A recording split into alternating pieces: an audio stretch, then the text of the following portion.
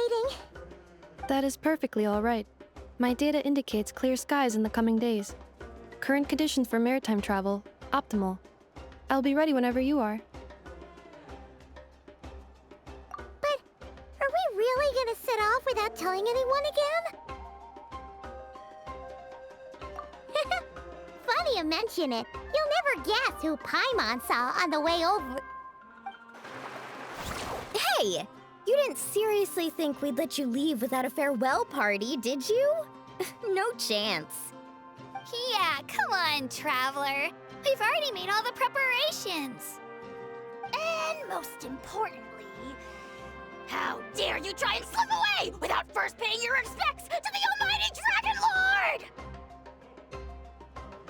A little bird told us you'd soon be leaving for Nodcry. So, we asked Paimon to give us a heads up before the date of your departure. You sure it's not time to think about changing that little habit of ours? Don't worry, we won't keep you long. Besides, everyone's there already. Chaska, Ian-san, Auroron, even the Pyro Archon herself. You're invited too, Anefa. Shilonen has a special gift for you.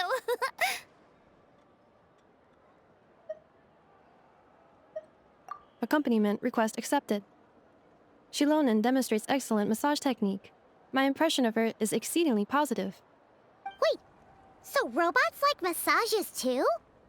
Or is it just that Shilonen really knows how you're wired?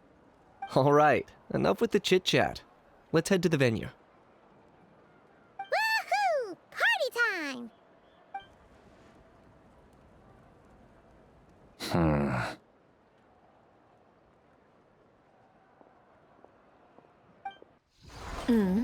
Spit it out then. They've set off. Just as my calculations projected. About time I met this variable in person.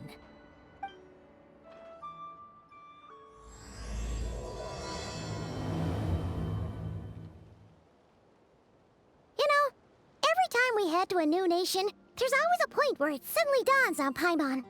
This is it. The next chapter of our adventure has begun.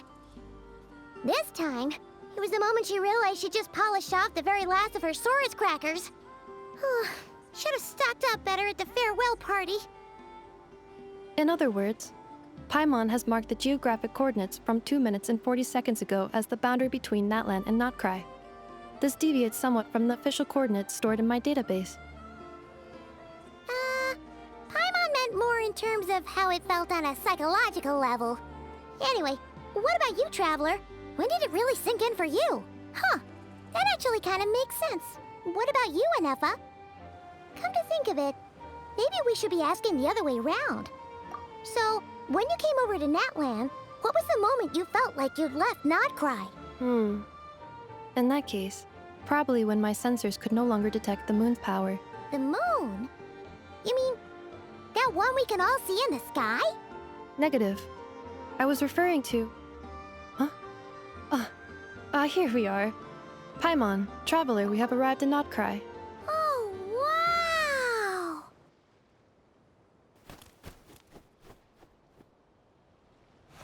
Paimon, Traveler, welcome to Notcry.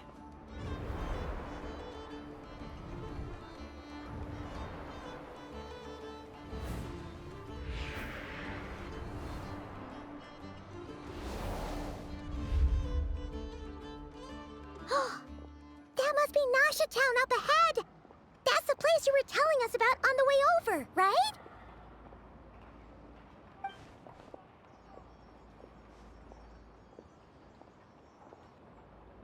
That is correct, Paimon. It is also the most bustling commercial hub in all of Notcry.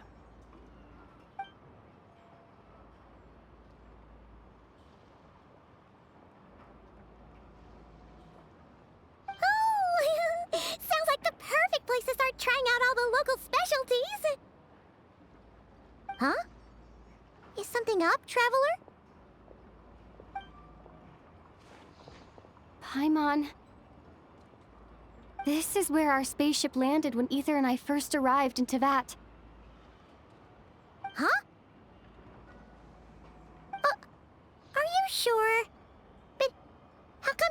mentioned that before? Seems pretty important to Paimon. Well, because those memories are really hazy. All I remember is Ether waking me up and us leaving the ship. But just now, setting foot on this land, I felt something. The kind of power I sensed in those moments. Are you referring to Kuvaki? Kuva, what now? The locals refer to it as Kuvaki. It is a unique elemental force found only in Notcry, or rather, a pure, primordial form of elemental energy. That is correct. Another similar concept I have found in my database is the primordial sea. Legend has it that long, long ago, the moon that shines in the sky above us once rose from the land of Notcry. Modern geological surveys and meteorite studies conducted in the region have since supported this claim. So, when you mentioned being able to detect the moon's power earlier, you were referring to Kuvaki?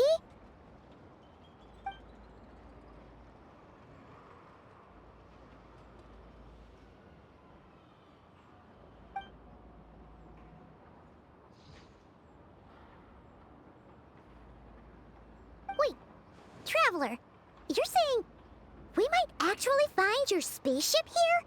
Do you still remember where it landed? Notcry is surrounded by the ocean. In other words, it could have been anywhere along its coastline.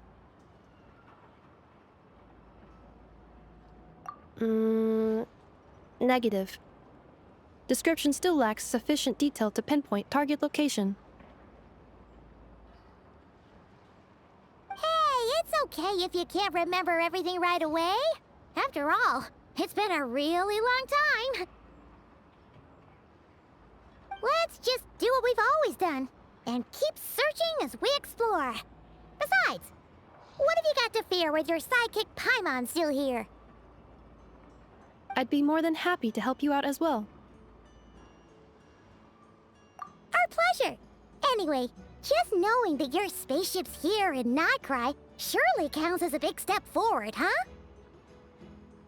Like we've crossed another boundary?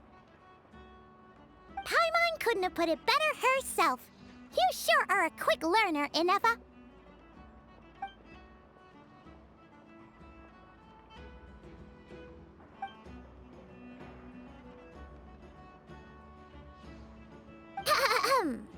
Well, as the best guide in the whole of Tivat, Paimon hereby does solemnly declare, Notcry, here we come!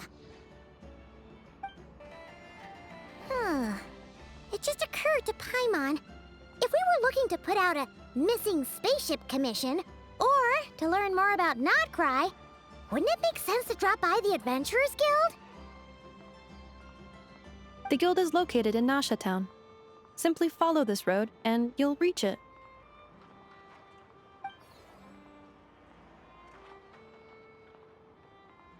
Huh? What in Tivat is that? Looks kinda like a Sealy, floating around in the air like that. That is a Kuhanki, a species unique to the land of Notcry. A Kuhenki? Does she have something to do with the moon, too? Indeed it does. According to the Frost Moon Scions, the indigenous inhabitants of this land, the Kuhenki, are said to be familiars of the moon goddess, leading those who walk in the moonlight's glow to things of great importance. The moon goddess? Don't all people here worship the Tsaritsa? Although Notcry lies on Snezhnaya's border regions, the people here have held their own unique beliefs since time immemorial. As I mentioned, everything in this land shares a deep connection with the moon and the sky above. The beliefs of the Frostmoon Scions seem to date back to the civilization of the angels. According to the documents in my database, even the 7 Archons did not exist at that time. Wow! So the origin of their beliefs goes back even further than the Archon War? Correct. At some point, you may come across some statues of their goddess, The Frost Moon Scions carved these as well. Hey! Looks like she's floating away! I suggest you follow her. The probability of an ordinary person encountering a Kuhenki lies in the single digits. Many here consider them heralds of good fortune.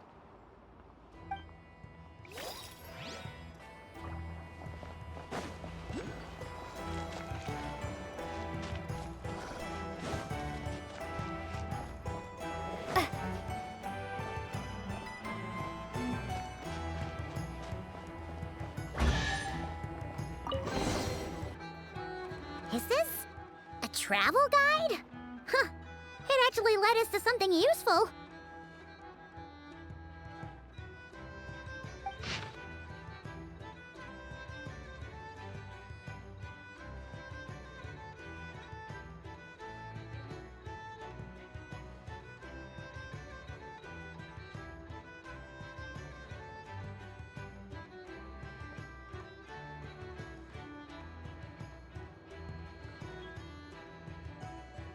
Are there any particular points of interest?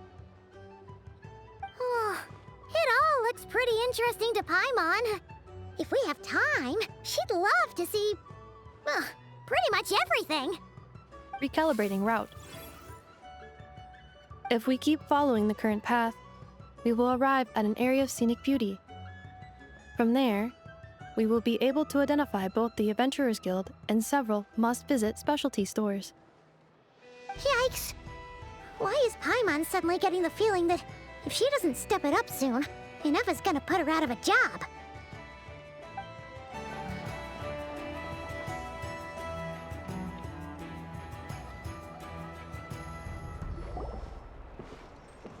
Wow!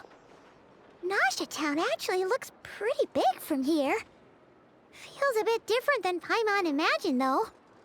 Which aspects in particular deviated from your expectations? Well, Paimon keeps hearing people describe Nodcry as an adventurer's paradise. So she kind of thought it'd be a bit more picture perfect somehow. According to legend, there was indeed an era of peace in Notcry's past, the age of the Fae. Tales of those ancient heroes are still told today. One of the most well-known is that of the Lantern Fae. This individual performed many good deeds for Nodcry.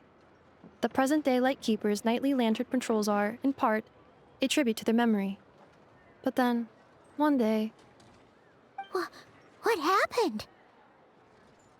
there came a devastating abyssal calamity that swept across Nodcry, and for a time it was left desolate. Heartbroken by what had become of the land they had so cherished, that Fae extinguished their light, just as the abyss had extinguished all hope. Nowadays, the paradise people speak of is more of an aspiration, or an irony, perhaps. An irony? Today, no official authority governs Nodcry. In theory, at least, it is somewhere a person can do whatever they wish, and become whoever they want to be. The Adventurers Guild is just over there, in Nasha Town's Central Plaza, and the flagship tavern is over that way. Hey, what's that building over there? You know, the biggest, tallest one. That is Aino's Boom and Blast Kuvaki energy cannon. It gets activated when the wild hunt threat level outside Nasha Town reaches a certain threshold. But according to the scan I just ran, the energy cannon appears to be malfunctioning, likely due to a recent discharge. The Wild Hunt? Isn't that the abyssal calamity you mentioned that's specific to Nodcry? It is a phenomenon that has been occurring for several centuries now. Yet the time and location of wild hunt attacks are seemingly random. At first, it was more of an old wives' tale that adults used to scare children. If you don't start behaving, kid, some night, the wild hunt's gonna come for you.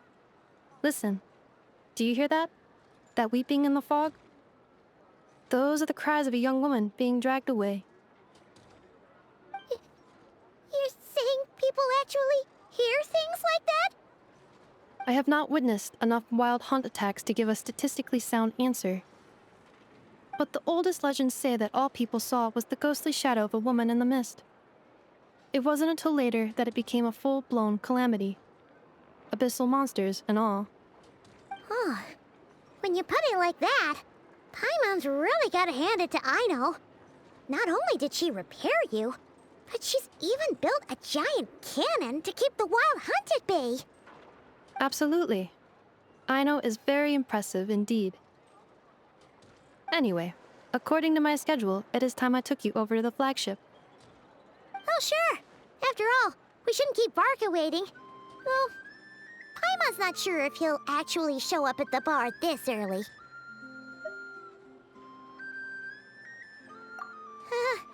You're right about that.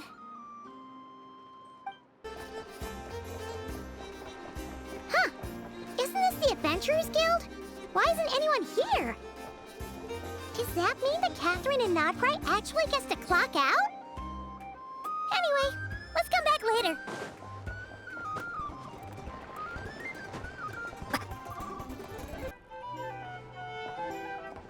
Here we are, the flagship. Varka told us to meet him here in his letter, right? Let's see. Varka? Varka!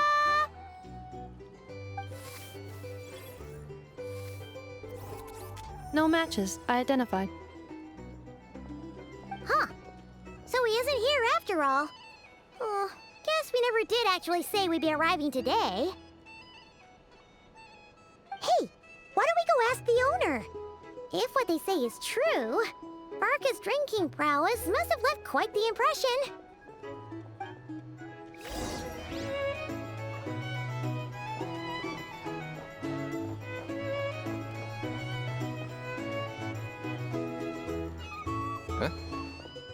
Well, well. If it isn't the ineffable Ineffa. Hello there, Demyon. You know each other? Of course! Ineffa's a regular here at the flagship. So, robots are into booze too? Not at all. The energy conversion efficiency of alcoholic drinks is very low, and most of them are full of impurities. Still, I can affirm that your berries and fried meat deserve a solid 9.12 out of 10. It has Aino's approval too. Funny that you should mention that.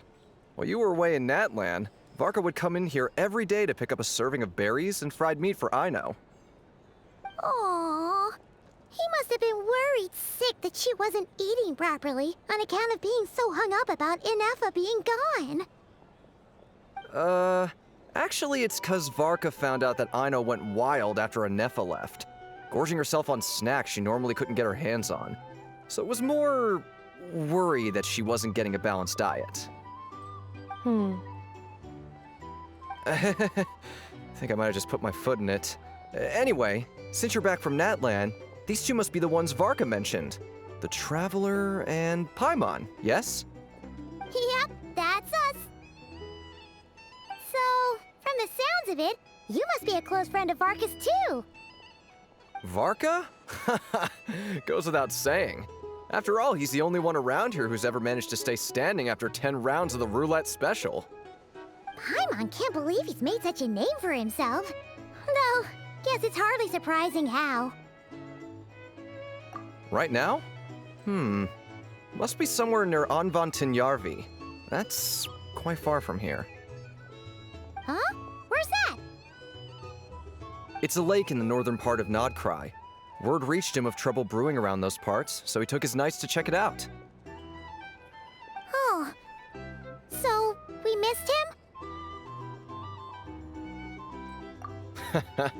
Varka knew you'd say that. So he specifically told me to make sure you stayed here and enjoyed yourselves. He sends his assurances that everything's under control. Well, if he's that confident, guess our only option is to accept. Anyway, it's not like there's any special cause for concern. He is the Grand Master, after all. Exactly. Plus, not only has he booked you into our finest room, he's paid for it in advance, too. Whoa! It's so generous of him! We might not have met yet, but Paimon's got a feeling that we'll get along with Varka like a house on fire. Oh, and by the way, he also asked me to serve up a portion of berries and fried meat for Ineffa. That was prepaid as well. Thank you. No, thank you. I'm the one who should be grateful for your business.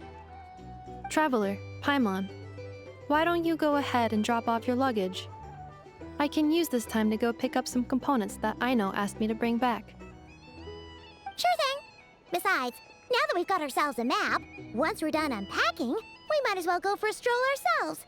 Why don't we meet up again later? Oh. So you no longer require navigational assistance? No worries, we should be fine. We've got a rough idea of our way around town, so Paimon's reasonably confident we shouldn't get too lost. Thank you. This translates into an approximate time saving of 30%, meaning I will be able to see Aino about 45 minutes earlier than previously projected. Oh, right. You must miss her a lot, too. In that case, we better get a move on.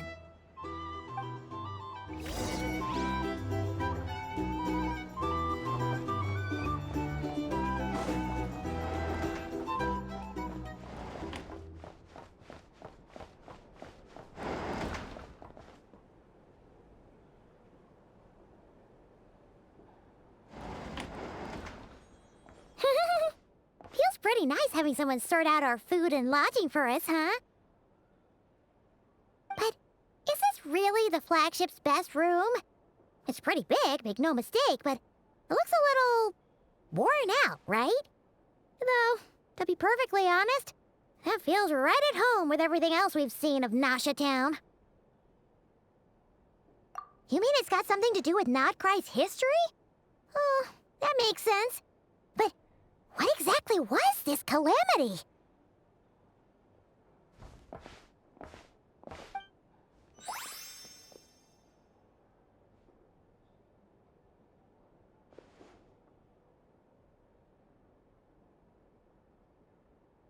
Oh, should we try the berries and fried meat too? Paimon's getting hungrier and hungrier every time someone mentions it.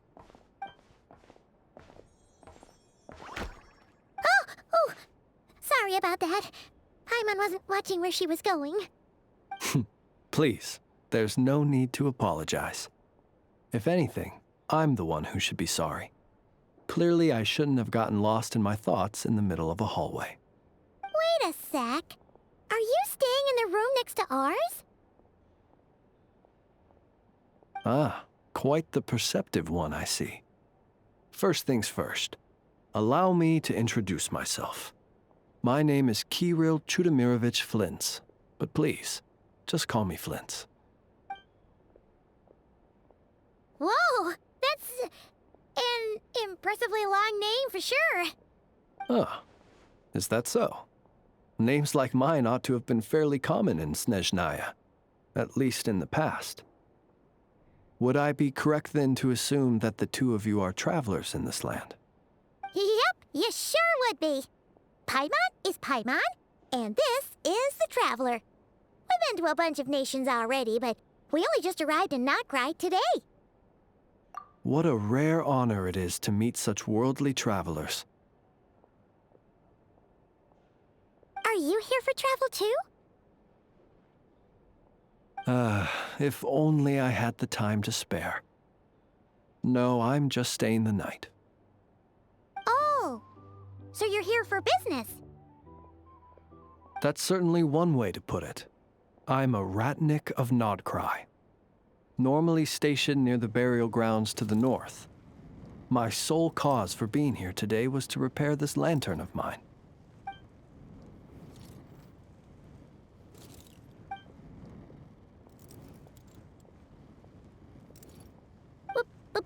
Burial grounds? Your surprise is entirely understandable. Most people cannot even begin to fathom the idea of a life surrounded by tombstones and decay. But if you've heard of the calamitous abomination that is the Wild Hunt, you'll know that in their wake they bring a host of souls tainted by abyssal filth. That then is why we are stationed by the burial grounds, to hold the line where it is most vulnerable. Oh, so it's all about fighting against the abyss. Oh, sounds like a tough job. I thank you for your concern. But in truth, I've long since grown used to it. In fact, I like to think it rather suits me. If anything, I'd say I prefer the peace and quiet of a graveyard to the hustle and bustle of urban life. Paimon sort of gets it now. But even so, she's still pretty sure she could never get used to living in a graveyard herself. For one thing, she'd be too scared to fall asleep at night. Oh, I assure you, there's no need to worry on that account. The kind of ghosts you find in cemeteries aren't too big on talking. But even when they do, they're usually far more discreet than the living. Well, would you look at that? Who'd have thought we'd end up chatting this long? Must have a lot in common, huh? Forgive me, but I must excuse myself, for the time of my appointment draws near. And in terms I'm sure you'll understand, a lanternless ratnik is like a mapless traveler. A serious conundrum indeed. Oh, sure. In that case, you go right ahead. We won't keep you any longer. Not at all. Should the opportunity present itself, I'd gladly continue our conversation another time. You're always welcome to come visit my grave. I mean, the grave I stand watch over. Your visit would bring much-needed light to that place of final rest. Right. Well, if we get the chance. Then allow me to wish you a traditional ratnik's farewell. See you by the graveside. Ugh. Jeez. What a weirdo. Not to badmouth him at all. In fact, he seemed pretty cultured, but at the same time, kinda spooky? Must be all that time he spent around graveyards. His lantern? No, not really. You mean, 'cause it was broken? Huh. Guess you've always had a nose for stuff like this. If you're worried, you can always ask him the next time we cross paths. Hey, don't you start spouting all that weird stuff too. Paimon almost forgot something super important. Were we gonna go try out the berries and fried meat? But now, heading all the way back to the flagship feels like such a waste. Please, accept today's boon. Come night or day, may the blessings of the moon goddess shine down upon you. Huh? What's going on over there? Wait, free food? Wow, the people here are so nice! Quick, let's grab some too. Paimon's super curious what their food tastes like. Moonlight illuminates the path before you, travelers from afar. Huh? How'd you know we were travelers? Just now were a song the birds in the sky, singing of your wanderings. You are no ordinary guests, it seems. The birds and the... what now? Forgive me. I should not have laid the words of others out as a welcome mat for our very first meeting.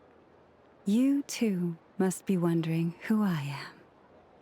I am Lauma, moon chanter of the Frost Moon's scions.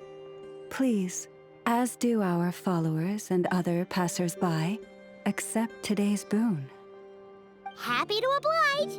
Paimon's name is Paimon, and this here is the Traveler.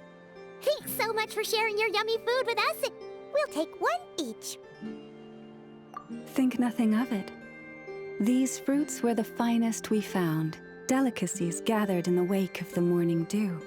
It is my hope that partaking of them may lift your spirits to heights anew. The finest you found? Wow! That sure is kind of you, but wouldn't you want to keep those for yourselves? The first fruit of the harvest must be placed upon the moonlight altar, not as an offering to the gods, but as a spark for lost hunters. For it is the blade of the starving that darkness most easily corrupts. As perhaps you have already heard, We Frost Moon Scions revere and worship the Moon Goddess. We believe that together, virtue and compassion are the shining light that will lead us all out of the long, dark night.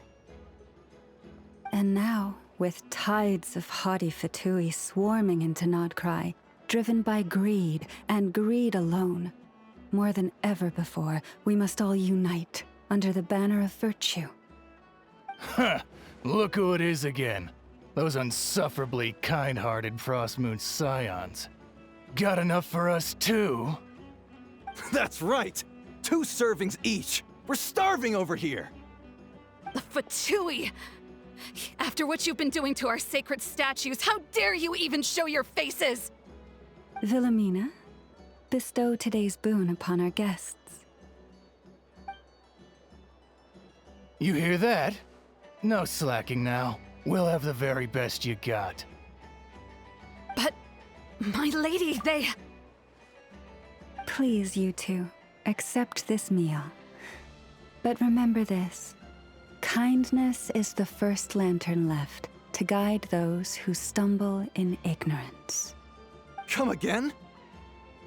Let me finish.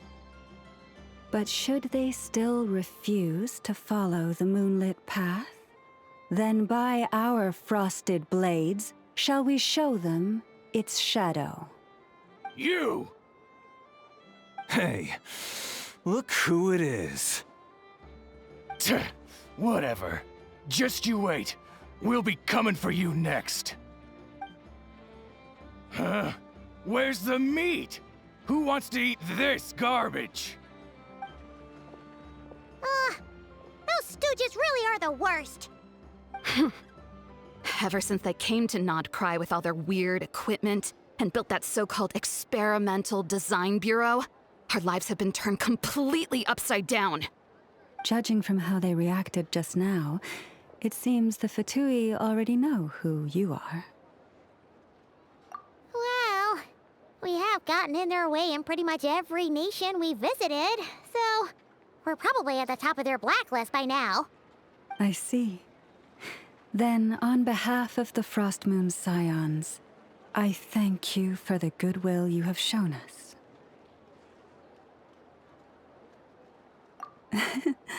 Because if they had gotten ahead of themselves just now, I'm sure you would have stepped in to help.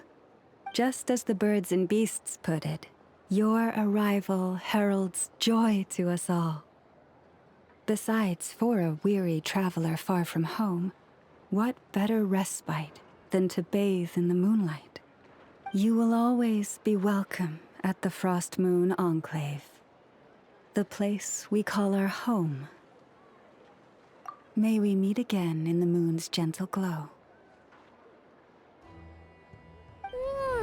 These are delicious! So refreshingly fresh! Those 2 Fatui wouldn't know a good thing if it came up and bit them on the shoulder. Looks like Inefa isn't done with her shopping yet, and the Adventurers Guild is still empty. Where should we head next? Good idea!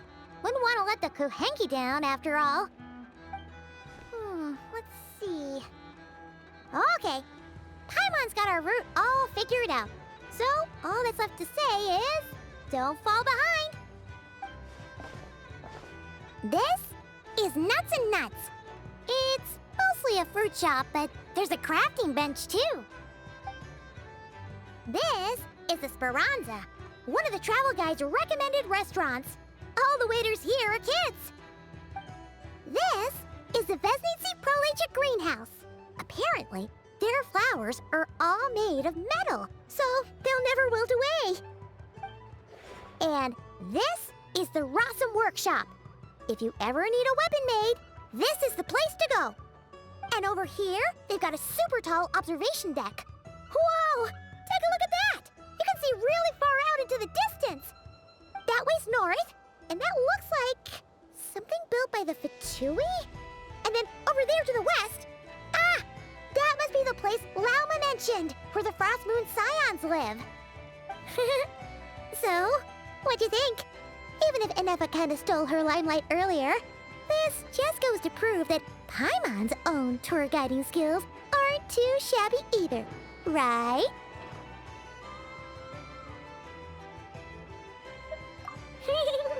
She sure is! It'd take hundreds of years of practice to be the best tour guide in all of Tibet. Huh? Look! There must be someone at the Adventurers Guild now. There's already a line forming outside. Looks like we'll finally be able to ask about your spaceship. Oh, or was there anywhere else you wanted to stop by first? Where? Which one are you... Oh, now you mention it, Paimon's noticed it too. Ugh, better not be who she thinks it is. Anyway, where we go first is completely up to you. Either the Adventurers Guild, or that suspicious-looking shop. A word of warning, though. If we step into that shop, be sure to keep a very close eye on your Mora.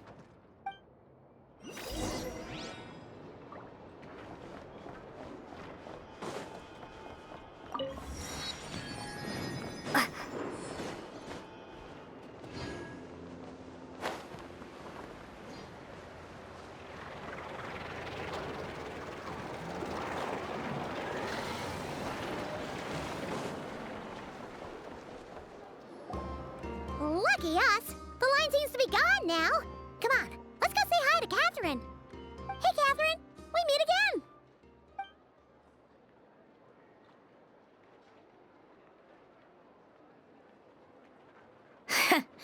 How ridiculous. Huh? They often say that mortals, shackled by their own flesh and blood, may fail to perceive the truth of this world, even when it is right beneath their very noses. Yet I had not expected to have the pleasure to witness such heights of absurdity firsthand. But Paimon must have gotten the wrong person? At second glance, you do seem a bit younger than Catherine, and you certainly sound a lot less friendly. A creator might forgive ignorance, but being mistaken for one of my own creations is beyond all pardon. Look very closely, for standing before you is none other than Marionette, 7th of the Fatui Harbingers. A Harbinger?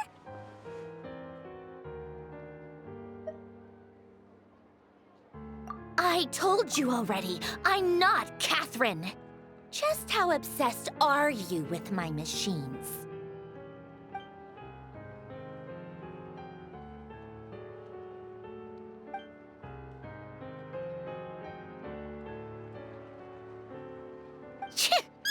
Today's encounter is merely a courtesy call.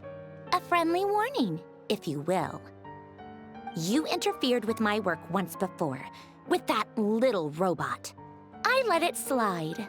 After all, it was nothing more than a distraction, a side project at best.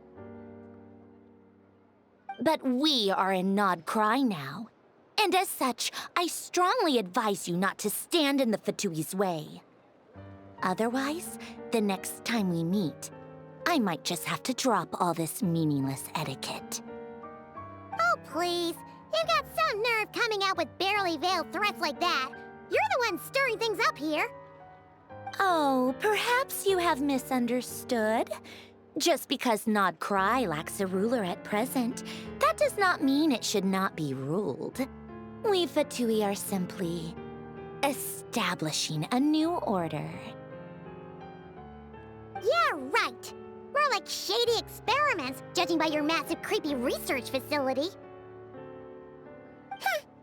I've said what I came to say. What you do next, only you can decide. So why don't you start by using your already limited processing capacity to calculate your even more limited options? And, being the refined young lady that I am, I shall indulge you just this once. Ad Astra Abasask. Welcome to Nod Cry, Dominion of the Fatui.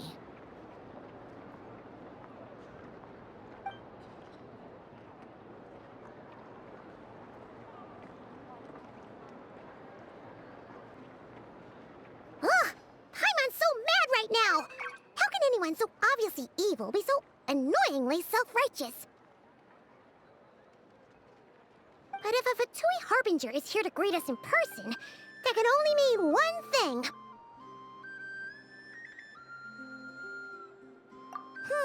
We'll have to be extra careful from here on out. Paimon hates feeling like she's being watched. Hey! The real Catherine's back! Ad Astra Abyssosk. Welcome to the Adventurers Guild. How may I help? I will do everything I can to assist you. Oh, you're so much nicer to talk to, Catherine. Please don't leave us again, okay?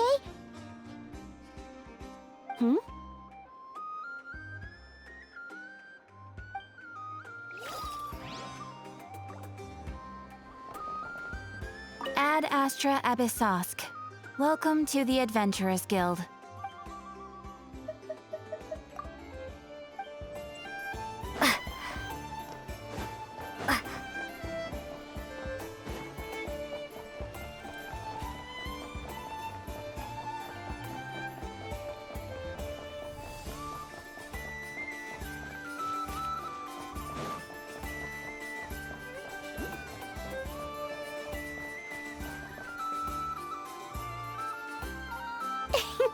Please, here we go. And if you ever need anything else, don't forget to make the great Lord Sangama Bay your first port of call. Oh dear. So it is the real deal. Of course it's the real deal. Everything you'll find here is 110% real, meaning every one of my deals is as real as a deal can... Wait a minute. Well, if it isn't my two most valued clients! And with no small thanks to your munificent patronage. Come. How could you just sneak into Not Cry like this without telling your dear Lord Sangama Bay? If I'd known earlier, I would have made an absolute pulled out all the stops to ensure that your boat ride over was as comfortable as humanly possible. Thank the Archons we didn't tell you. Oh, come now! You know as well as anyone how impeccably and conscientiously above board I am when it comes to doing business. Well, regardless of whether that's true or not, the main issue here is that we had no idea you had a branch in Notcry. A clever merchant always has a backup plan, or two, or three up their sleeves. As the saying goes, a rabbit with many burrows fears not the hunter's arrows. A merchant with stores galore hears no debtors at the door. Since you're both here in Nodcry, would you care for some of my finest local souvenirs? Whatever you're looking for, I have it. Or if it's Sumeru you're missing, I've got that covered too. We literally just arrived. Do we look like we're on the hunt for tourist trinkets to take back for our friends? My, your high-minded tastes never cease to impress. In that case, I know just the thing. You must be on the hunt for something like this? What's that? Your hat? Information, of course. Information about Nodcry, locked securely in the otherwise impenetrable vaults of the Lord Sangama Bay's brilliant mind. I knew it! I just knew you'd appreciate the value of my wares. On the back of all our pleasant dealings in the past, I'll even take a hit by throwing in some insider info for free. Wow. You sure are feeling uncharacteristically generous today. What do you mean by uncharacteristically? I am the most generous person forget it. Anyway, the long and the short of it is this. The moment I set up shop in Nodcry, it struck me how many different factions there were, all competing against each other for power and influence. Well, as they say, there's no time for business like a crisis. Things got even more turbulent after the Fatui pulled down 2 ancient moon's remnants. People began to catch a whiff of the coming chaos. And the more troubled the waters, the greater the potential profit. Not at all sorry to interrupt, but we're not here for Mora. Oh, really? But Surely it was the tales of an adventurer's paradise that brought you here. The chance to take your very own slice of all the latest and greatest business opportunities? In that case, what would you like to know about? The Frost Moon Scions? You mean the people who believe in the Moon Goddess? They're not a bad bunch. It's just, well, they have such simple tastes. No luxuries, no indulgences, no nothing. Trying to earn a little more from that lot is like trying to squeeze blood from a stone. Still, things between them and the Fatui have gotten pretty tense. It's only a matter of time before the powder keg goes boom. And when that happens, that's when business will start to boom too. Oh, they're an organization set up to keep the locals safe. Apparently, they have a long and glorious history, and they're made up entirely of volunteers. But seriously, a volunteer organization in Nodcry? This place is hardly a magnet for noble hearts. No pay, all work. That's not a business model, and it's certainly not for me. Everyone knows they're here for the Ancient Moon's remnants, but no one's sure why they pulled them down in Nodcry of all places. Anyway, they've been acting mysterious enough, but if you ask me, that Kuvaki Experimental Design Bureau of theirs up north hides secrets wilder still. That bunch of booze-loving monstatters? Ugh, don't even get me started. As fellow Outlanders, I thought they'd be easy pickings, but somehow, every single one of our business negotiations wound up at the flagship. I've done plenty of deals with heavy drinkers before, but those guys? I never once made it to the contract signing before blacking out. I'm getting flashbacks of the hangovers just thinking about it.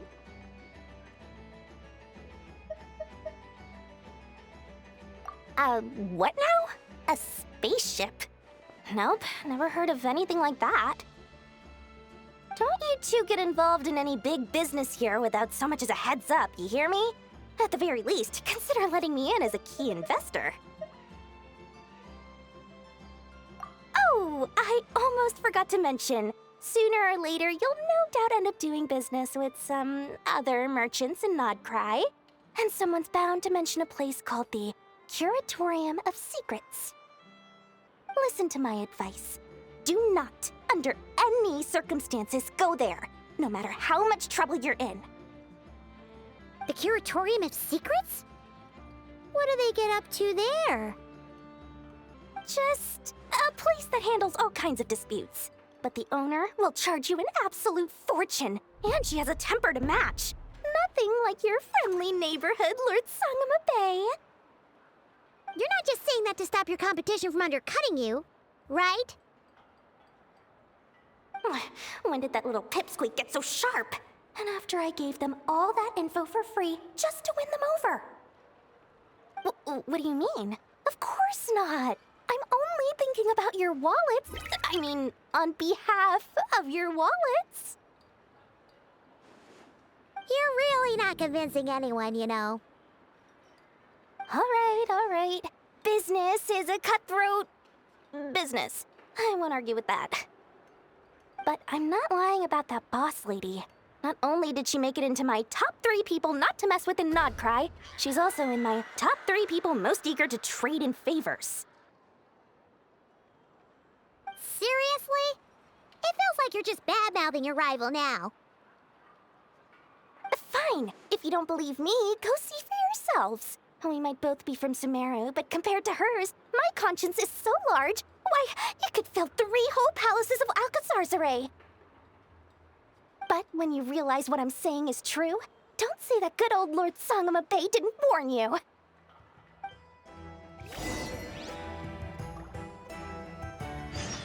Anyway, don't be a stranger now. We might be in Nodcry, but don't forget, Dory's doors are always open for you.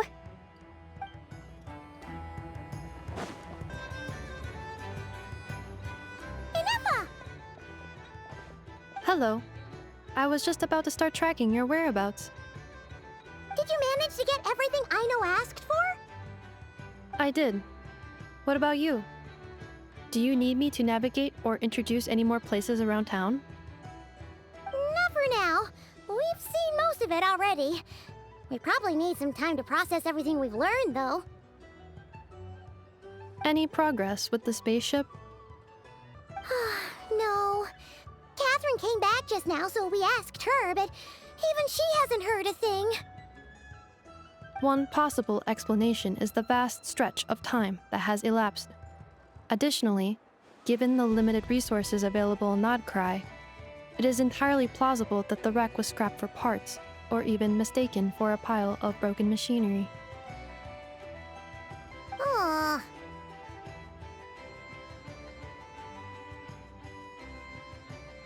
Understood. In that case, why don't we go ask Aino together? After all, she was the one who salvaged me, ancient dragon technology and all. If there really are any unusual parts floating around Nodcry, there's a high chance they've passed through her hands at some point or another. Good point. And since you keep mentioning her, we're curious to meet this whiz-kid mechanic too. Understood. Then I'll handle navigation as before. ETA at the Clink Clank Krumkake craft shop. 34 minutes ahead of schedule.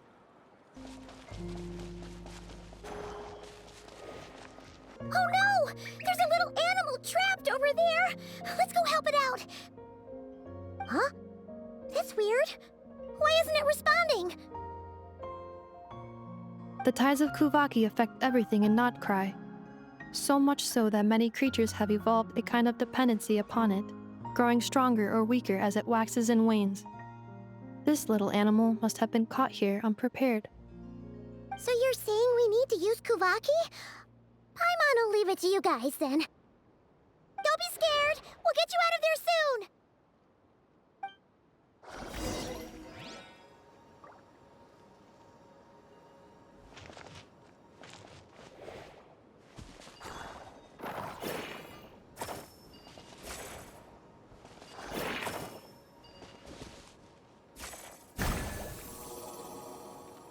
Oh, it worked! Off you go now, little one. Don't go getting yourself caught again.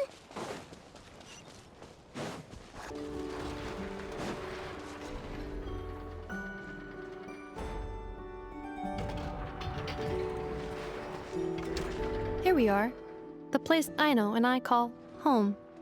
Whoa! So many machines that Paimon's never even seen before. And then there's all these little robots. Did Aino build them all? That is correct. It looks like Aino has created 3 more little bots since I've been gone. Aww. Well, you were gone for quite a bit. She must have missed you. I missed her too.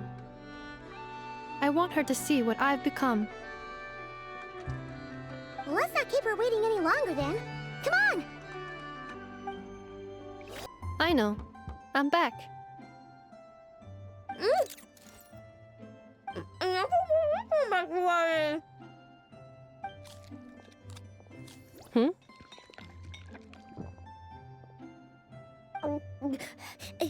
Ineffa?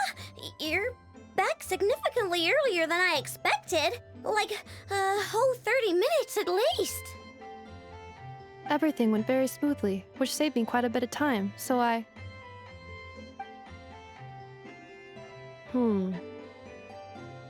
know. Could you turn around for a moment?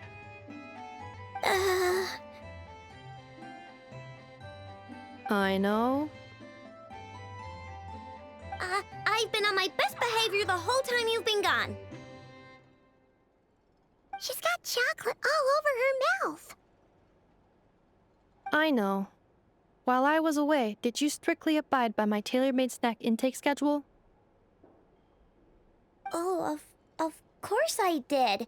1 whole cake, 1 crumb cake, and 1 pack of chocolates a day, right? It was either a cake or a krumkake or a pack of chocolates per day. Oh, shoot. When did you finish the snack stash I left for you? Literally just earlier today. Let me just go run a scan on that. I meant today, a week ago. And then you restocked an entire week's worth on your own initiative? 2 weeks worth. Hmm. Why does Paimon feel like the roles in this household are pretty much the opposite of what she imagined? Calculation complete. Aino's recommended snack calorie intake for the next 4 weeks. 0. Ah, no fair! You're a meanie, Nefa. This is what happens when you break an agreement. Oh, come on! Don't do this to me! I only ate a teeny bit extra every day. Just a teensy-eensy-weensy bit extra. That is objectively not a teensy bit extra. Aw, seriously? If you'd only arrived half an hour later, I would have had everything cleaned up and you wouldn't have noticed a thing. But now that I think about it, you even said you'd come back a bit earlier than you did, so I wouldn't have to worry.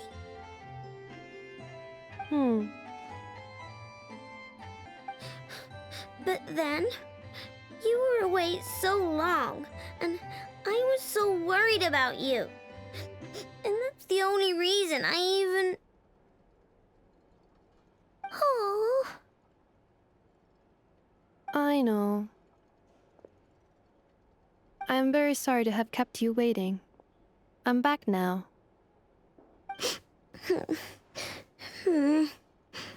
Welcome home. Oh. So, will I be able to keep eating snacks as usual now? Negative. Aww. Okay. Well, given that I am later than I initially projected, I'll let it slide. But just this once. Thanks, Nefa!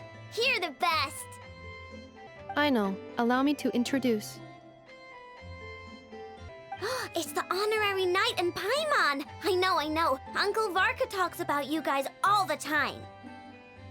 Nice to meet you, Aino. Nefa's told us all about you, too. Huh? Really? She actually said that about me? Well, she's not wrong. Oh yeah, so, you're here to see Uncle Varka, right? A couple of days ago, he suddenly said he had to head out on business, and that he might not be back for a while. He asked me to let you know if I saw you. Yeah, we heard about that at the flagship. Did he say what he was doing? Nope. Just told me to take good care of you guys and make sure you feel right at home. Oh, shoot. Please, take a seat.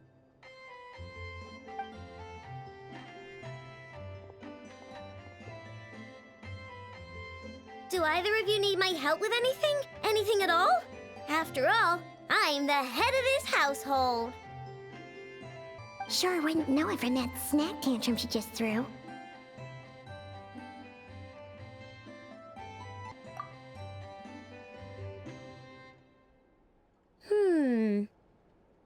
A spaceship, huh? From outside to that? Exactly. So, ring any bells? No. Oh, you sure? Nope means nope. Never seen the slightest trace of it. More specifically, by nope, I mean, I've never seen a single piece of tech in all of Notcry that might have come from out of this world. Not in any new machines or in any old ones either. Huh. What Aino means is that your spaceship almost certainly has not been disassembled nor repurposed as parts for other machines. Oh, so that's what she was getting at. Yep. I've taken apart pretty much all the fun stuff in this city at one point or another, but I don't recall ever seeing any components that were anywhere near that special.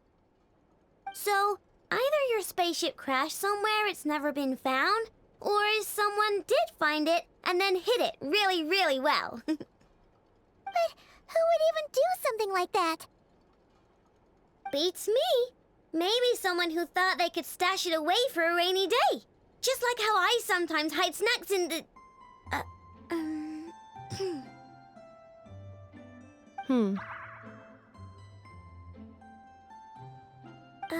Anyway... Long story short, I definitely haven't seen anything like that. Besides, sounds like it would practically be ancient history by now. If anyone still has any leads on what really happened, it'd be the Frost Moon Scions. The Frost Moon Scions? Huh? Haven't heard of them yet? Didn't Inefa tell you about their rituals? There wasn't enough time to delve deeper into their history and traditions. What kind of rituals are we talking about? I've never actually seen them myself. Just heard bits and pieces here and there. They say that each of their moon chanters has had access to an ancient relic that lets them see the true past. Not sure exactly how it's meant to work. I can't get my head around anything that can't be explained by either machines or science. And to tell you the truth, I don't like it much either. Looks like we'll have to try our luck with the Frost Moon Scions. Aw, leaving so soon? Sure you don't want to hang out a little longer? It's getting late, I know, and these two still need to head over to Hisi Island. It would not be convenient for them to linger much longer. Aww. Alright then. Don't worry, we'll be sure to drop in on you as often as we can. Really? You promise?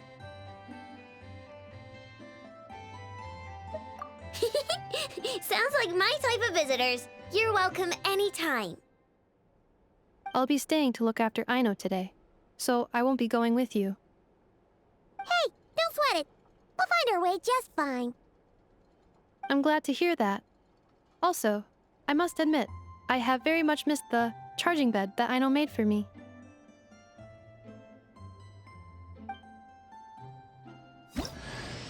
Oh, are you here to play with me? My name's Aino, and I'm an inventor. Me and Inefa live together.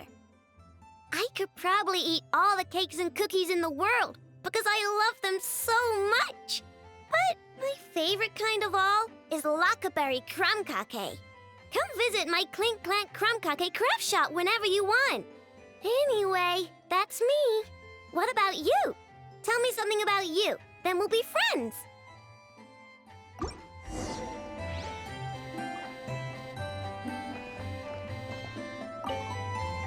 Inefa, Yes, feeling comfortable? I am indeed. No bed in the world is as comfortable as this one. Inefa, Yes, want me to increase the charging rate? please if you would. Thank you, Aino. Inefa, Yes. I'm hungry. In that case, please enable quick charge mode.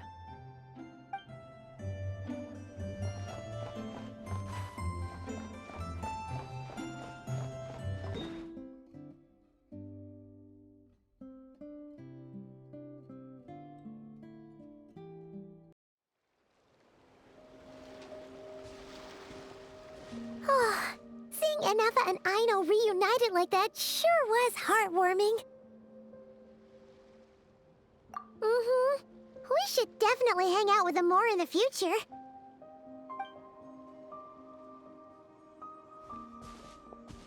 Speaking of homes, we must already be close to where the Frost Moon Scions live.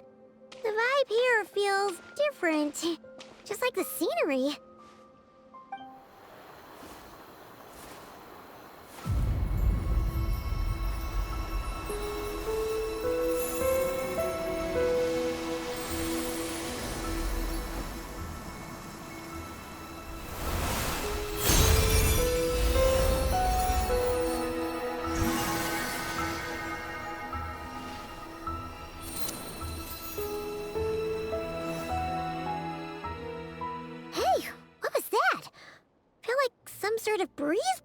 and then the petals suddenly turned into... Huh? Is that a Kuhenki? She looks different from the ones we saw before. Hey there! What's your name? Huh. Doesn't seem able to speak.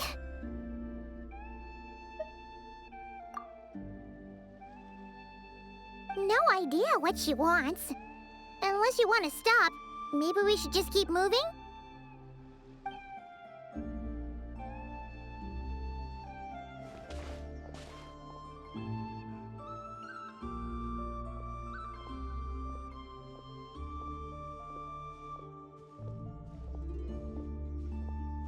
She's following us! Go on. Go on now. We've got stuff to do. Best you find someone else to hang out with.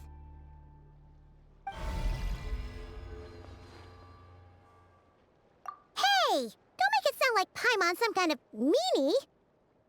Paimon had no idea what she wanted, okay? Ugh. Anyway, next time Paimon sees her, Paimon promises she'll be nicer. Seeing as we're on our way over to meet Lauma anyway, we can ask her about it while we're there.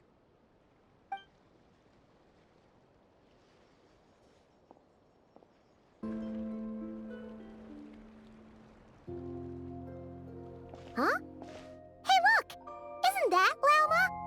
The moon chanter? Let me take a look at your wound. You must be more careful. Doesn't matter how much of a rush you're in, your safety always comes first.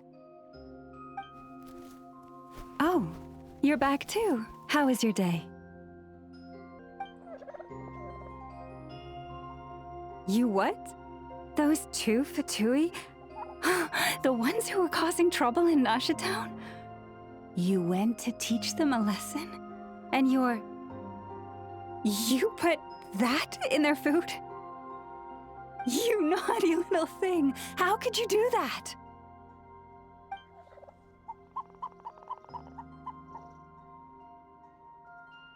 They didn't notice. That's not the point. You mustn't do that again, okay? Next time, at the very least, bring a few of your friends along too. You'll be an easy target if it's just you on your own. Hey, Lauma! Still remember us? Oh, it's the Traveler and Paimon, isn't it? Welcome to Hisi Island.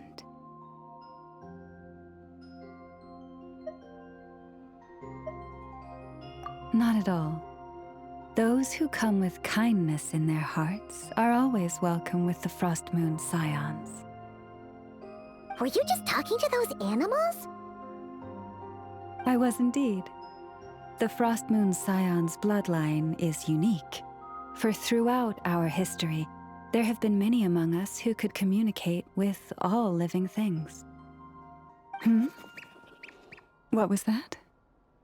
Oh, is that so?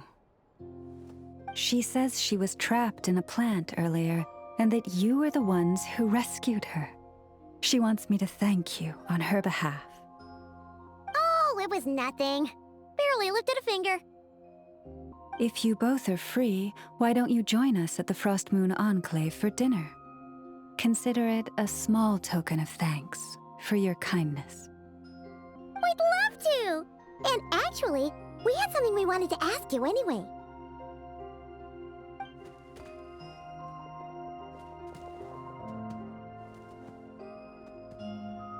Oh, you're interested in the story of Kutar? Kutar? Yes, Kutar is our moon goddess, the moon maiden who guides us. But up close, this one somehow seems a bit different from the one in Nasha Town. It's like it's more... natural? Or like... more harmonized in its design. That is because ever since the Fatui arrived in Nodcry, they have been modifying and defacing our statues as they please. These statues were made by the Frost Moon Scions who settled here hundreds of years ago, crafted from the very finest Lunasol stone. Not only is this stone exceedingly rare, but it also brims with Kuvaki. I suppose the latter must be what caught the Fatui's eye. For a time, we put up fierce resistance, but now, this is the only one left that still retains her original form. We heard they even pulled some ancient moon's remnants down from the sky. That's right. The two largest remnants landed in Nodcry, one here on Hisi Island, and the other on Paha Isle. The Fatui built their research facility on top of the remnant over on Paha Isle, but they've had their sights set on the one here, too.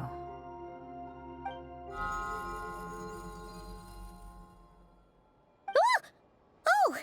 It's that little Kuhenki again! Surely that can't be. Hey! We've been wondering what was up with it, too. It just appeared out of some petals and hasn't stopped following us since.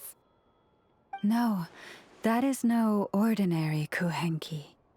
These we name Luonnotar, beings born from the moon goddess's blessing.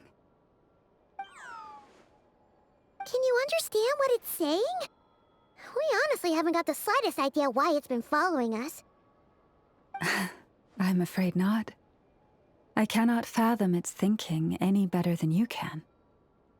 Sometimes a long time must elapse before the moon goddess's blessings turn into Luonnotar. Perhaps you two were simply there to witness that transformation. Oh, maybe. Legend has it that the Luonnotar bring good fortune. Given that it seems to have taken a liking to you both, why don't you let it come along with you? Really? Then you can start by helping us find some more treasure chests along the way. Capiche?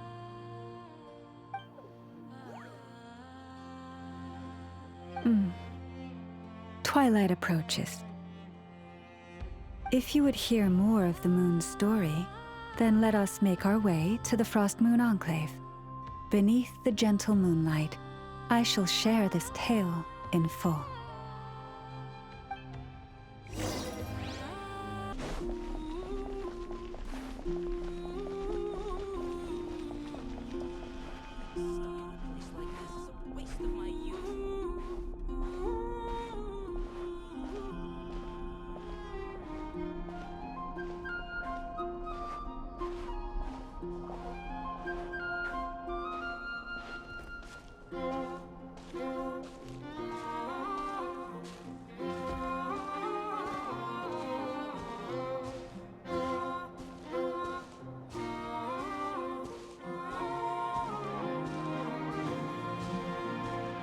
Oh, Lady Lauma, you're back.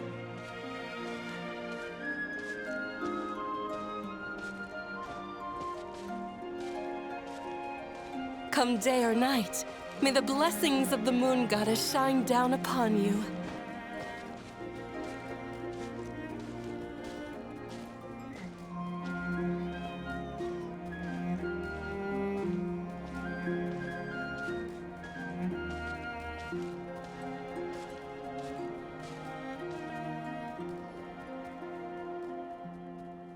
Lauma, you have returned.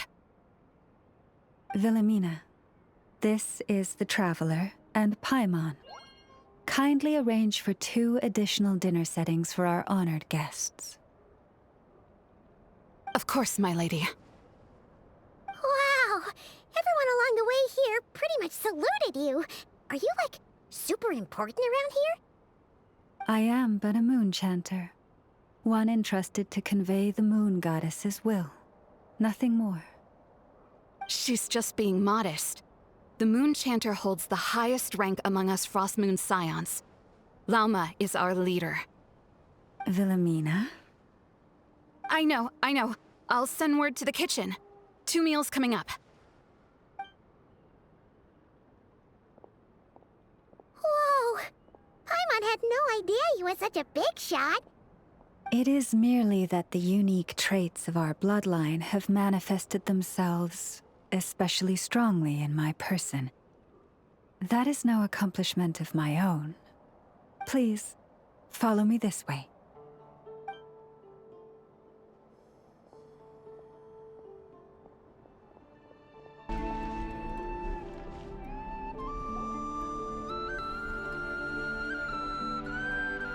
Even to this day, I am still trying to piece together the many fragments of our past.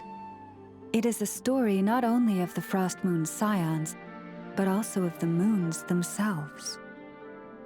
A story of the moons? Yes. We Frost Moon Scions are the last descendants of the ancient golden realm of Hyperborea. Its former glory may have faded, but what remains is a memory uniquely ours. In the distant past, Teyvat had not just one moon, but 3.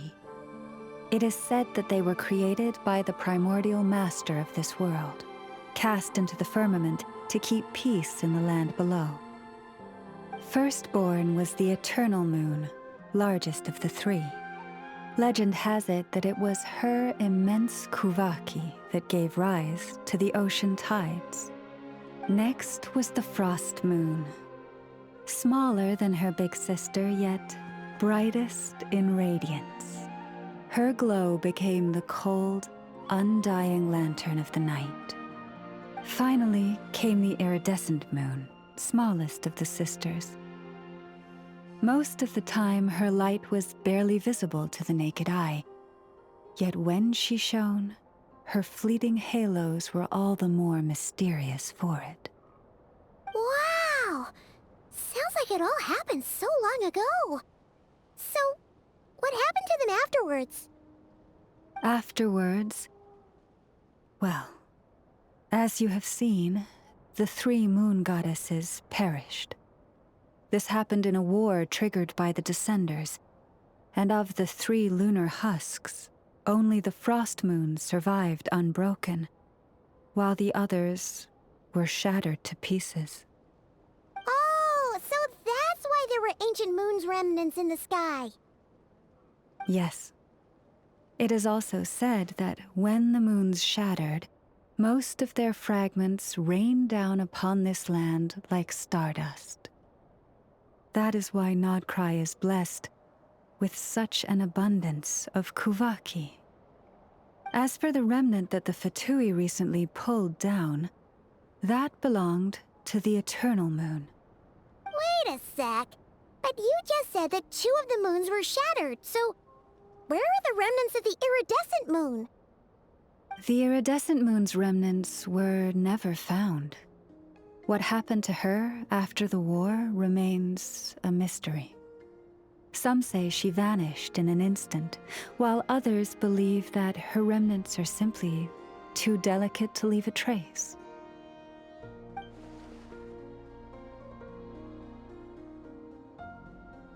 Yet, though the era of the 3 moons has long since faded into legend, successive generations of Frost Moon Scions have always passed down a prophecy that one day the moon goddess would return.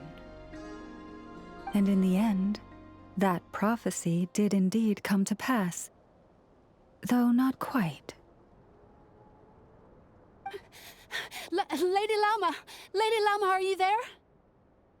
Cappy, what is the matter? Lady Lauma, it's my daughter, Karina. Her illness. Take me to her, right away.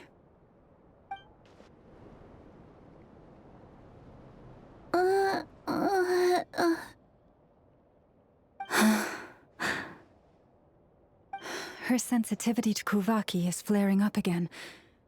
After her last treatment, did you follow my advice and seek medical help in Nasha Town? But those doctors are all Snezhnayan. They're outsiders, compatriots of those brutes who invaded our homeland. How can we possibly trust them? Not all outsiders are enemies, Cappy.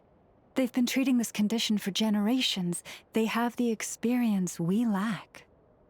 But we're Frost Moon Scions. Should we not remember what the outsiders did to our moons? Surely the Lady Kutar will reward our devotion. But Cappy, Kutar is long... This isn't the time for debate. O lost child, snow-swept and buffeted by the howling winds of the frigid night, let not the silver flame within you fade. By the frost moon's grace, I shall warm you, curled up as a fledgling in frozen soil. Praise be to the moon goddess, my Karina.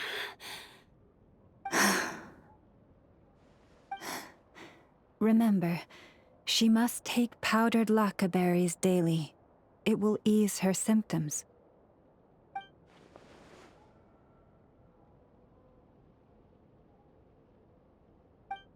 Lauma? Philomena, what is it? Dinner is ready.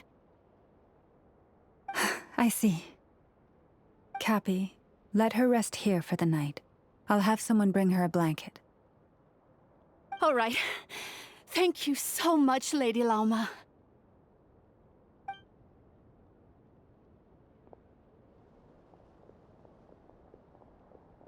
Will she be all right?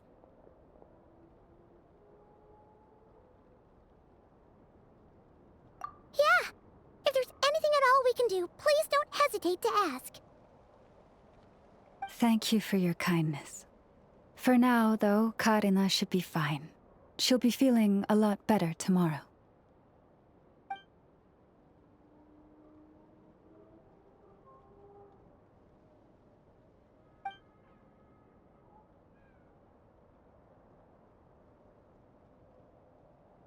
Please do not be worried.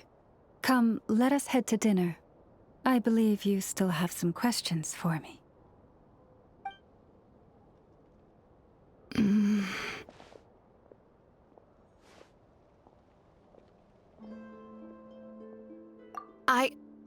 Oh, sorry. Yes, I'll be coming too.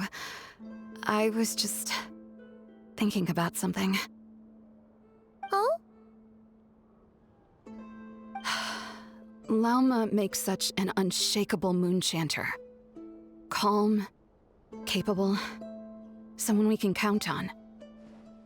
Deep down, though, I know she's been quietly carrying the burden for the rest of us. Traveler, Paimon, believe me when I say that as a fellow Frostmoon Scion, I do worry about Lauma. It's just that sometimes it's hard to say it to her face. Could I ask you to look out for her? I can tell she really trusts you.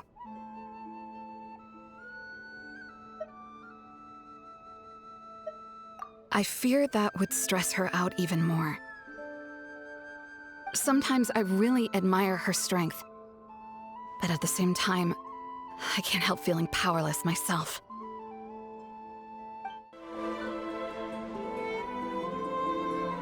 Phew. Paimon's so full. That was even better than the stuff you gave us before. I'm glad to hear it. Thank you for accepting such simple hospitality. Hey, we should be the ones thanking you. Seriously, that was seriously scrumptious. How did you even manage to finish it? This slop's barely edible. Then again, I guess that's what you'd expect from savages. It's you! Those rude Alpha Tui we just met back in Nasha Town! My sincerest apologies. If you found the food we gave you earlier difficult to swallow, may I suggest taking a deep breath and joining us? These delicacies might change your mind. After all, I suspect that your previous meal may have been tainted with something most unpalatable. Huh? What do you mean?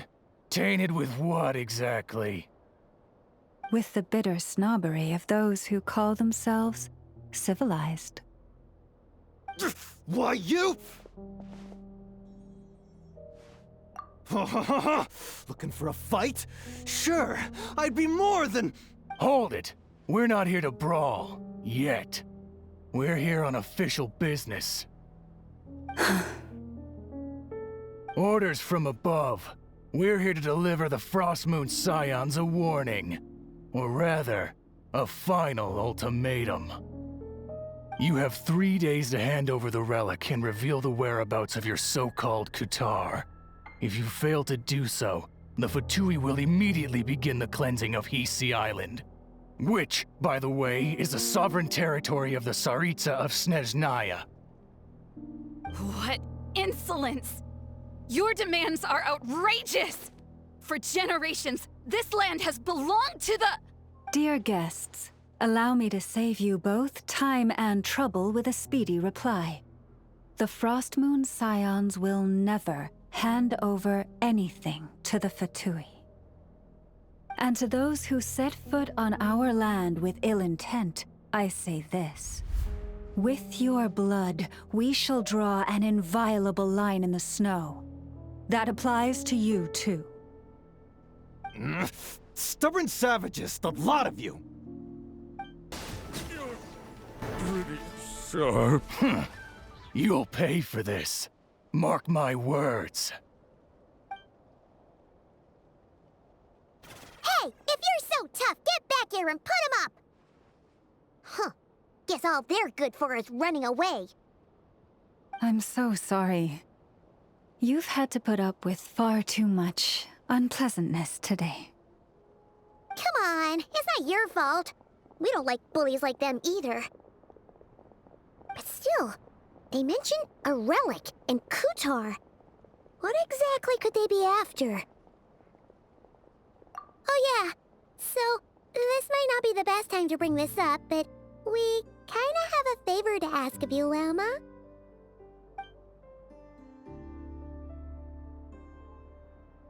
I see.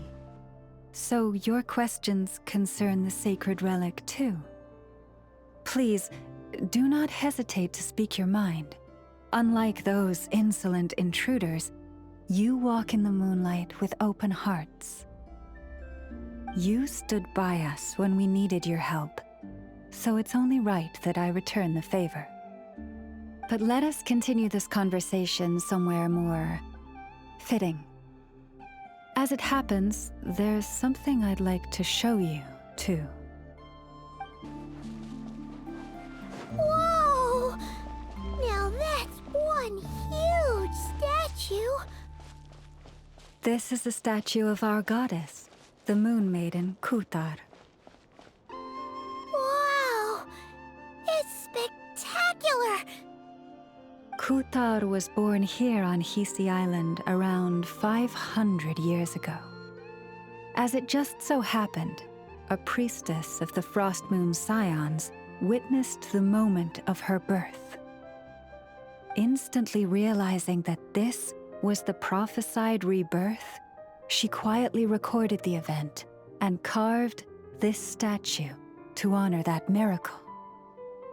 According to legend, Kutar's birth was accompanied by the sudden appearance of many Kuhenki, who wove the moonlight that bathed her into silken vestments fit for a goddess. Hey! It's like it knows we're talking about it! From that day forth, the Kuhenki have been regarded as Kutar's familiars. Some believe that their habit of guiding travelers to hidden treasure stems from an instinct. The same one that not only drives them to protect the moon goddess, but also to make her smile. After all, according to the records, Kutar always looked lonely as she gazed up at the distant moon.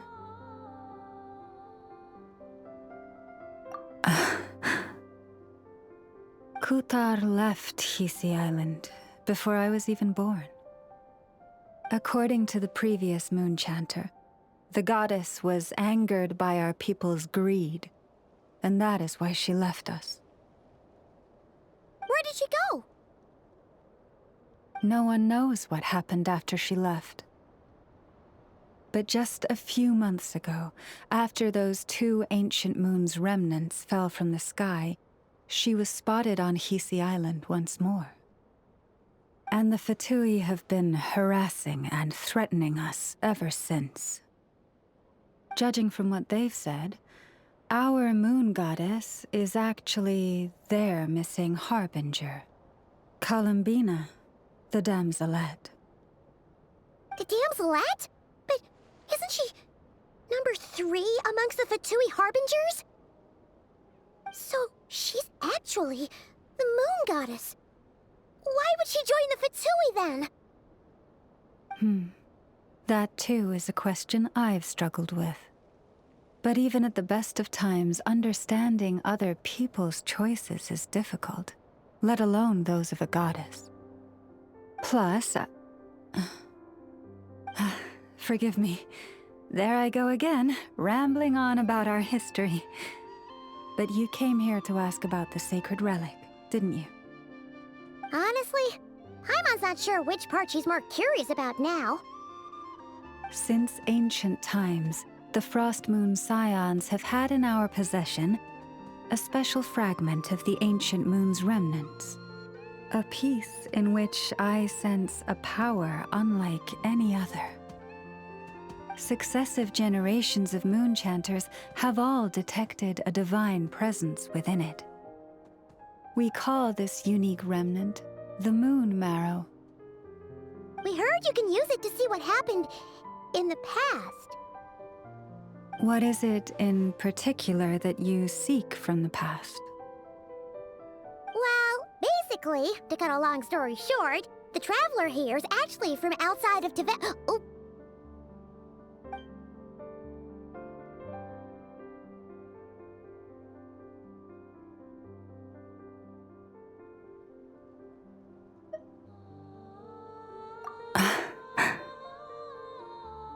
Thank you.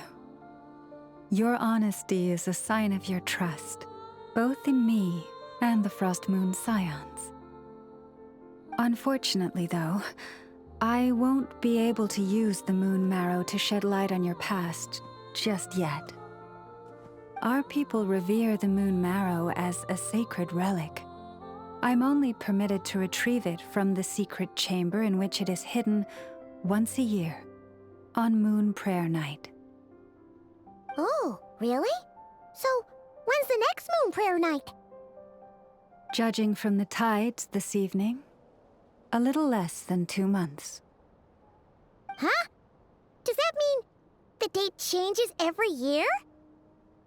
The ceremony is held on the night when the moon is closest to Tevat.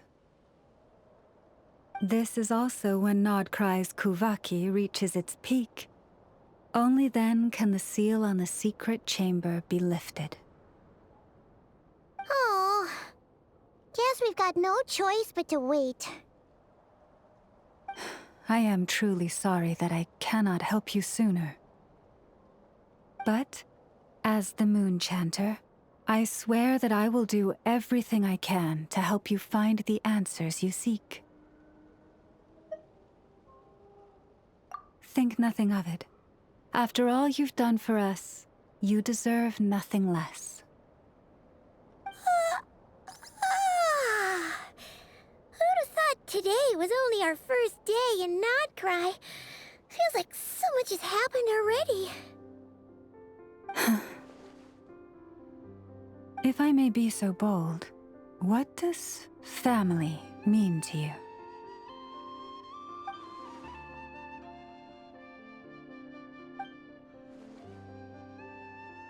If you are aware of something, a secret that could hurt your family, would you be honest with them, or try to hide it?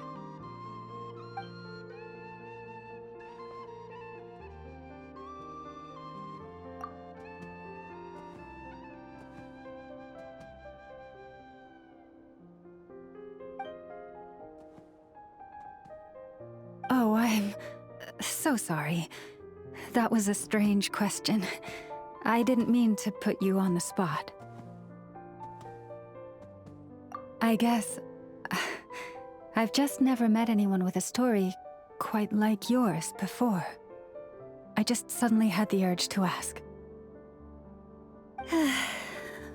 It's getting late, and you two must be rather tired too. Would you like to stay the night here on Hisi Island? I can have someone prepare some lodgings. Oh, that's all right. We've already got a room back at the flagship as it happens. Speaking of which, if you ever need us, feel free to come knocking. Do you need me to show you the way back? No worries. It's quite a way, and you should get some rest too, Lauma. We'll make sure to be careful. Understood. Then I won't keep you. May your first night in Nodcry pass in stillness and peace.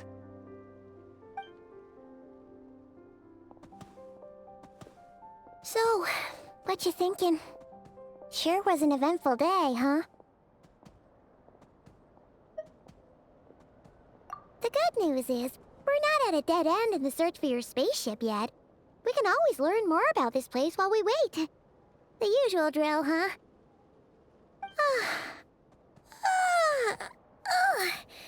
Paimon's really getting sleepy now. If she gets too tired to fly back, you carry her, okay?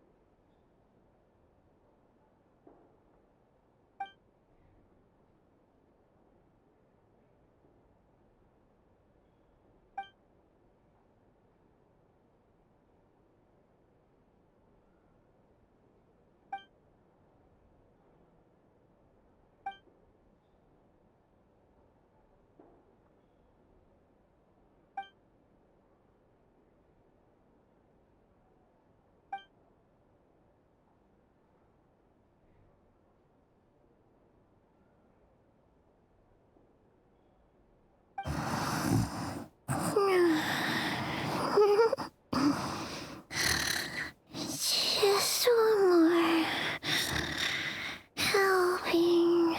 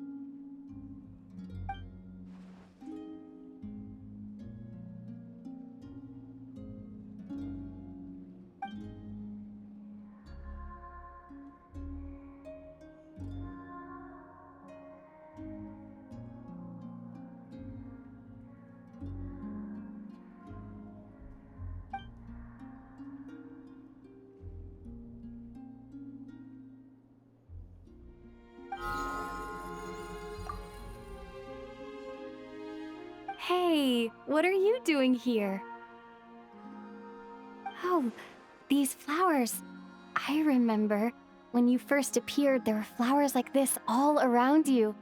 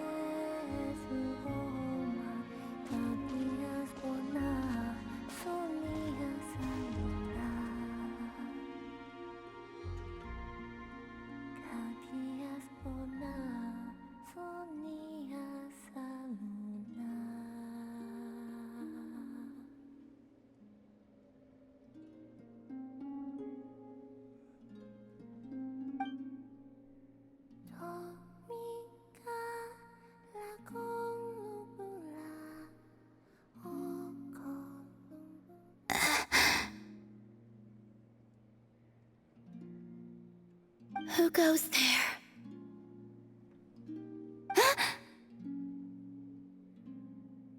How did you get in here?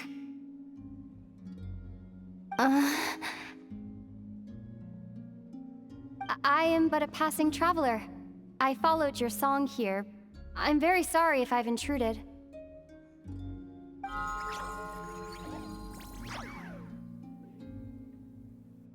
The Kuhenki. She brought you here.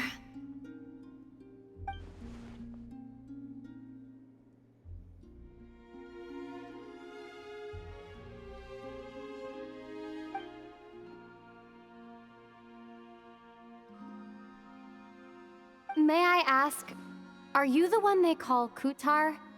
And the Harbinger that the Fatui referred to as the Damselette?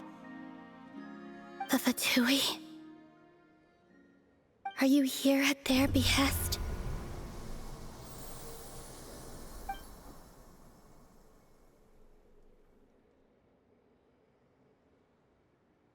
Please don't get me wrong. I have no intention of doing anything for the Fatui.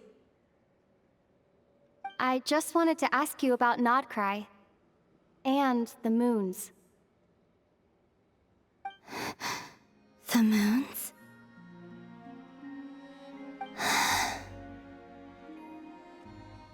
Do not believe in what you can see. What truly matters is what you cannot.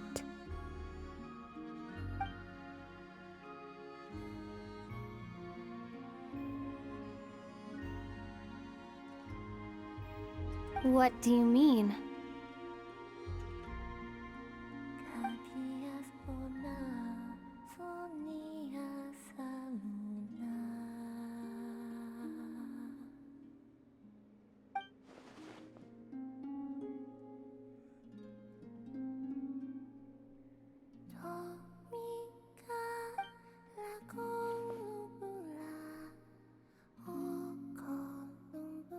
Listen, I'm the Traveler.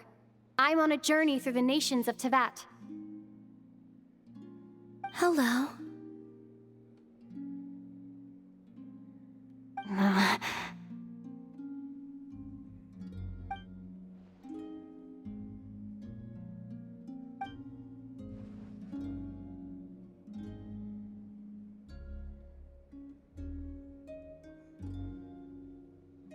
Could you tell me your name?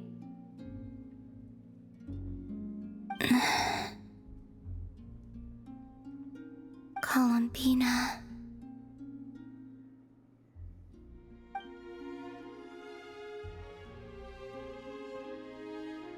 Kutar, the Damselette, the Moon Goddess.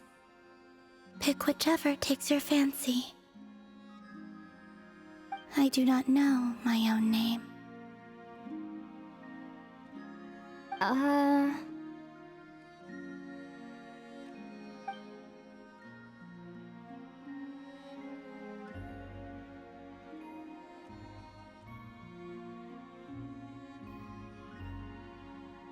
Then...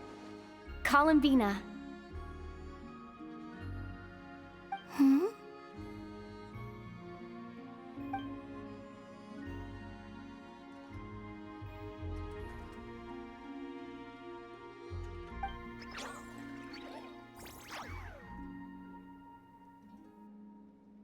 This Kuhenki, this Luanatar, did you bring her into being? Come here, little one.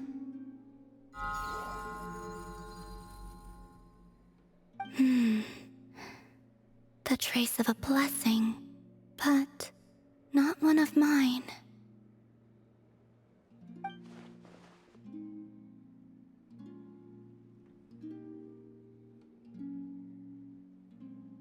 People always assume I can do many things. Assume I have done many things. But I haven't.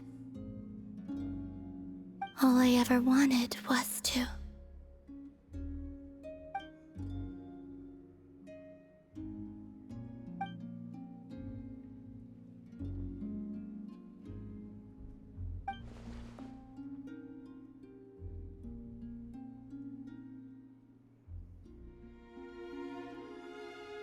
It's about time I got going.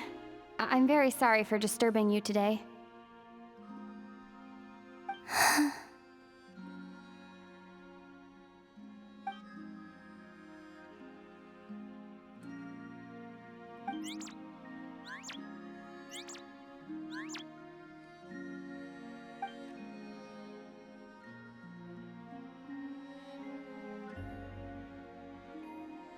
Columbina, that Kuhenki.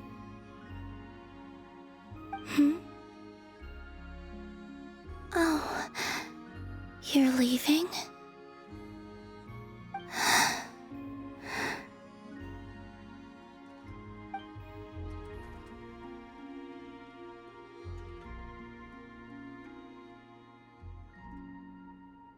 Go then.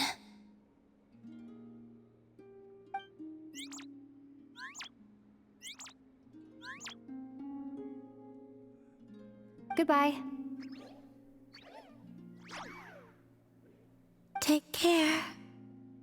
The moon can be treacherous.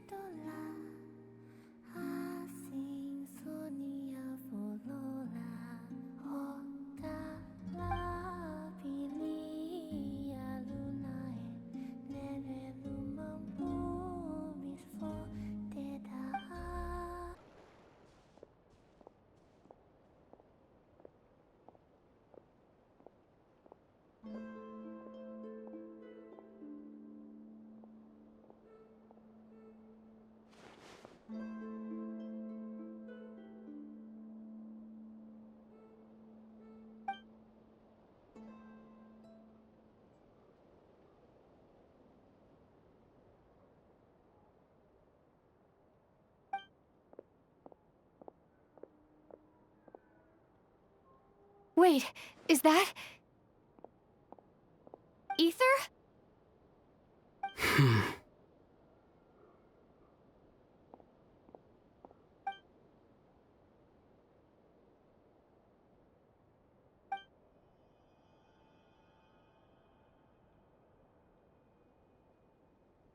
Ether!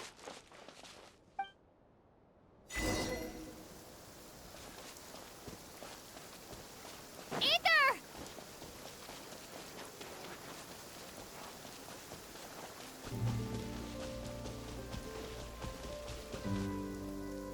Ether!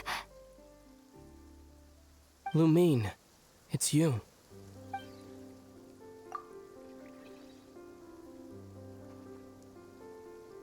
Why are you here on Hisi Island? If I told you I was here in search of the Frost Moon Scion's sacred relic, what would you think?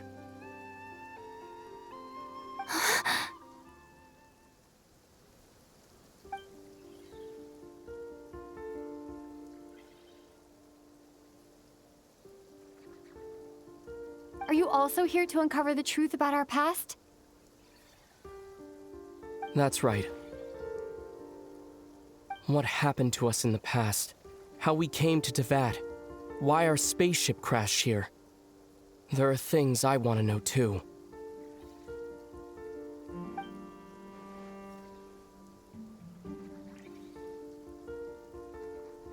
But I'm not about to sit around waiting for another 2 months to find out.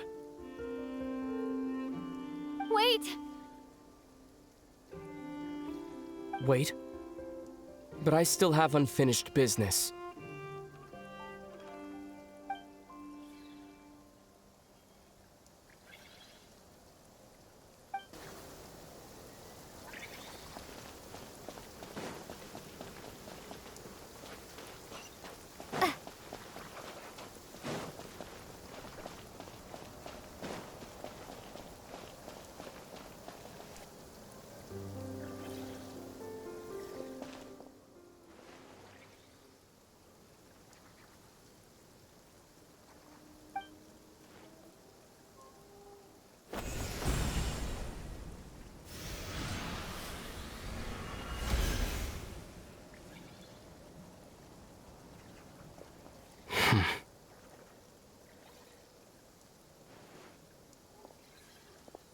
Hold on a second.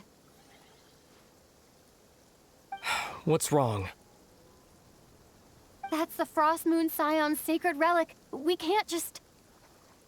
Use it to get to the bottom of all this? We should at least get their permission. You barely even know her. Yet already you hold that moon chanter in such high trust. What do you mean? She told you that the seal can only be broken on Moon Prayer Night, when the flow of Kuvaki is at its peak, yes? You heard all that? Watch this. Huh? But... Get it now? She's been stalling for time. As long as the statue's base is imbued with sufficient power, the secret chamber can be opened at any time.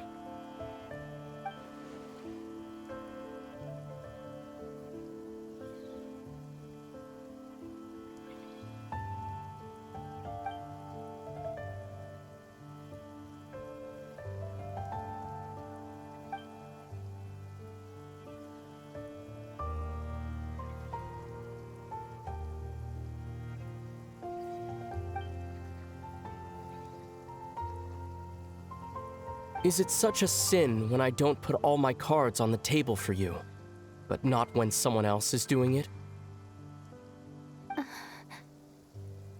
It's not like that. Is it? Ether, you've got it all wrong. This whole time I've wanted to ask you, what happened to make you like this? I admit, I've been having trouble accepting it. But after all this time apart, I've finally come to terms with who you are. Willful side and all. I trust you. I still do. Through all the worlds we've traveled, you've always been there by my side. If there are things you can't explain yet, I can wait while the journey goes on. I'll wait as long as it takes, until the day you're ready to talk. Lumine.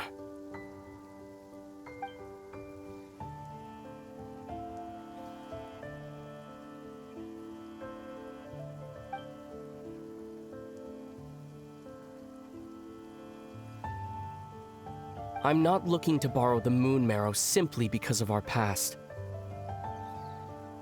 It holds answers about the very origins of Teyvat.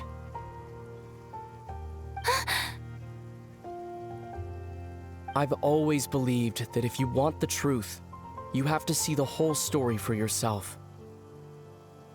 I'm not asking you to trust me, Lumine.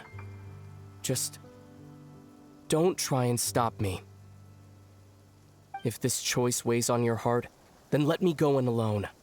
Forget this meeting ever took place. A bit late for that now. But maybe this is the chance I've been waiting for all along. Even if it fades with the morning light.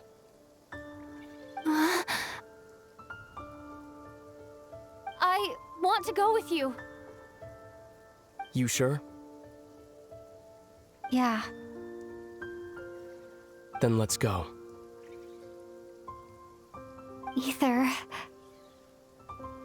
It's been ages since we went on an adventure together. I can't wait. Really? You think I'd lie to my little sis?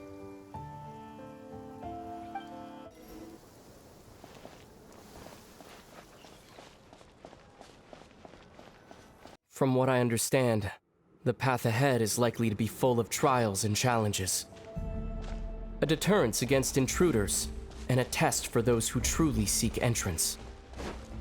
Nah, I doubt the two of us will have any problems. I agree. Still, if we get separated, things could get tricky. Best we move together and watch each other's backs. Even the sound of your footsteps takes me right back. As a warrior, as a traveler, as my little sister. Looks like this is the first trial.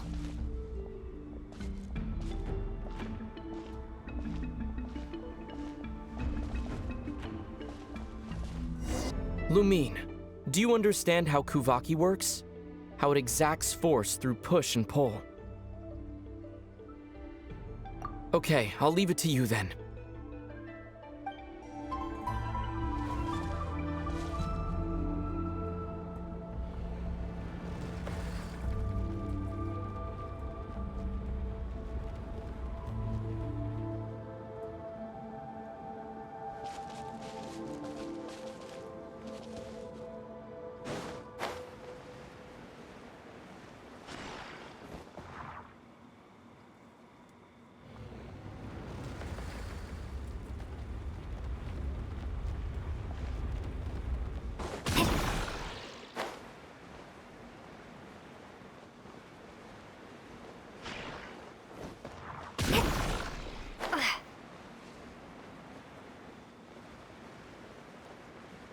This should help Ether get across.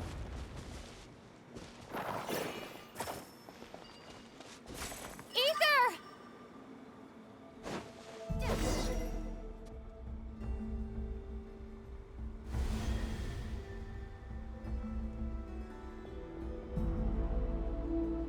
We make a pretty great team, huh? Just like the old days.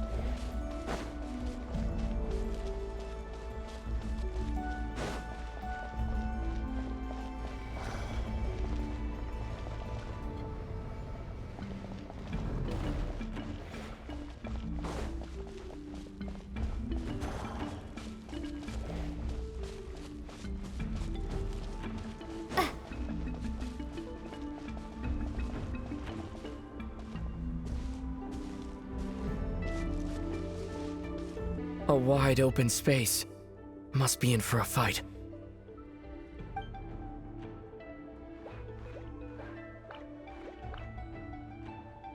Was that it?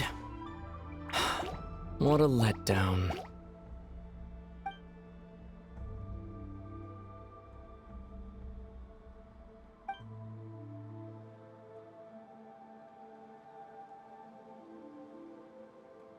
Lumine. What is it? Why are you looking at me like that? Those enemies were weak, were they not?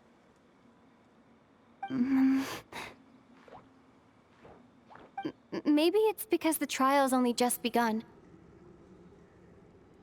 Actually, I've got an idea. Why don't we have ourselves a little friendly competition? Let's see if your journey has made you rusty. You're on.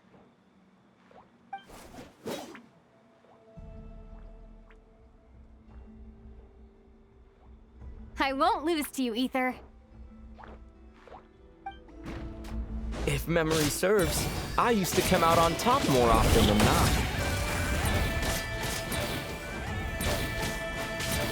You sure you're all right? Seems your memory's slipping, Ether. Save it. We'll know who's stronger soon enough. Let's see what you've got.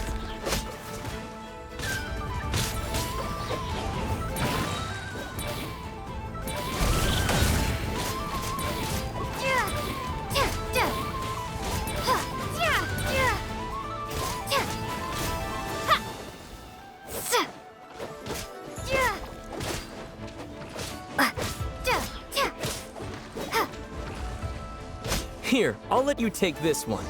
But next time, I won't be so nice. Fine, you win. Didn't feel like you really wanted it anyway. Going all out in a place like this? Sounds like overkill to me.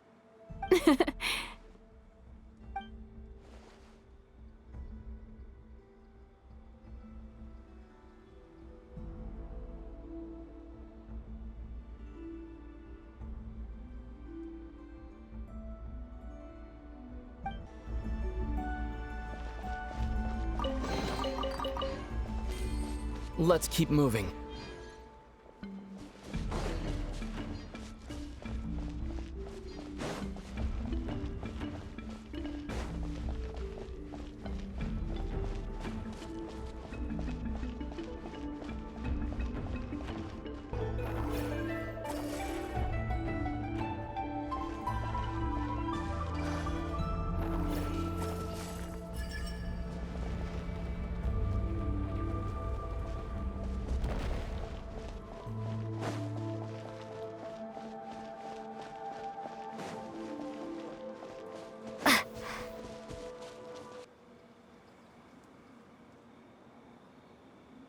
What is this place? No sign of any monsters. Feels like a ritual site, but something's missing. It's ahead, inside that thing that looks like a mirror. I can feel it. But maybe it's sealed within? Can you open it using Kuvaki? Apparently not. Do you think it might have something to do with the Frost Moon Scion's bloodline? Ether? If this is about strength of blood, what could possibly stop us? Let me give it a try. Why don't you check around for other clues? Sure.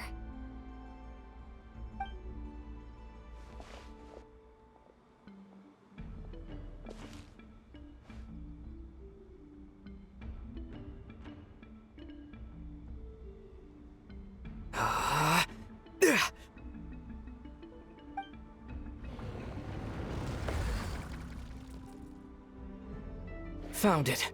This should do the trick. Okay.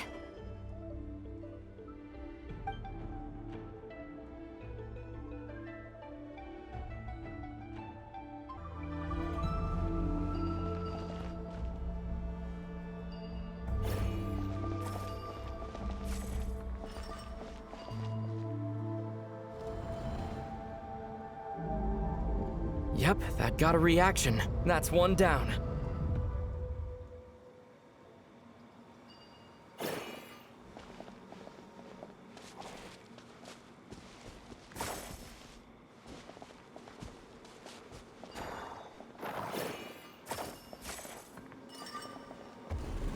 Nicely done.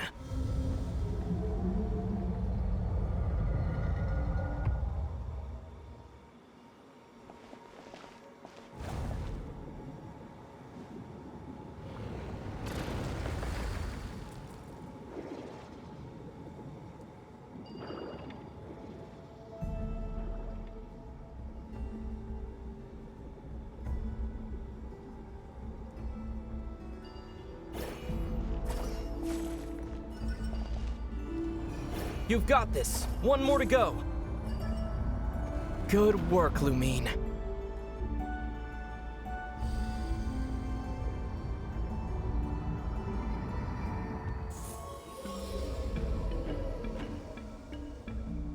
The door's open. Come, we must be close.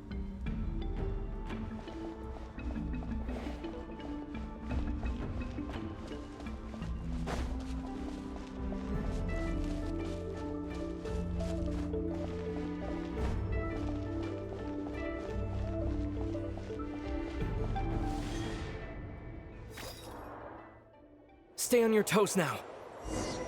Have you considered that I might be the more experienced between us? Is that so?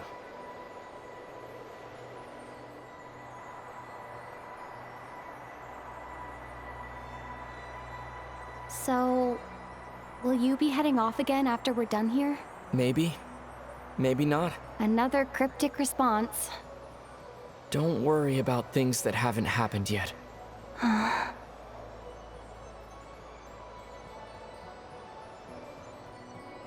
At the end of all this, what do you think we'll find?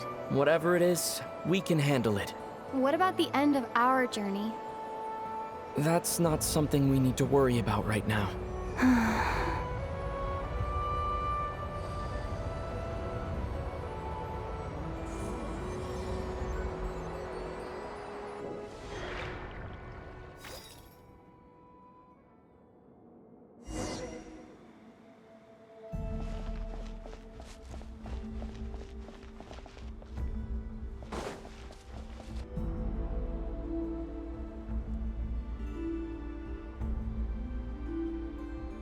Looks like the final trial is just up ahead.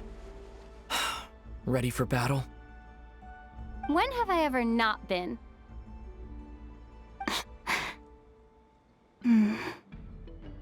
What's wrong? Going on an adventure with you side by side, it's been so exciting. but at the same time, it just feels surreal, I guess. Maybe because it's been so long. You know, this is only the second time we fought together since the day we both woke up in Teyvat.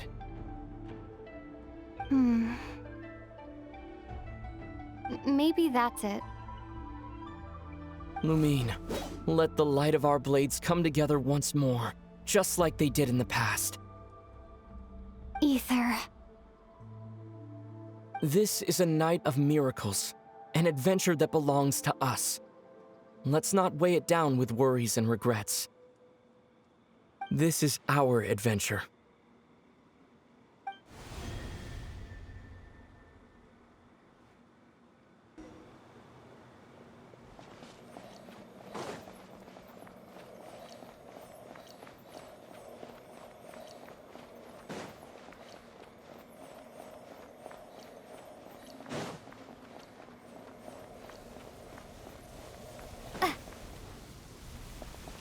Here goes nothing.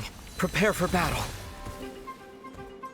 Stay focused! Dodge its attacks!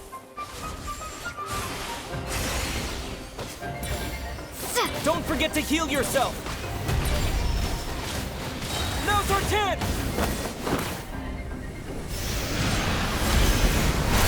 Watch out!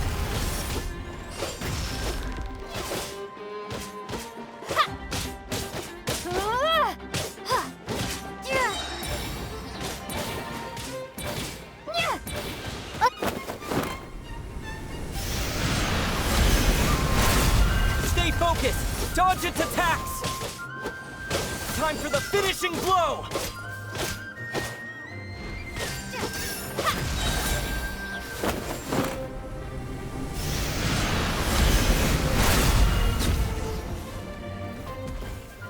It's over.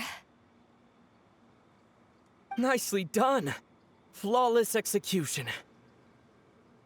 Couldn't have pulled it off without your backup. Not too shabby at all. As for what you were saying, yes, I should have come to see you earlier. Or at the very least. Spent more time with me, going on adventures like this? Something like that. Instead of just running off and expecting you to follow my trail. Wait a sec. That's not an official apology, is it? That goes without saying. Come on, time to claim the treasure we came for.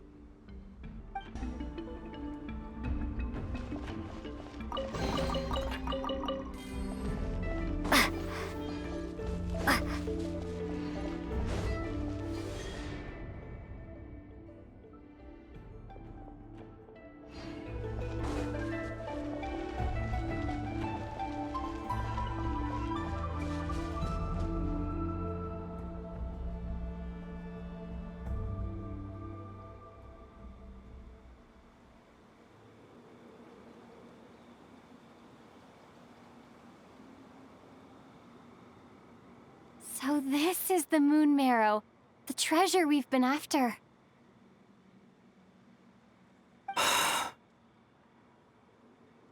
All right, go get it for me, Lumine. It belongs to me.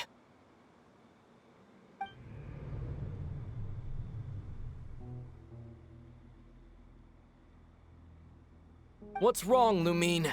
After everything we've just been through, you still don't trust me? Don't you want to know the truth too? Just like I do?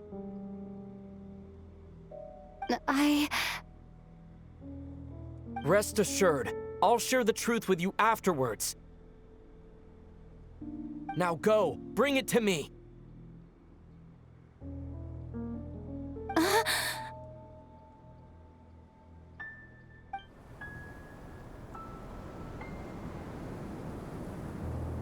What's going on? Where did this fog come from? Ether!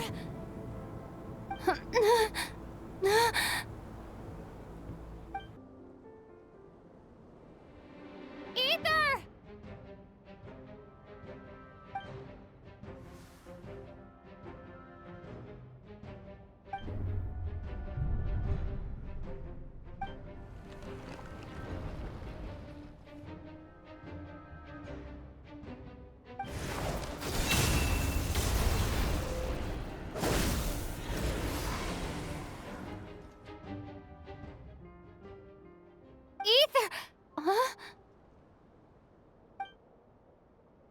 Huh? What are you doing here? Yes, we ran into each other at the flagship this afternoon. I'm honored you still remember.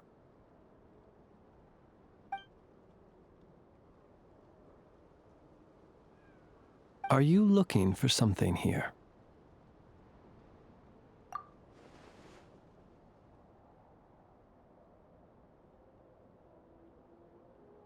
And you just happened to end up surrounded by the Wild Hunt.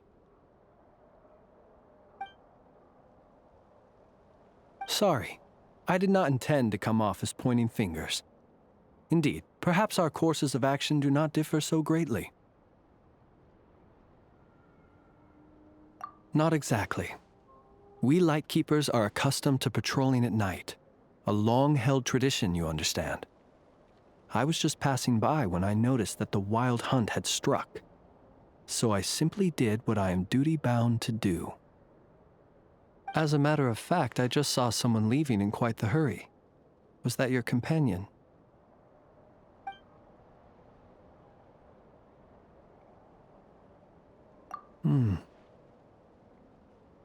Perhaps I should take my leave now. After all, my patrol isn't over yet. Nodcry is a dangerous place to be at night. I'd advise that you head back soon as well.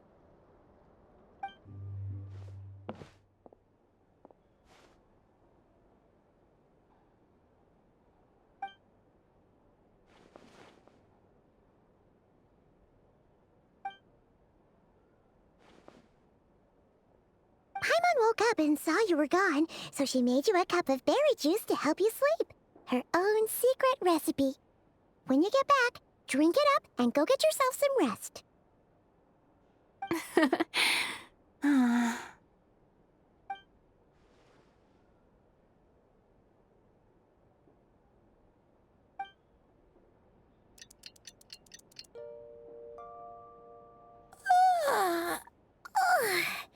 Good morning? If now still counts as morning. When did you get back last night? Did you sleep well?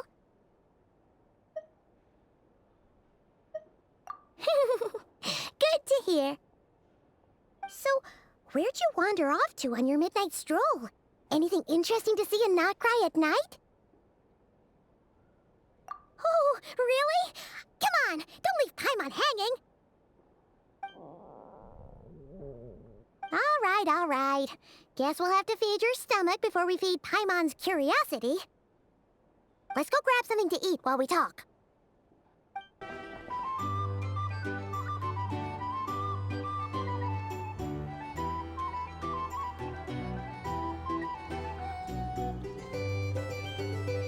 Phew!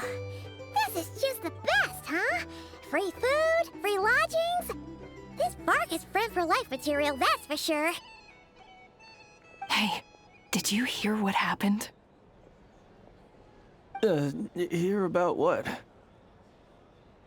You know, all that commotion over at the Frost Moon Scions. Crazy, huh?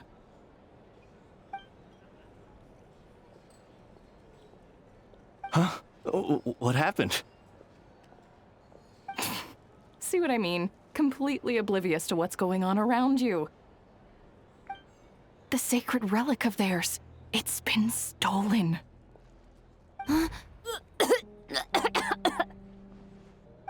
slow down! Paimon knows you're hungry, but you don't have to worry about her stealing your food.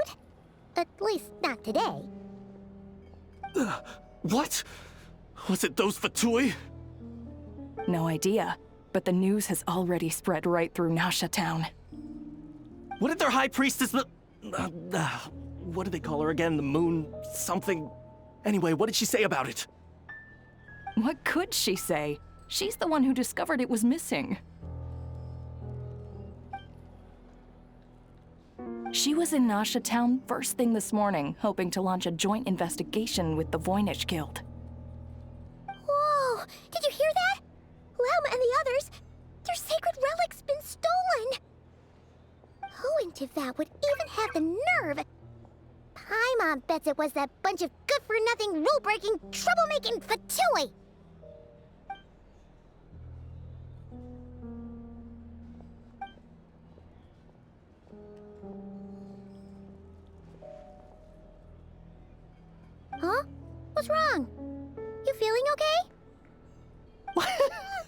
A joint investigation? Good luck getting any takers. Unless there's some reward or a business opportunity to sweeten the deal. Same thoughts here. So just a few minutes back, she switched gears and headed over to the one place that might actually be able to solve this. The Curatorium of Secrets. Ah! You scared, Paimon! What is it? Huh? Okay, just... Hey! Paimon's not a baby, you know! Quit pulling her arm! Sorry to... Huh? There's no one here. But didn't they just say Lauma came this way a few minutes ago?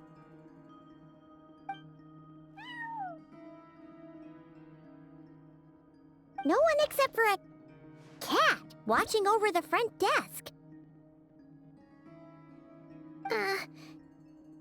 Excuse... meow? Are we supposed to check in here?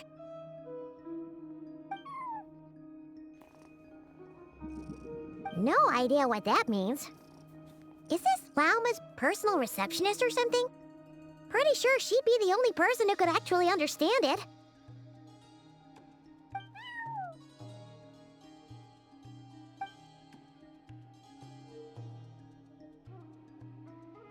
Huh? It's heading into that room! But why not? Like I told you already, that's just... Huh? Another client.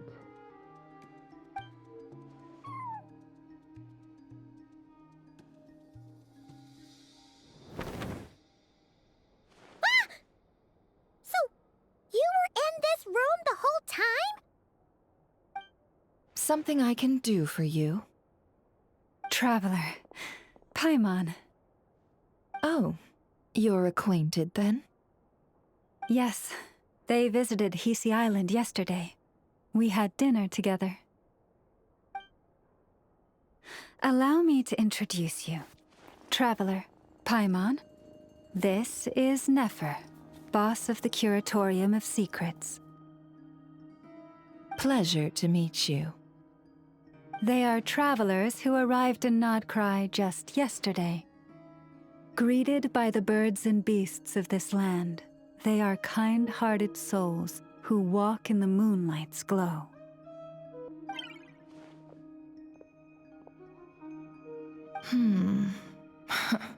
Interesting. Thank you, Lauma, but you need not have introduced them. They are great heroes, renowned throughout the nations beyond our borders. Oh, really? Do not forget, I deal in information. Just because most people in Nodcry pay scant attention to foreign affairs, that does not mean the same goes for the Curatorium of Secrets. They're the heroes everyone was talking about before. The ones who saved Natlan during the Abyss crisis.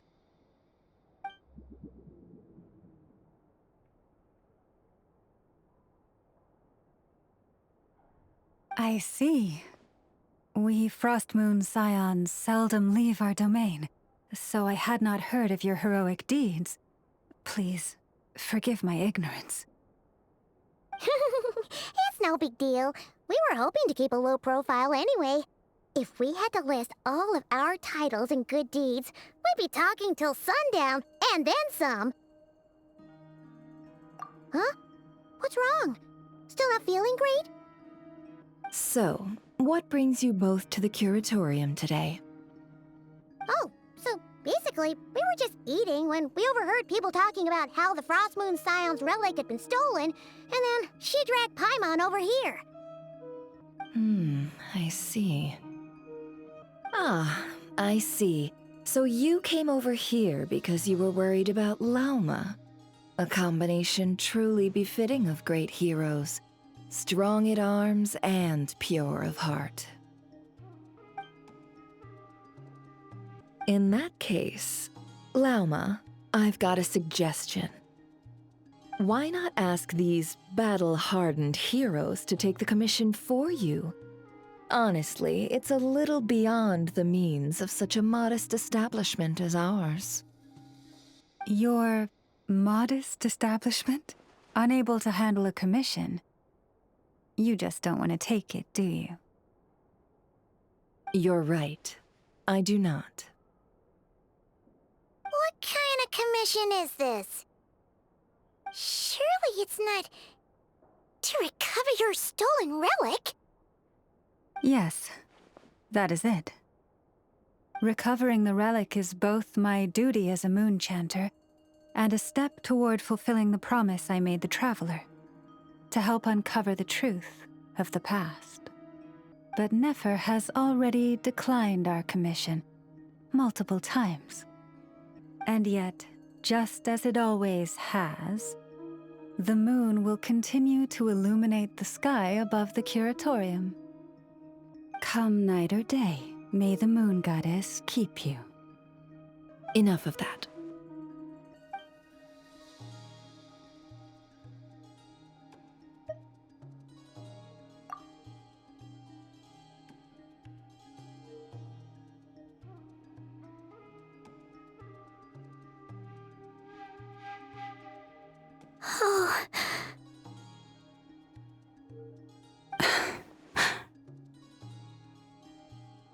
So, according to her, she never came into contact with the relic. So she suspects her brother may have taken it. I understand.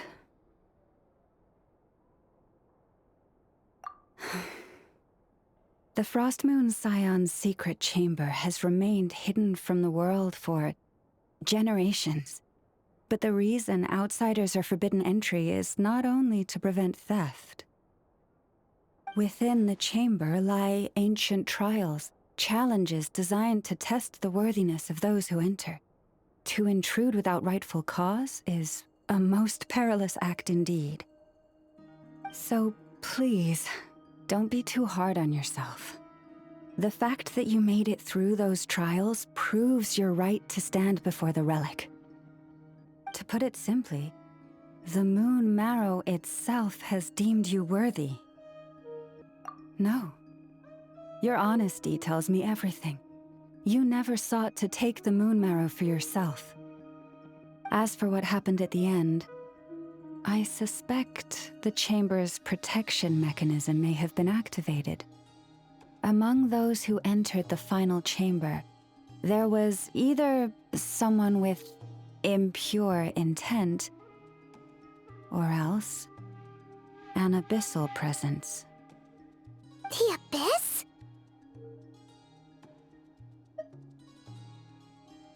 Perhaps that's why, then. Either way, the moon marrow was taken. And I believe you. So the problem remains the same. I need to recover our relic. See? Didn't I tell you it would all work out in the end? But before everyone starts celebrating, forgive me for asking just one more thing. Are you absolutely sure your brother took the relic? What do you mean? Weren't they the only ones inside at the time? Who knows? Think about it. After your brother broke the seal with abyssal power, what was to stop someone else from following you in there? In theory, nothing. And as it just so happens, I received a tip-off from one of my sources earlier this morning. Word is, today of all days, the Fatui suddenly called off their search for the relic. What?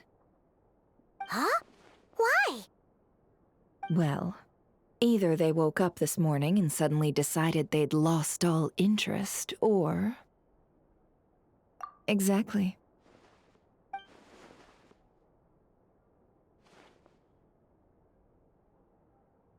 Are you wondering if your brother might be in cahoots with the Fatui? Which is why I asked, Are you absolutely sure your brother took the relic? Or to put it another way, do you really know your brother?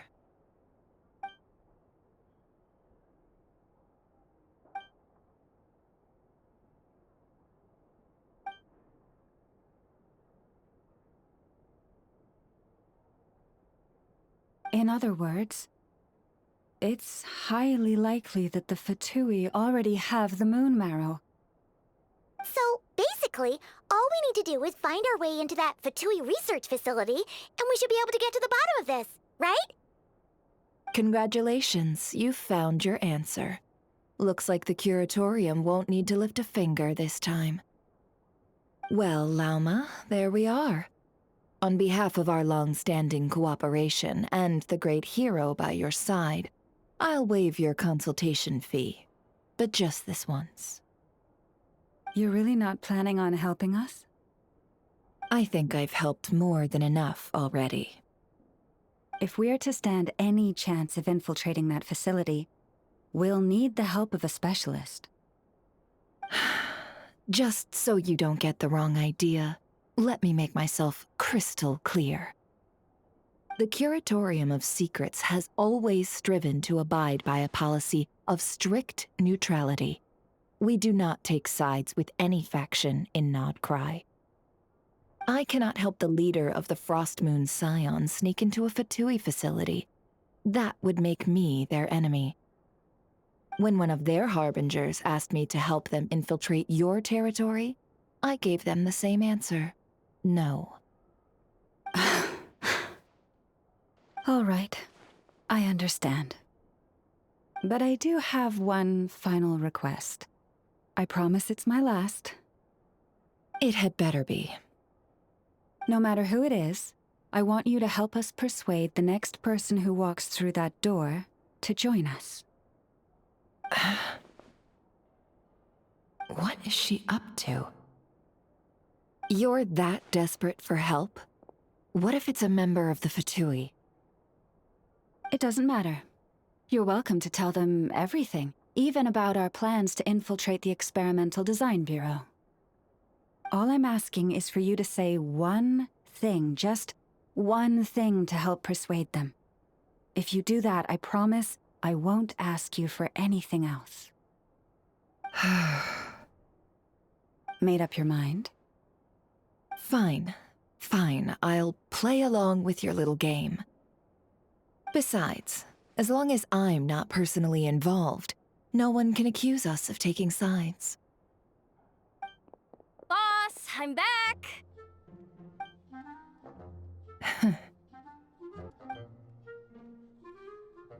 You won't believe the luck I've been having today. Remember you sent me to find that runaway cat, yeah? And you said I'd only be back after dark? Well, guess what? Right after I left the house, this big ibis flew over and the missing cat was right in its claws. And once it got close, it loosened its grip and...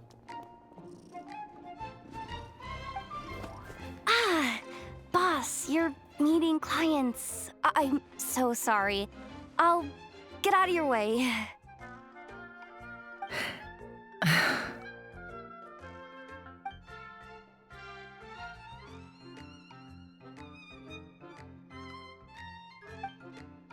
Yehoda, dear, come here. Huh? Me?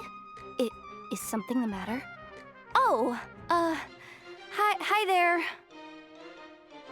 My dear Yehoda, I have a request. Yikes! Why does the boss sound so scary? Did I do something wrong?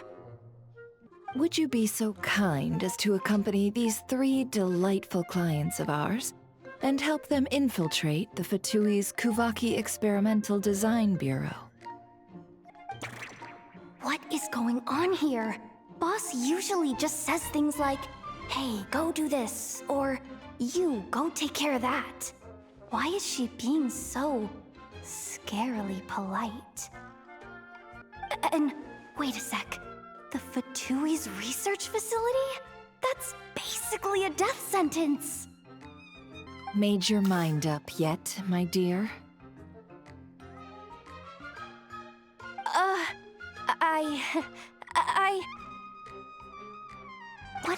up with Boss today?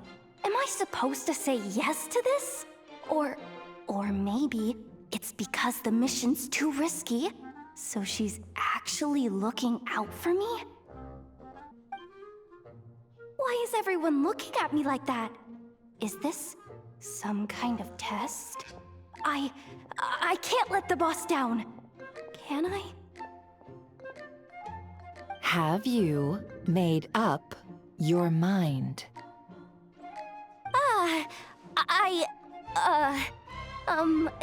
That's... Sure, why not? Really? You really don't mind helping us? Huh? Oh, yes. I mean, no. Of course, I guess I do. Oh, thanks so much! We owe you big time! On behalf of the Frost Moon Scions, too, thank you, Yehoda, for your help. What the? Seriously, what just happened? Why does the boss look so fed up? Oh no, was I supposed to turn them down? All that mentoring, time spent teaching her how to deal with different factions. In one ear and out the other. Never. You got what you wanted. You promised that was it. I know this goes against your principles. I won't forget the favor. Trying to get me to change my mind now? Of course not. I just wanted to say thank you. So, thank you. Oh. Yehoda, we'll leave the planning to you. Let's discuss the details elsewhere. Huh? Oh, okay. Oh, what have I gotten myself into? Oh, by the way, Yehoda, before you go... What is it, boss? You're fired. Huh? Effective immediately. As in, this exact moment. The Curatorium will take you back, of course, but only once you've completed this commission for our 3 clients. What? Is there some issue? Well, here's the upside. Without me taking a cut from your commission, you'll earn more. Seriously? Can someone explain what's going on here?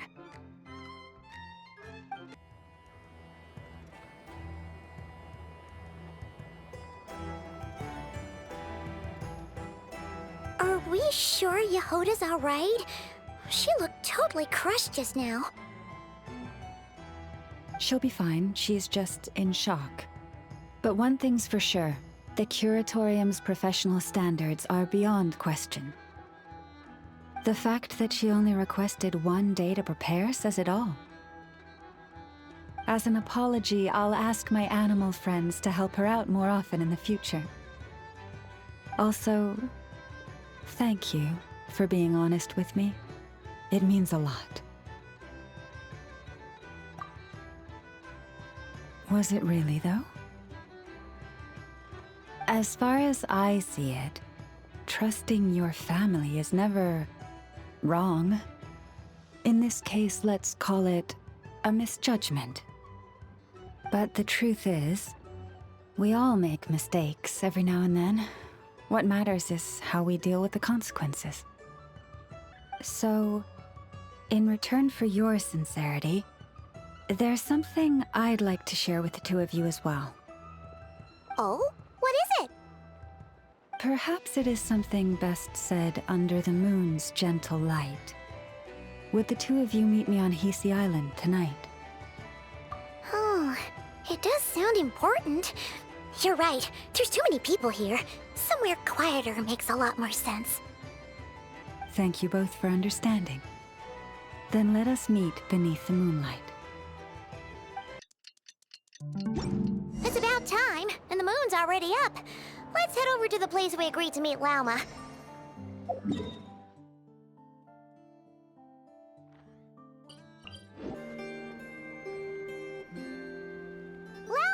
we're here! Huh? Lauma, are you praying? I am indeed.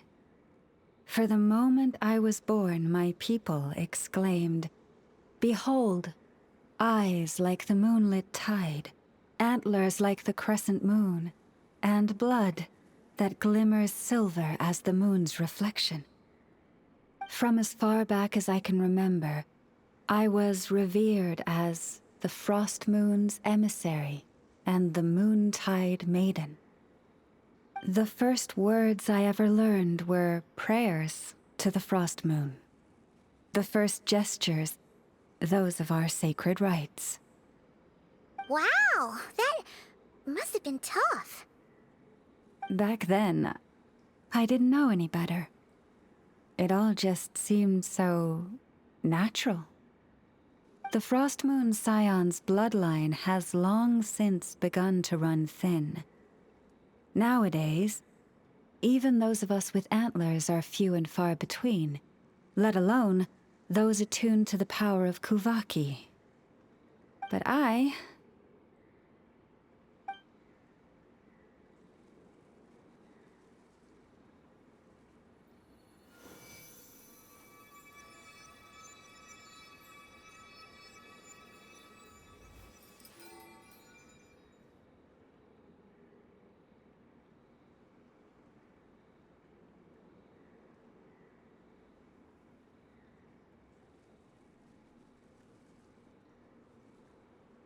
Whoa! Your antlers are so pretty. They say it's an extraordinarily rare condition. Once in a century, if that. I am unusually sensitive to the moonlight, as well as to the Kuvaki's ebb and flow. As a child, I could barely sleep because of it. Oh no! It was that serious? To others, fluctuations in Kuvaki are something you easily get used to, like a gentle tide lapping away at the shore. But to me, that same tide is a towering tsunami, a surging swell crashing against me. Of course, as the years went by, I learned how to suppress my senses and my power, enough to keep it all from overwhelming me. But because of that, I also had to walk the path of concealment. Concealment? From the moment I was first taught to pray, my kin would point up to the night sky telling me, "That, Lauma, is the Frost Moon, the last of the moons, the sole surviving truth." But I would ask them in response, why? Why can't I feel anything from it at all? Later, I came to understand that they simply could not tell where the real tide was coming from. They couldn't sense it. The true moon beyond the sky's veil.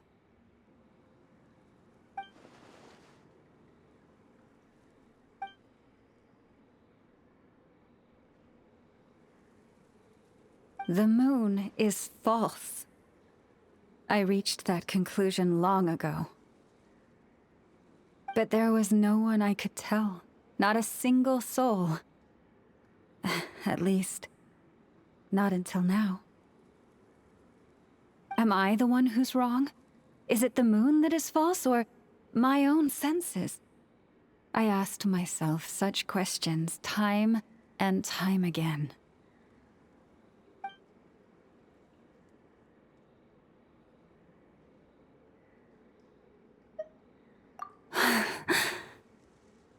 Thank you. When you called yourself a descender, I had a feeling you might be able to confirm what I had always suspected. And now that you have, it's exactly as I imagined. I feel relieved. Oh, Paimon kinda gets why you couldn't tell anyone now. It's not easy to change people's minds on something they've believed for hundreds of years. That's what I meant by concealment. I knew too much, so I had no choice but to keep my people in the dark. Every prayer I offer feels like a lie to keep myself going.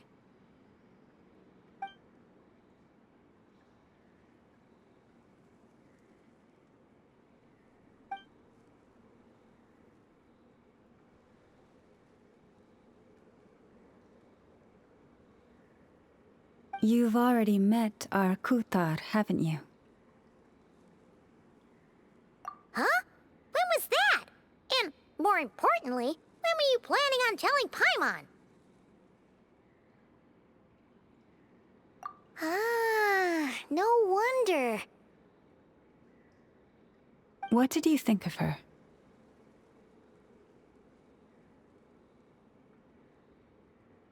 What exactly do you mean by up in the clouds? I understand what you mean. She is quite indifferent to the world outside herself.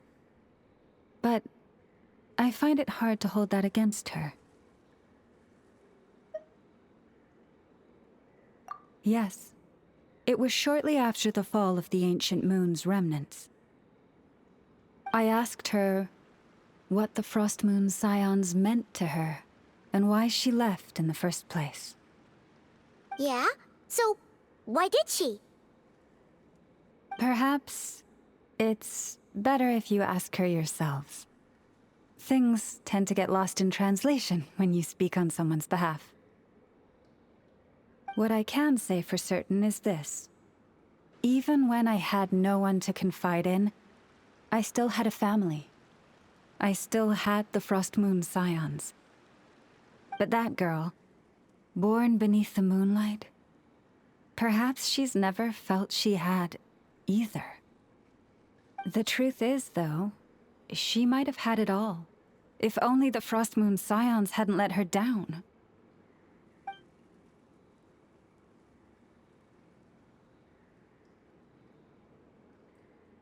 The Frost Moon Scions now walk a path of error.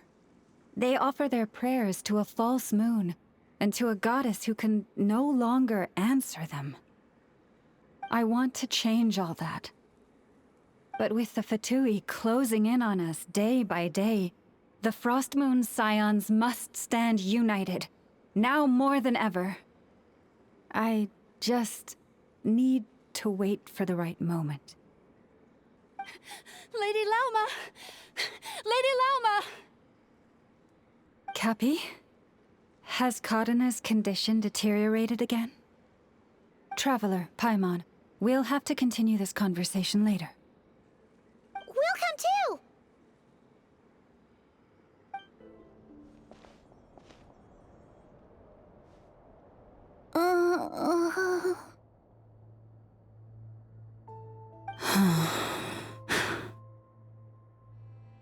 Why? Did I do something wrong? I've been praying to the moon goddess every day. Why isn't she getting any better?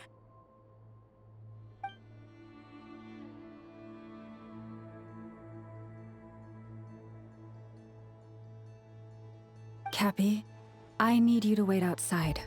I'm about to start her treatment.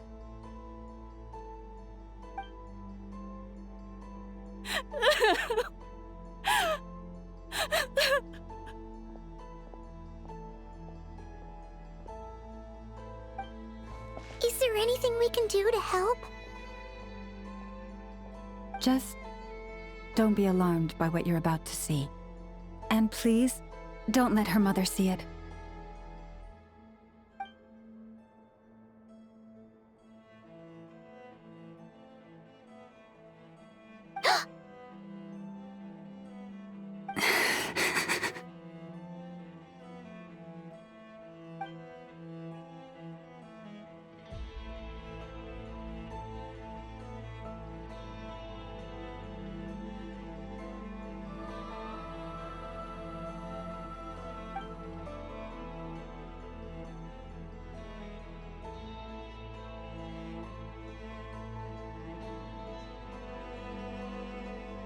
Shh. Please. Help me keep this a secret.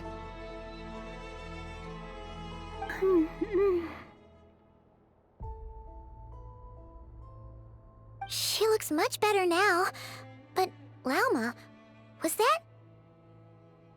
A medicine prescribed by a local doctor. For ordinary people, my blood has the power to counteract any adverse reactions to Kuvaki.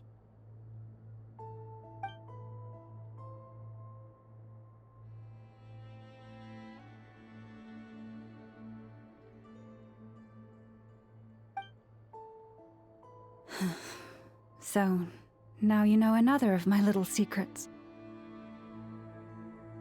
I had hoped to guide the Scions out of error before Karina's illness reached this stage, but clearly, I was too late.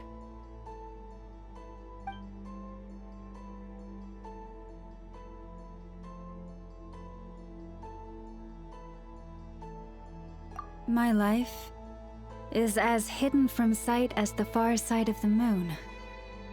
Yet people only look to the bright side for guidance. If the day ever came when the two sides were reversed, could they truly accept it?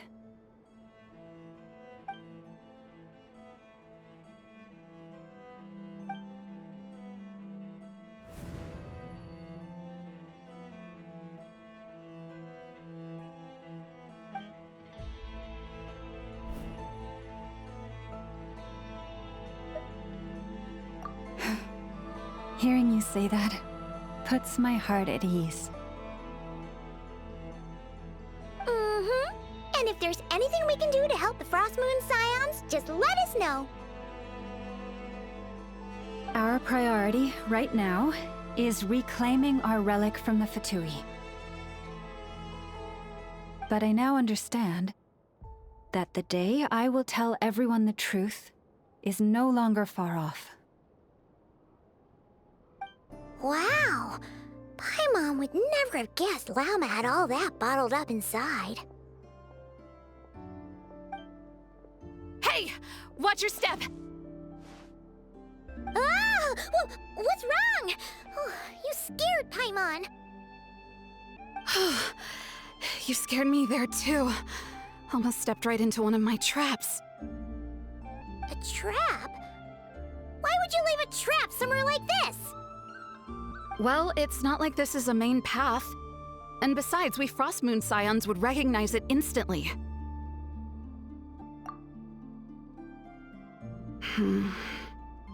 Alright. You don't seem like you're with the Fatui, so I guess there's no harm telling you. Lauma asked me to set up these traps to keep the Fatui at bay. Oh! Come to think of it, their 3-day ultimatum is almost up now. Yes. Hopefully they'll back off when they realize we won't go down without a fight. Oh, you've done a lot for the Frost Moon Scions too, just like Lauma.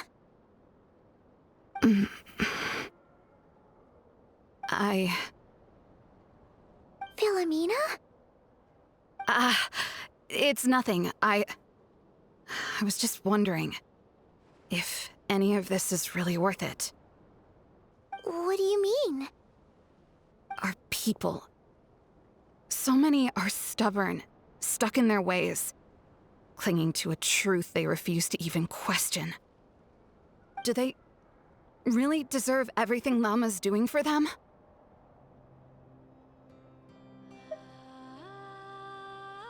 Afraid. Huh. I suppose. Maybe you're right. No. I shouldn't be saying this. Just forget it, okay? Bye. Huh? Why did I say all that? Or really, why am I still doing any of this? Either way, this will be my final night with the Frost Moon Scions. Wow, she sure took off fast. So, are we heading back to the flagship for a break, or what?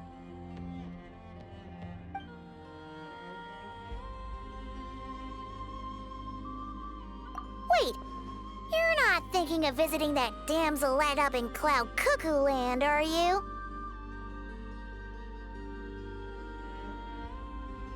Huh. Given who she is, pushing her won't get us anywhere. Hey! Why don't we... Let's bring her something tasty! If she doesn't want to talk, we'll have to win her over with food. Hey, no harm in trying. At the very least, it shows we're trying to be friendly. Let's see. How about an F is 9.12 out of 10 berries and fried meat, the Frost Moon Scion's boon of the day, and one of your signature dishes. Your choice. Should be a good mix of meat and veggies. There's bound to be something she likes.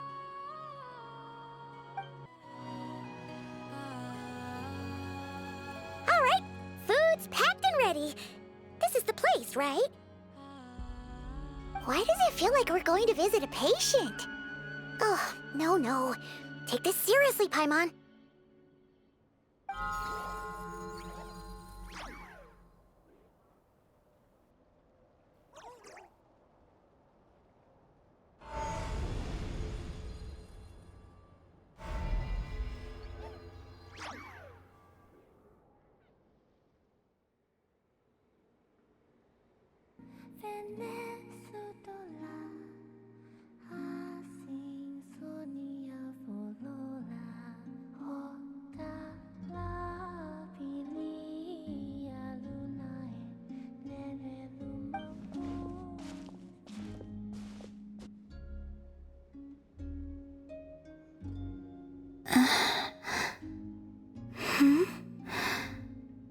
Remind me, who are you again?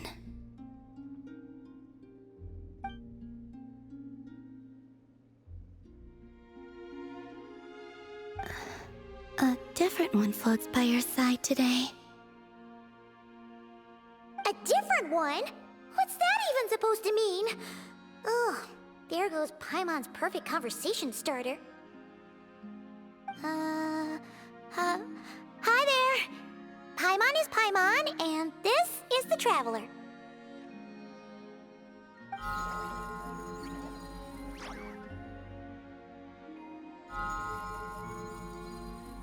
Oh, there you are. Between the two, I suppose you're cuter. Wait, what do you mean Paimon's less cute than that floaty thing? Columbina. What is it? What's your favorite kind of food? Is this a treat? Or an offering? Let's go with treat. Anyway, this is all the Traveler's cooking, so please, help yourself.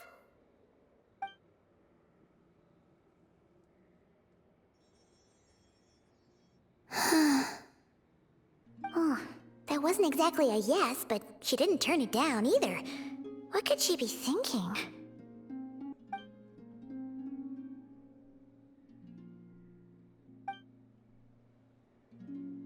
So, what do you want to ask?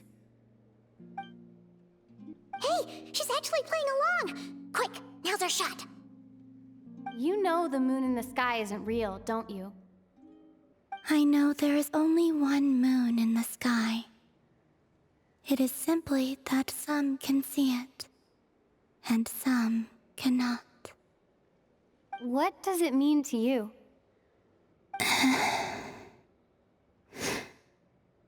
The missing prologue. What?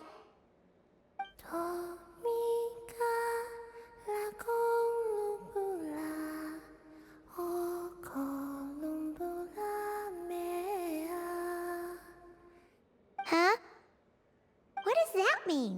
Isn't she going to explain herself? Can you tell me more about that melody? You were humming it last time, too. It must be important to you.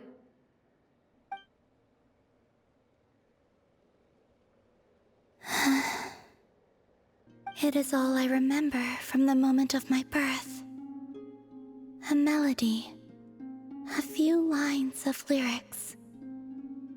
Like a lullaby from a foggy dream. Oh, so who was singing it? I do not know. I have nothing else. Just that song. Huh? And the Frost Moon Scions who found me. They had nothing either, but hope. Before I even knew what was happening, they were already calling me their goddess. And I had no reason to decline. Like two lost infants unknowingly exchanged, I adopted their faith, and in return, they adopted me. But my adoption drops you into the story halfway through. What came before was scribbled onto the wrong pages, never even bound into the book. That sense of something missing only served to nurture their greed and doubt. And thus, I came to realize that this place was never truly my home. Greed and doubt? O Moon Goddess, forge weapons for us, drive out our enemies, and expand our lands. O Moon Goddess, heal our wounds, ease our suffering, grant us strength.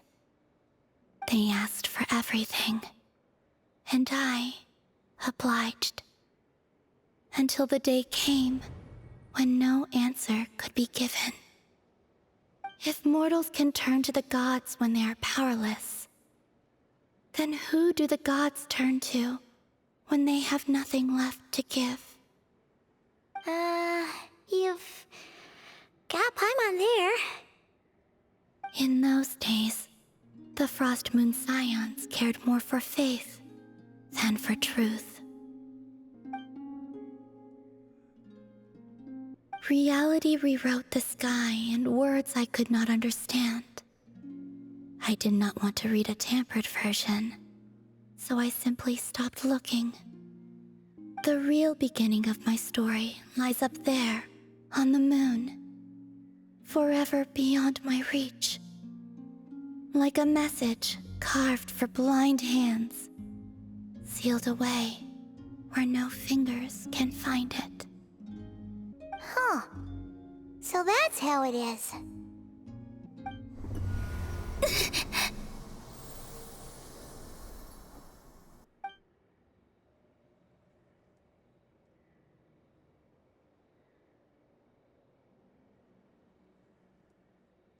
What's wrong?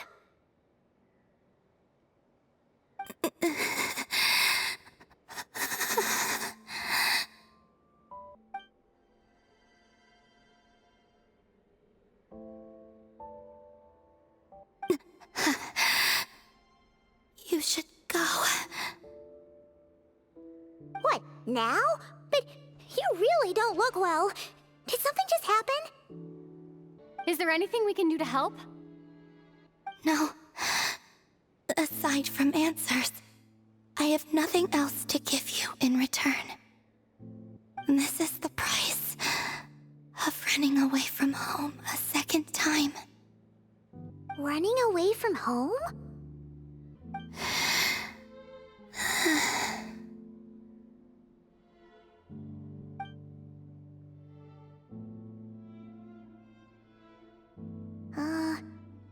Is she heading towards the food? Did all of Paimon's questions make her hungry? Do you still have many questions? I know I should offer more in return for your kindness, but I'm feeling a little worn out. Oh, we're so sorry about that. The Tsaritsa was right. Freedom always comes with a price. She said I could treat the Fatui as a second family, a second home, But in the end, they were no different. All they wanted in truth was my power as the moon goddess. I'd rather not dwell on such unhappy memories.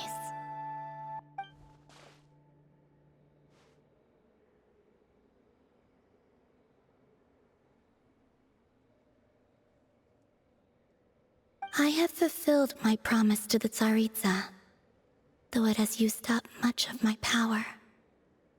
So you see, this has nothing to do with betrayal.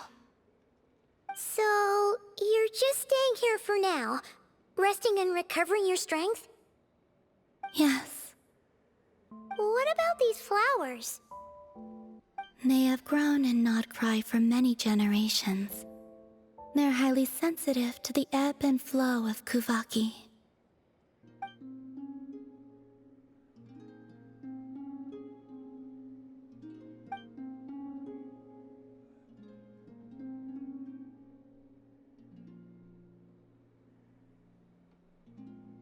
At times, I thought about using that relic the Frost Moon Scions had hidden away.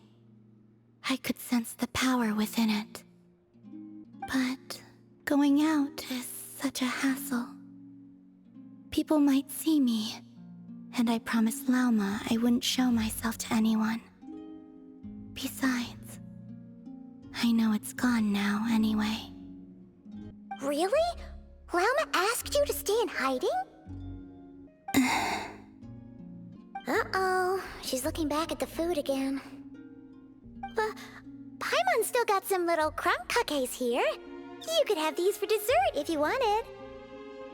Lauma said she wishes to change the Frost Moon Scions, which is why she asked me to stay out of sight. I don't really understand what she meant, and to be honest, it's not something that concerns me. But I wasn't planning to see anyone anyway. If they found their way here themselves, that's hardly my fault.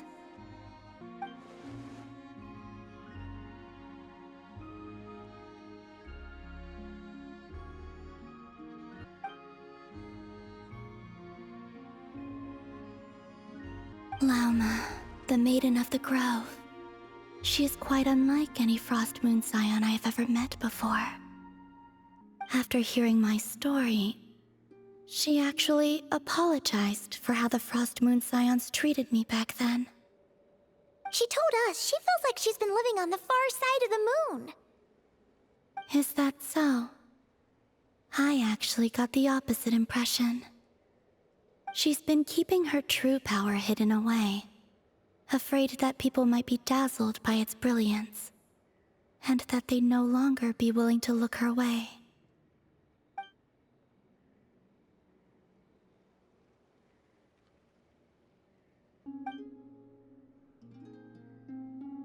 So, what do you wish for now?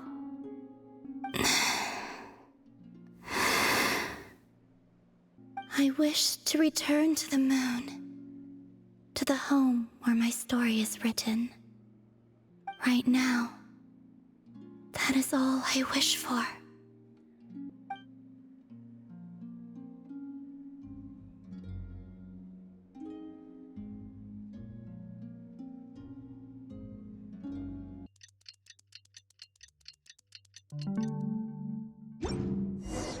Tonight's the night we infiltrate the Fatoi's Experimental Design Bureau. Come on, we better go meet up with the others.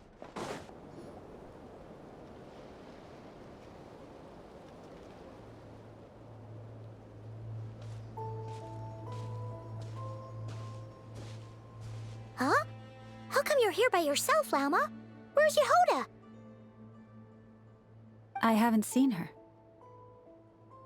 Seriously? Don't tell Paimon she's ditched us on our first mission together. I don't believe so. Nefer and I have our differences, but that shouldn't interfere with our shared objective. Recovering the relic is my duty, but as far as she's concerned, there's plenty to gain here too. In Nodcry, it's common knowledge that the Curatorium has a nose for profit and opportunity. The same way aphids flit from flower to flower in a never-ending quest to make honey. Huh. Sounds like you know her pretty well.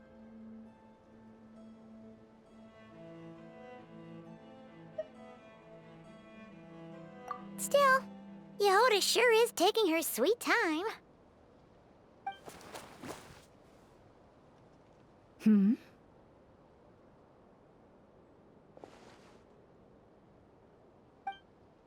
Huh. I believe we may have misjudged and underestimated Miss Yehoda. Huh? What do you mean?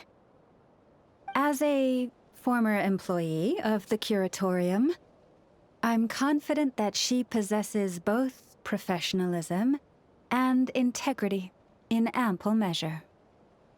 Huh? Huh? What was that noise? The sound of a wavering conscience, perhaps?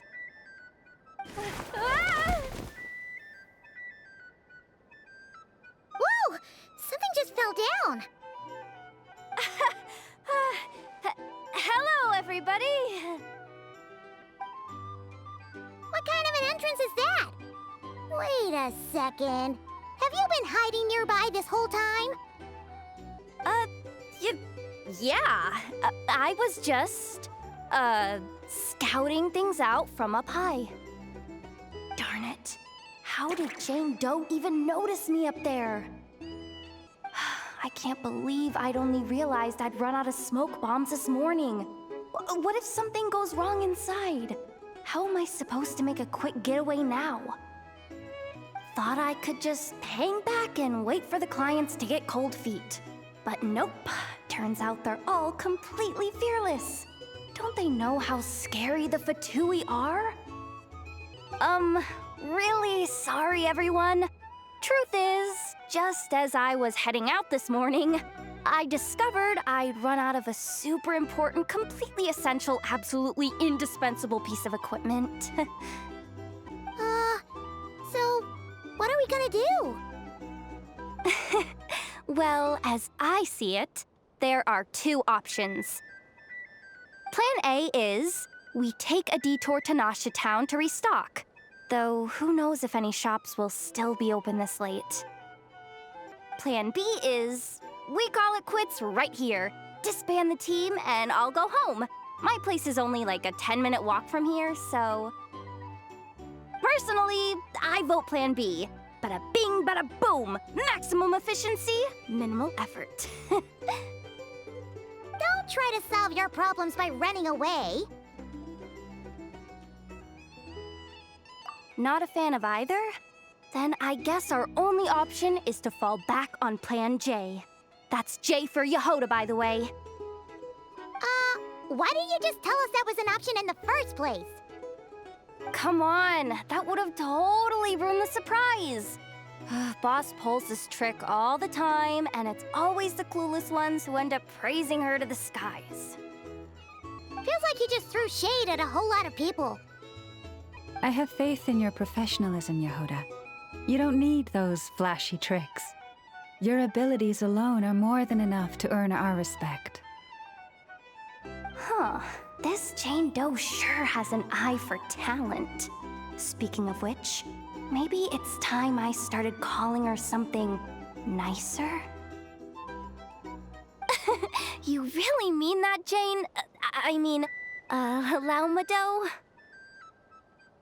I do. I'll tell you what, it's not every day you get to work alongside such considerate clients.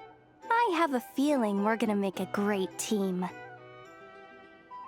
Plan J is this. We find our way in through the freight access on the facility's east side. It's tucked away from view, and security's lighter at night. I've prepared some special gadgets too, so we should be ready for anything. If we want this to go without a hitch, we'll need to work together every step of the way. So everyone, stick close behind me. Now that finally sounds like a real pro talking. Hey, you saying I didn't before? Kinda, yeah. You... Ugh. Never mind. A top-tier treasure hunter like me never lets the naysayers get to her. Alright, let's go over what we agreed on yesterday. The goal of infiltrating the Kuvaki Experimental Design Bureau is to locate and, if possible, recover the relic that the Fatui stole. We also need to figure out why they built the facility in the first place. I'm worried that they've set their sights on the ancient moon's remnants on Hisi Island too. Well, now that we've got a plan, time to get this show on the road.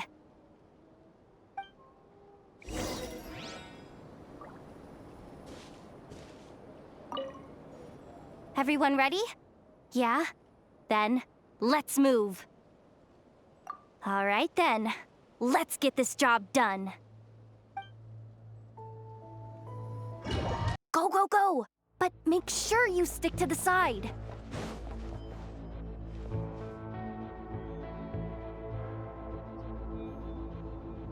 Just as I thought.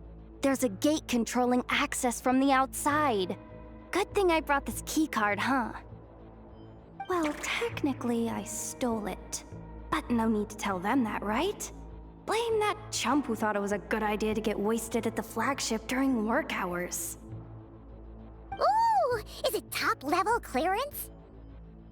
Of course, that goes without saying.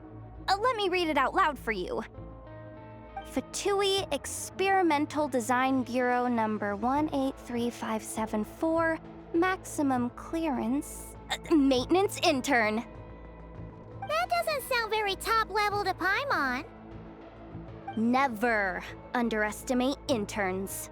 Even the most legendary of thieves started out as rookie pickpockets, you know? Besides, if it wasn't for this person's selfless generosity, we wouldn't be able to just waltz in like this, would we? Feels like you're trying really hard to change the subject. Allow me to teach you the first rule of treasure hunting. First and foremost, use every resource at your disposal.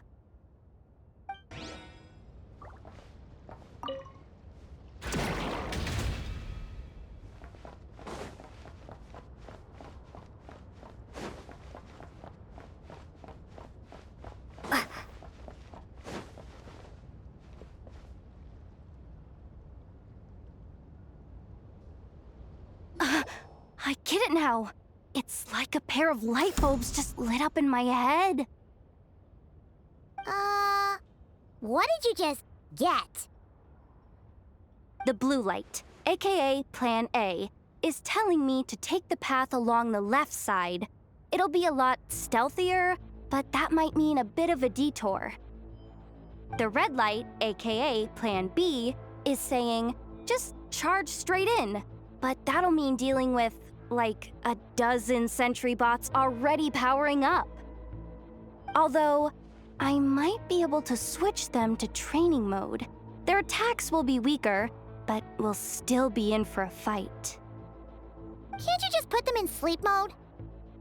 Hey, I told you, I'm just a maintenance intern. Give the new recruit some time and space to blossom, will ya? We're still pretty close to the entrance. Surely they'll call the whole thing off once they see what these bots can do. Anyway, I say we go with Plan B. Either way, I won't be doing any of the fighting, so the shorter route sounds good to me. If we can avoid fighting at this stage, we should. Plan J is to call it a night so we can all make it back to bed before sunrise. After all, the deeper we go, the more dangerous this is gonna get. So we might as well give up while we still can. Okay, here are the bosses. Just don't forget, whatever you do, don't let those recon bots spot you. Let's see. No kidding. Anefa told me about something like this before. I can't believe that dumb robot actually helped me out for once. All you gotta do is this, and the recon bots will be reassigned to another position. That way, when it's time to move forward, the path will be clear. Which reminds me, it's about time I taught you the third rule of treasure hunting. Go with the flow. What about the second one? You skipped that one. Huh? Did I? Oh geez, must have gotten them muddled again. I mean, the second rule is exactly the same as the first. Guess that's what you meant by going with the flow, huh?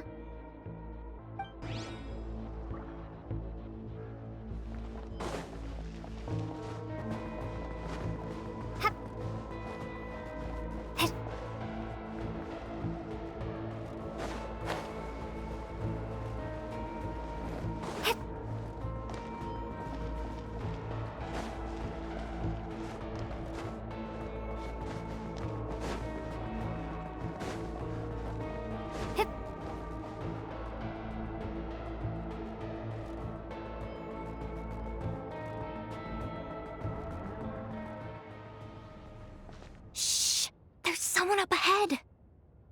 Has the lockdown been initiated? Move it, soldier! The cargo has already been transferred. The lockdown procedure is complete, Commander. That sector is now fully sealed. The night shift. Just our luck. Don't they usually handle deliveries during the daytime? There's not supposed to be anyone here. We've come this far already, and they're really trying their best. If I suggest backing out again, it's not gonna look good. Come on, brain. Think!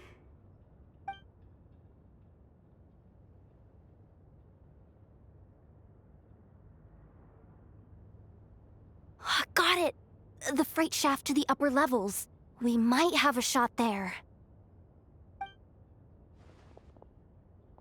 Let me see. Huh? The recon bot in the middle's not responding? A double lock failsafe? We've been outfoxed. Stay calm. Stay calm. One step at a time. Let's just find a way across first.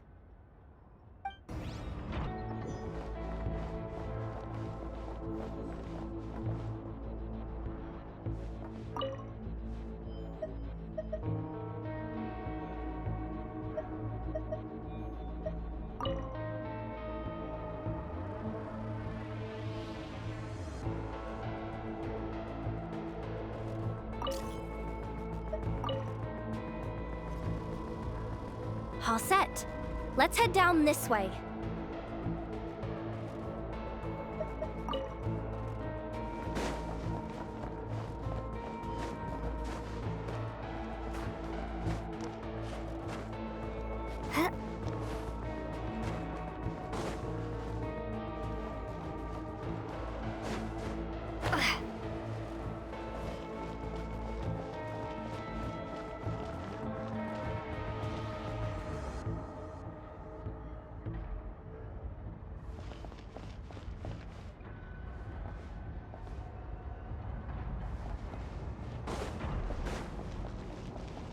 Hey! Another control terminal!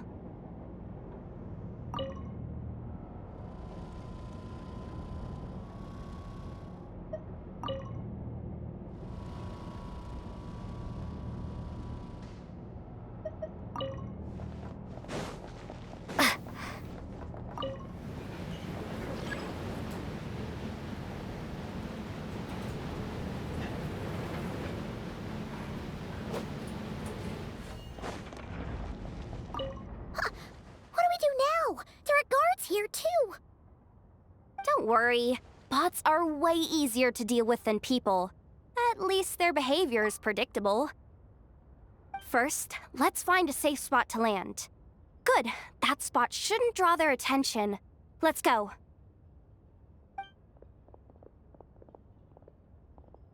Let me just try something. Maybe I can use the terminal to command them to move out of our way. security verification? With 10 questions? Ugh, are you kidding me? You really trust me that much? Fine.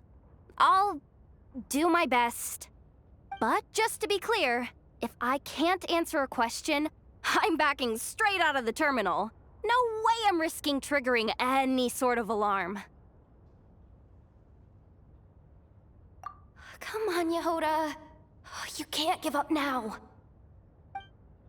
Question 1. What is our motto? Oh, I know this one.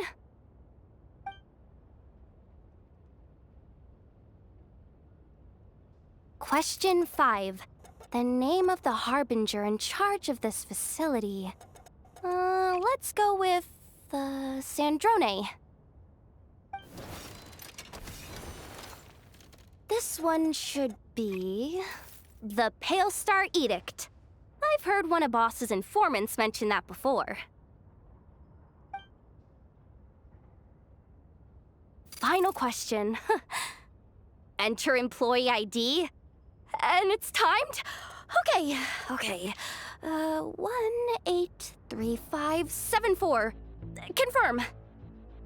I actually got them all right? What a miracle. Not bad, Yehoda. Not bad at all. Guess you're an official maintenance intern now. Hey, that could be my personal plan B if I can't get my job back. Just kidding. The Fatui are awful. The bots have taken the command. They're moving off. Let's get going while the coast is clear.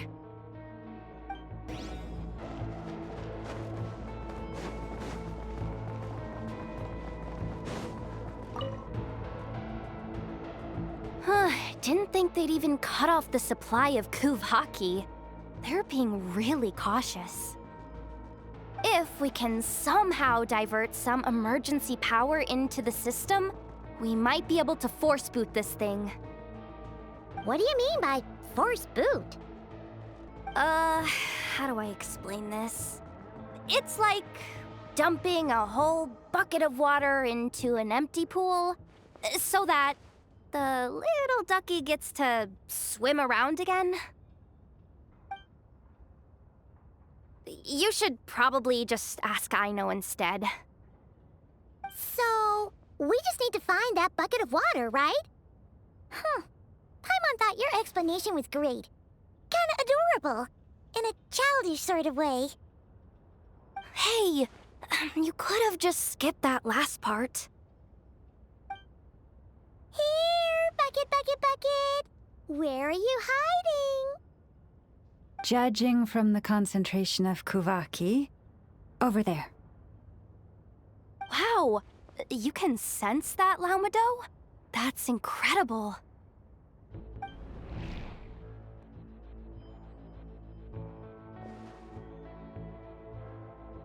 Let's move the recon bots above them out of the way first.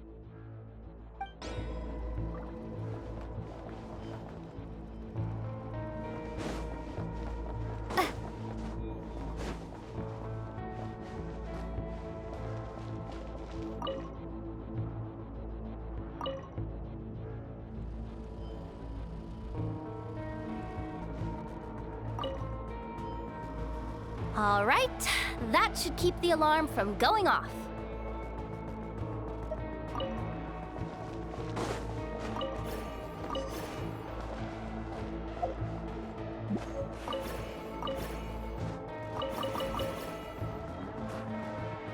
Time to plug in the charging component.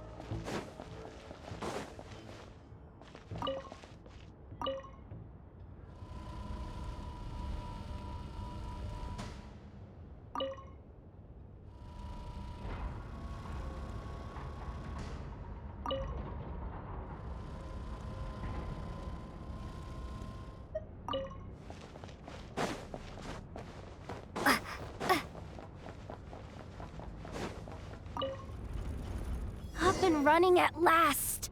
Let's hope nothing else goes wrong. Please, everyone, step inside. Oh, it's so so dark in here. Well, it is a cargo crate after all. No point in being picky about lighting at this point. Ah! Something sharp and pointy just poked me in the back! Sorry. That was probably just my antlers. It's pretty cramped in here, so I had to crouch down. Oh, having antlers must be inconvenient at times like these.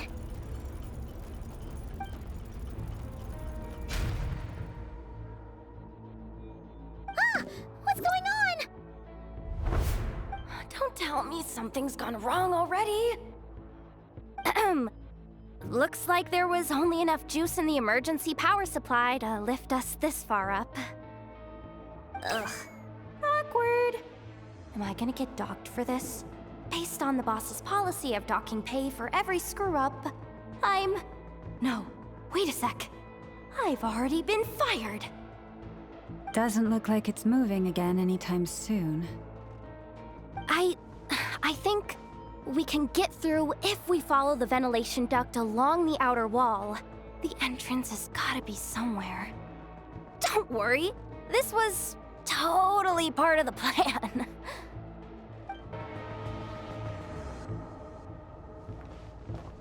Yeah.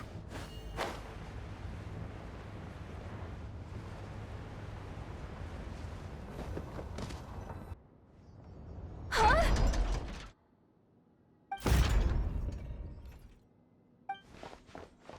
Yehoda? How'd you end up outside? Looks like she slipped out at the very last second, just before the gate shut. Impressive reflexes, I must say. Though I'd expect nothing less from a former employee of the Curatorium. I'm so sorry. That was pure survival instinct. I didn't mean to ditch you. Anyway, you guys just stay where you are. I'll figure something out.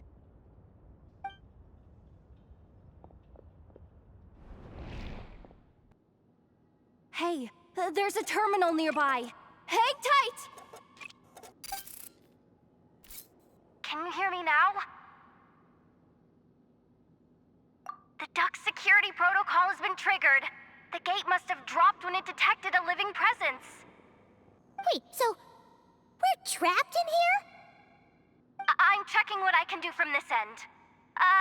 Watch out for the laser up ahead. What laser?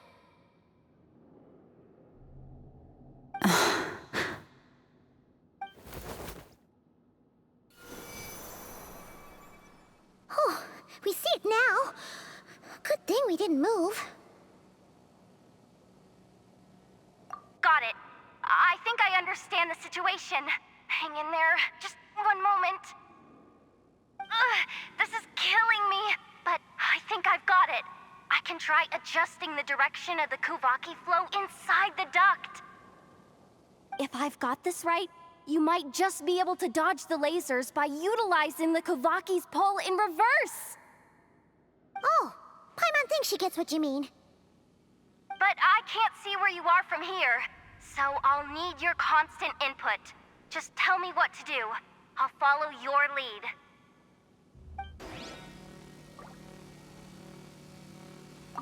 Okay.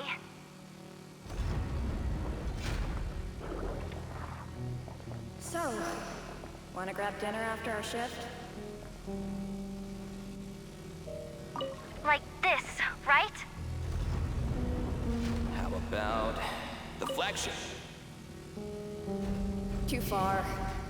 And besides, we're not exactly in with the locals. Sure thing.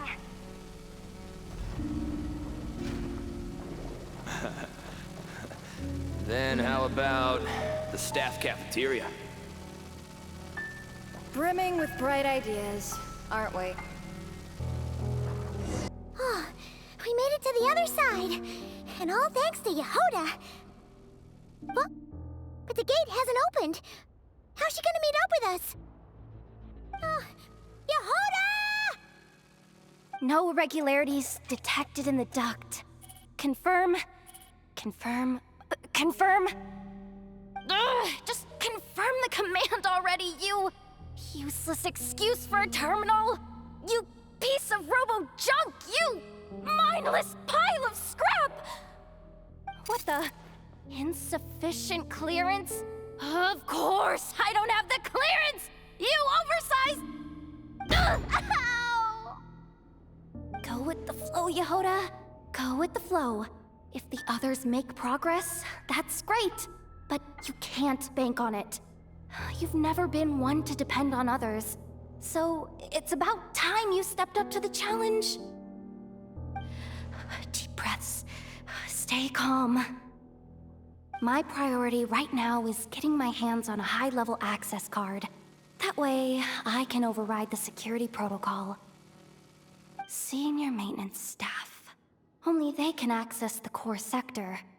But hey, there's always someone careless enough to hide a spare key under the flower pot by the door. Which means there's a good chance there's a duplicate lying around somewhere in the control room. Even if I can't get into the control room myself, doesn't mean I can't rely on some external help. If I can take control of one of those guard bots, maybe I can use it to search for the access card. This is crazy, Yehoda! You're all alone. You've got nothing. And yet, you're charging ahead like fear's a foreign concept. Maybe that's exactly why. 'Cause I've got nothing left to lose! Confirm! Am I a genius? Whoa, this feed's super clear! Oh, this is gonna be a piece of cake. Wait a second. Oh, this thing's not a guard bot. It's a... janitor bot.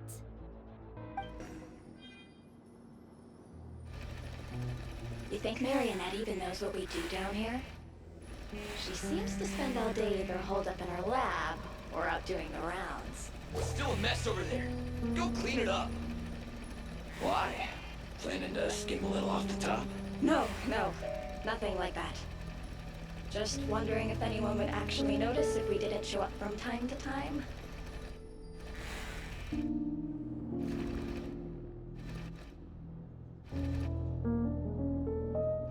Let me see.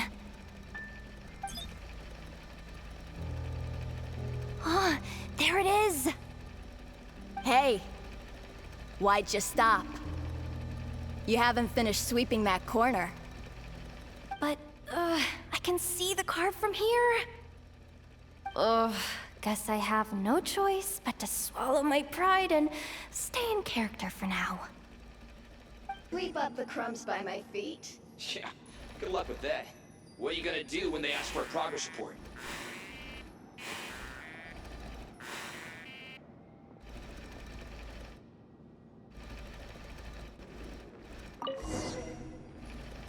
Sucks, though. Finally sent somewhere warmer than Snezhnaya, yet we barely get to see the outside world. Gotten rid of the dust behind the door yet?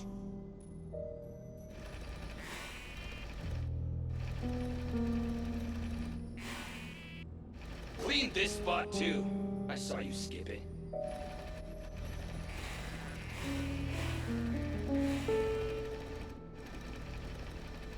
Come on. Where's that bot passage when you need it? There! Oh, the terminal's just ahead. But will Yehoda be okay? Paimon? She said she'd use every resource at her disposal, so let's have some faith in her abilities. Besides, when it comes to surviving in Nodcry, she probably knows more than any of us. So, they really do believe in me. But how long are we gonna have to stay here? Paimon doesn't want to get caught by the Fatui either. Does Paimon mean the two Fatui in that room?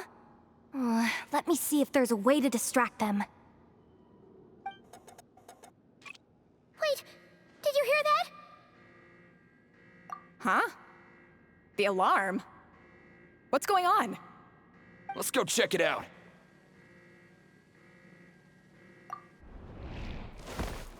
This looks like somewhere important, but there's nothing here. Hey guys! It's me! Yehuda, are you okay? I'm fine. I managed to swipe a high-level access card and triggered an alarm to draw the guards off. But we don't have much time.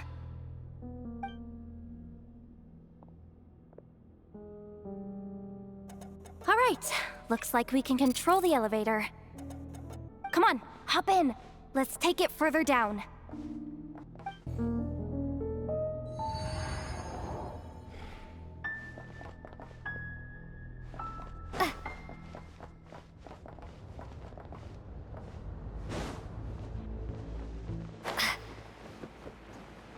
We should be able to use the terminal to move the drawbridge.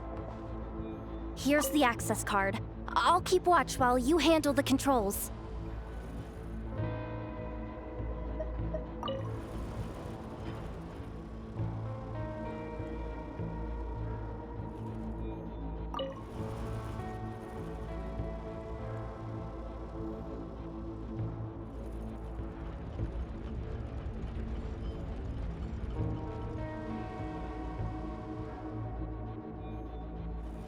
All done. Let's keep moving.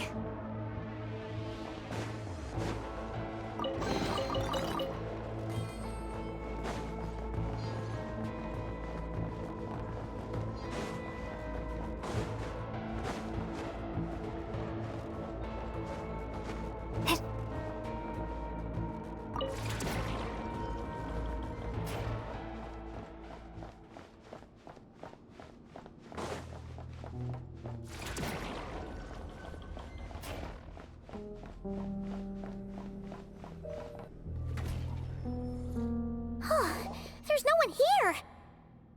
That's good news for us. Let's head inside.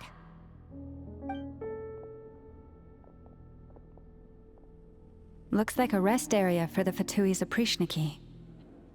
Huh? The terminal's still on?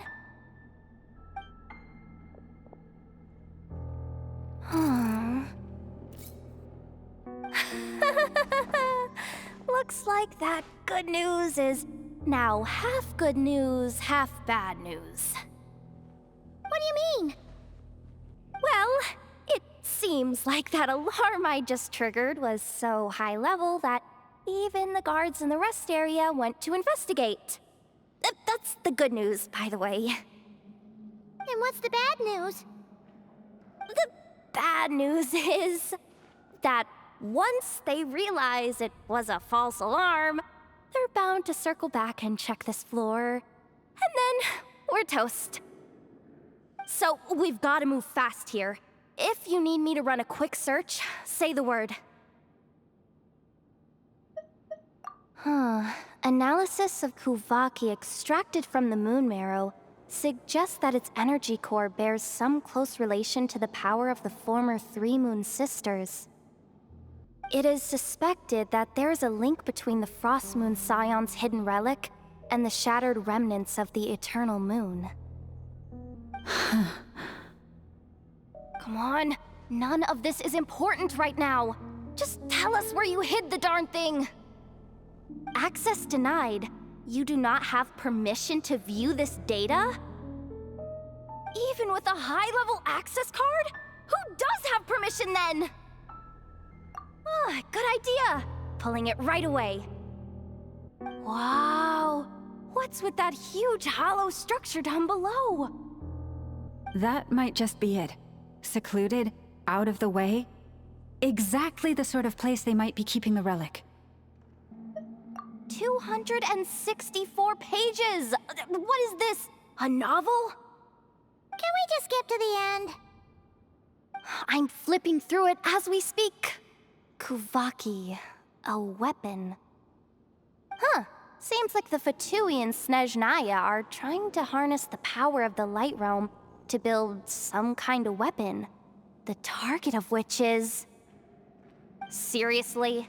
Insufficient clearance? Again? Looks like that's about all our current clearance gives us access to. Based on what we know so far, it seems like the rest must be hidden inside that massive hollow beneath us.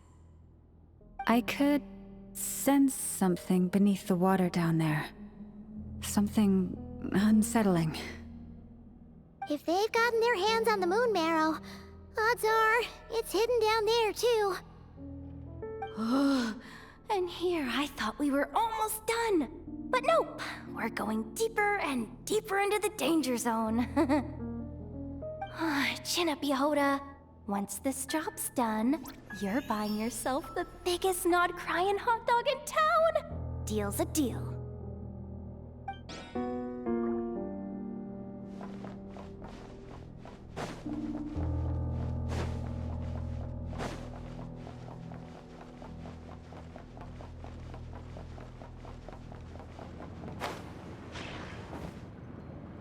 Watch out for that defense bot! Ah! It's aiming right at us! You'll have to use Kovaki to deflect its attacks back the way they came!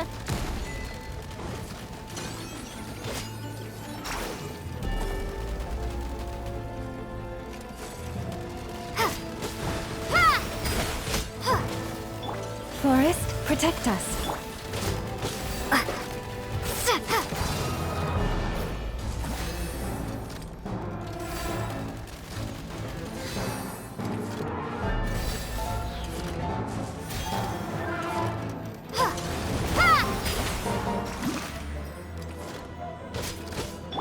Leave this place.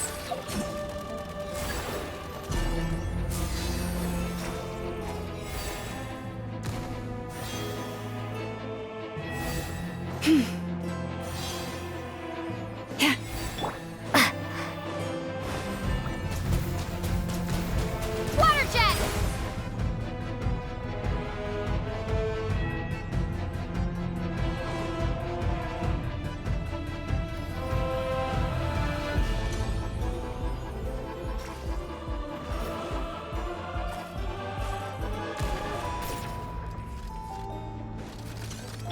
Yeah, lush as the moonlight.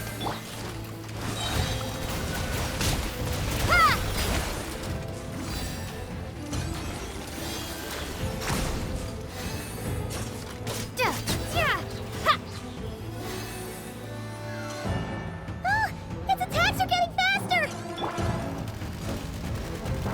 For the everlasting forest, receive my blessing.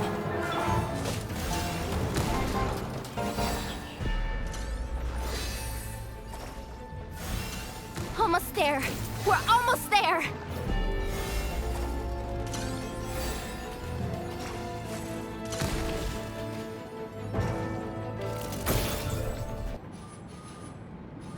Oh, it's finally down. Quick, let's hurry down to the lower level before we're spotted.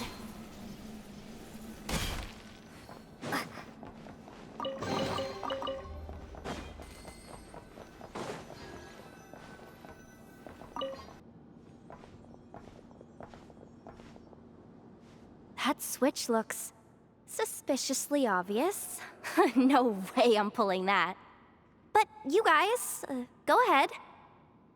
Hey, you spotted it first. Shouldn't you be the one to pull it? Not a chance. I'm just the guide, remember? At most, I'll help you look for an escape route. They don't seriously think pulling this thing's gonna lead to treasure, do they? I'd be amazed if it doesn't set off an alarm. Besides, I didn't even bring my smoke bombs. Which reminds me of the actual second rule of treasure hunting. Better safe than sorry.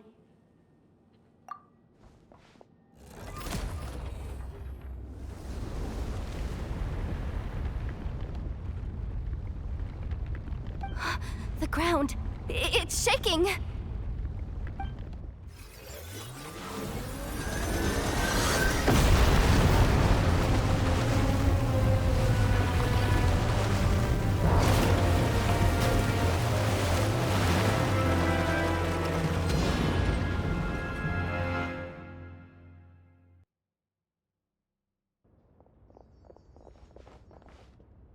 Wait, did the surface of the water open up? This is bad. This is really bad. I'm getting put on the Fatui's blacklist for sure. Don't worry, Yehoda. You've helped us so much. If they try anything, we'll protect you. Aww. Come on, I was just kidding. I'm tough, okay? Just haven't had the chance to show off my fighting skills yet. Me, afraid of the Fatui? Ugh, not a chance. I suspect the relic is hidden down below.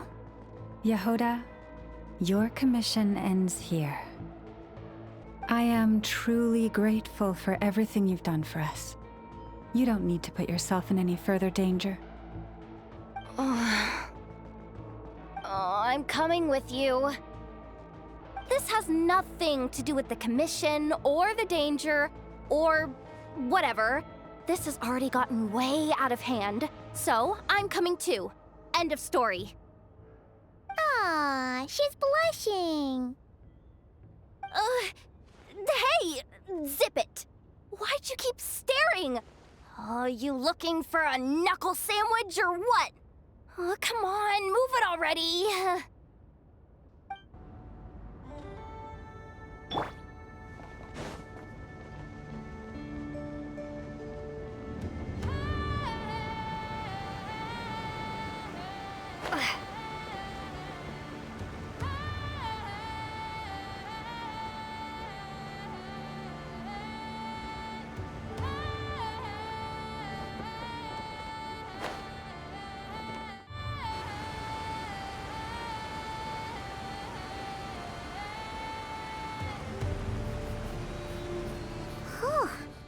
It's really deep down here.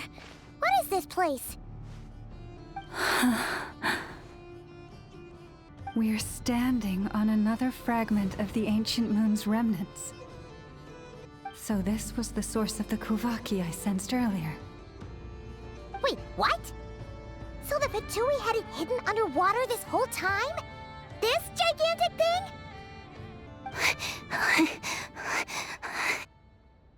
Yehoda, you've been kind of quiet since we got down here.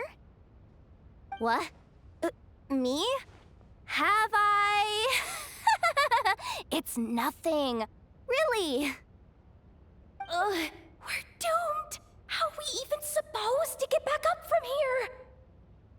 Oh, my grappling hook's not nearly long enough. And if someone spots us here after all that commotion, we'll be sitting ducks.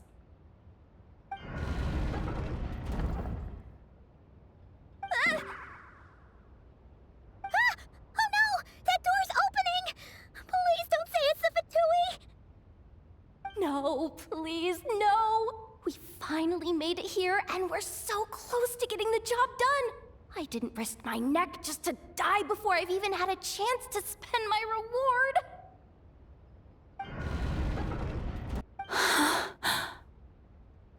What happened? Why did the underwater barrier open? How could this be? Huh? Lauma? And... you guys... Wilhelmina? What's going on here? Looks like... there's no point trying to hide it anymore. What are you talking about? I thought you might come, but I didn't expect to see you here so soon. Forget it. The Moon Marrow isn't here. You... joined the Fatui? Yes. When? The day I could no longer bear to live a lie. At first, the Fatui wouldn't accept me. But then, one of their harbingers noticed me, and... said she'd give me a chance.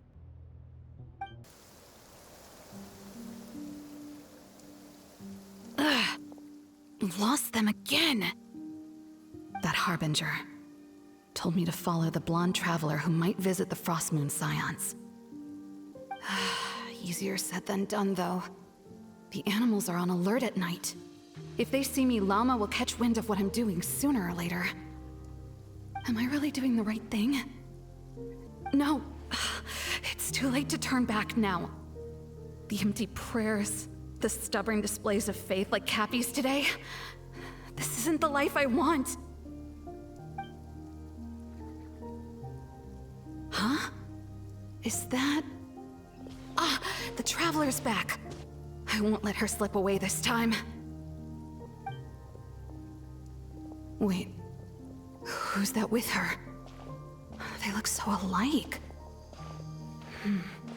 They seem to be heading towards the statue of Kutar.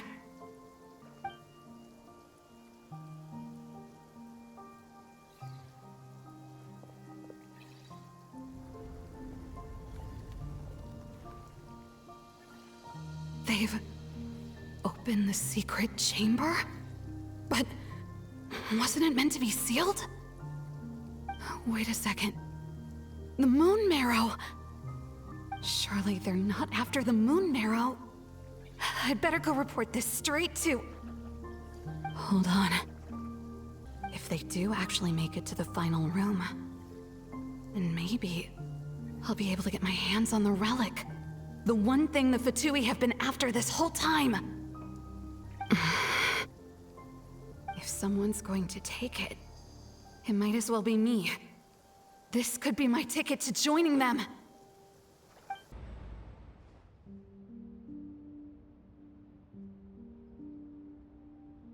Yes.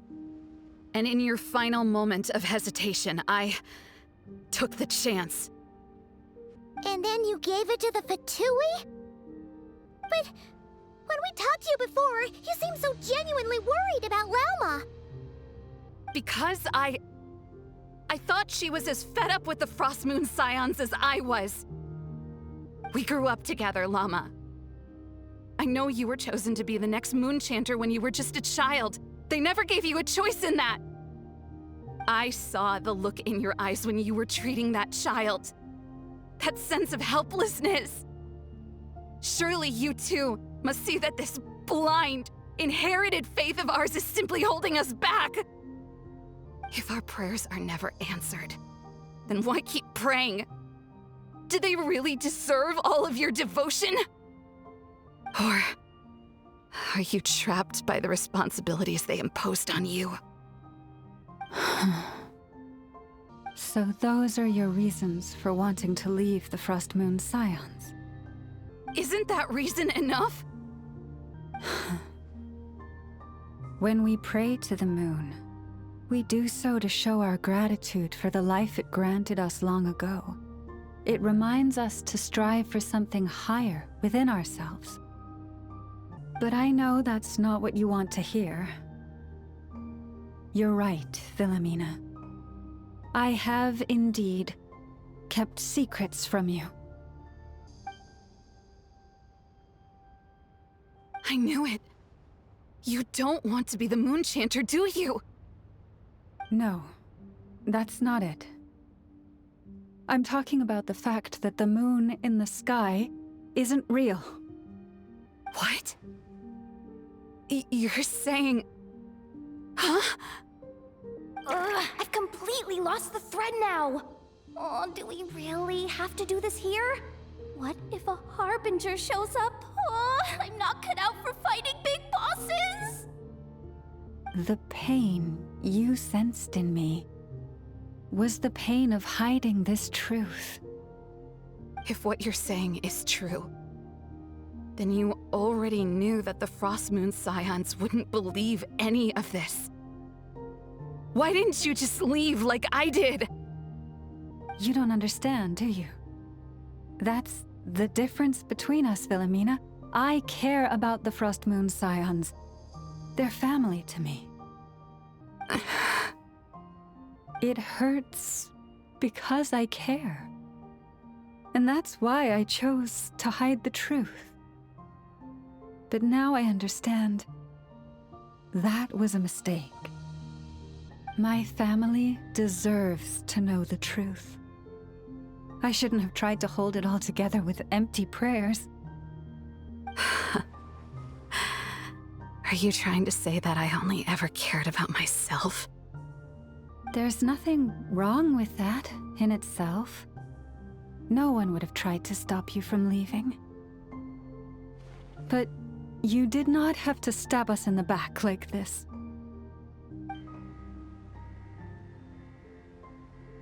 We've been spotted! knew it. I just knew it. What now? If a Harbinger shows up, I'm out of here. No darned relic is worth dying over. Looks like I misjudged you, Lauma. I didn't think you had it in you to stand up to your fate. Turns out, you are a great moon chanter after all. But you were right about one thing. I haven't considered Hisi Island my home for a long, long time now. Bosses, time to go. I will change the Frost Moon Scions, Wilhelmina, as soon as the new moon rises. Then I guess I won't be around to see it.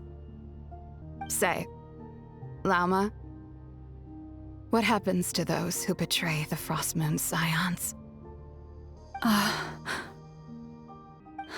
May their antlers be shorn with silver blades, and let them be cast into the long night of unknowing.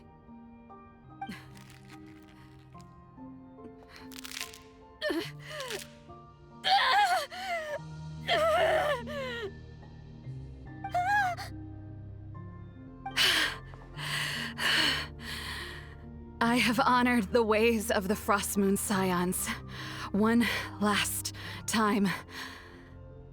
Think of it as a gesture of respect, Lauma. There they are! Lauma? Marionette has the Moon Marrow. She went to Starsand Shoal. Don't flatter yourself now. I'm not trying to atone. I just don't believe you'll actually be able to change them. An alarm coming from the Experimental Design Bureau. Interesting. Hey, wrap things up and get yourselves ready.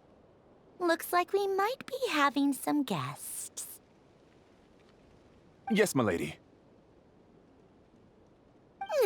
Perfect timing. This job's been boring me to death. Time to test some hypotheses.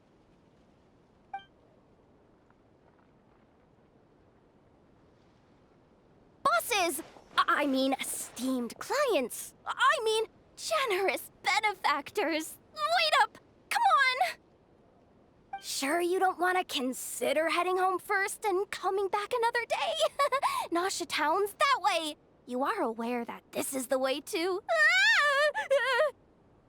A little ahead of schedule, aren't you?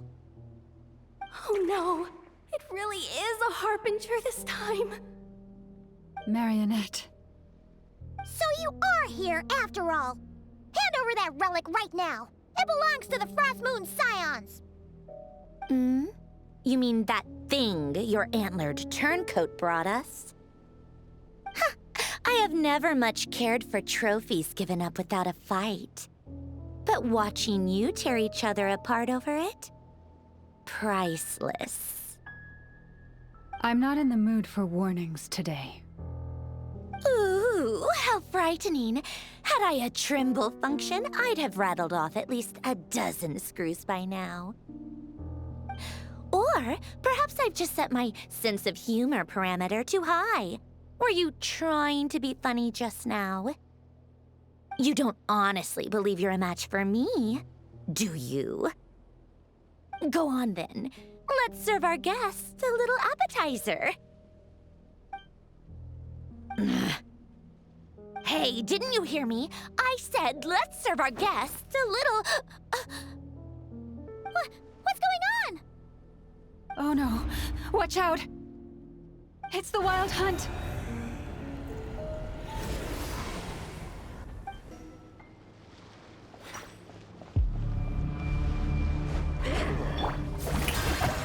Defensive mode engaged. Silence!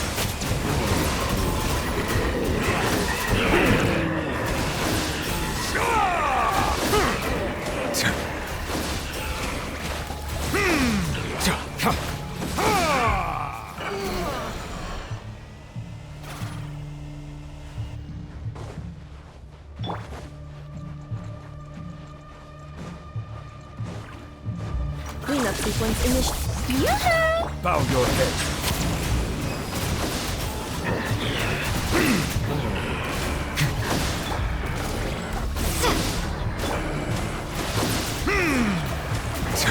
Silence! These things just keep coming! Isn't there anything we can do?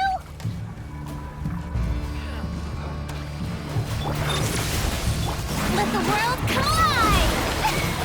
Settle down! Let the mighty be humble!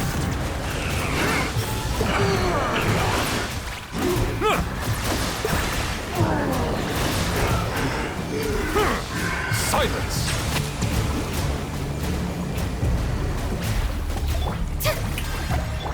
Defensive.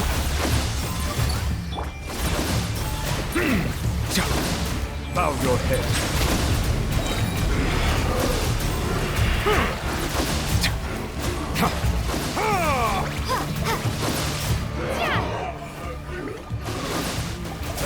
Yeah, close relationship. Shower me with...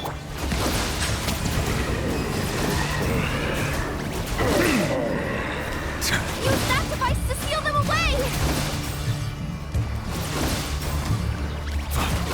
Settle down!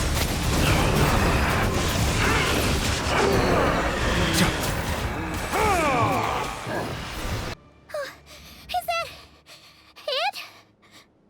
Oh, at least that's what the Lightkeeper's Handbook says. Careful. It's not over yet.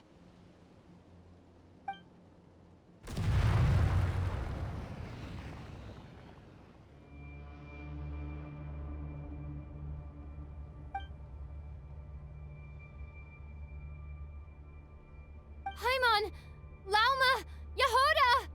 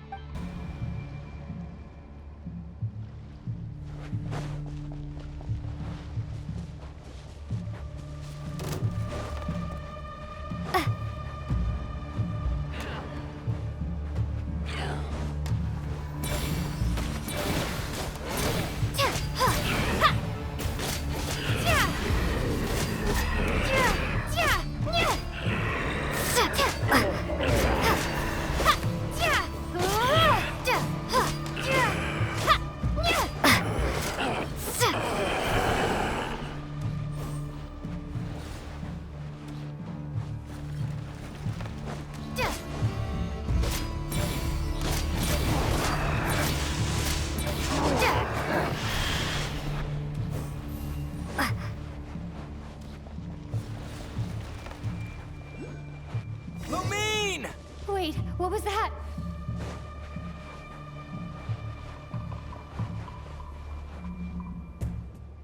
Lumine, over here! Ether! Quick, grab my hand!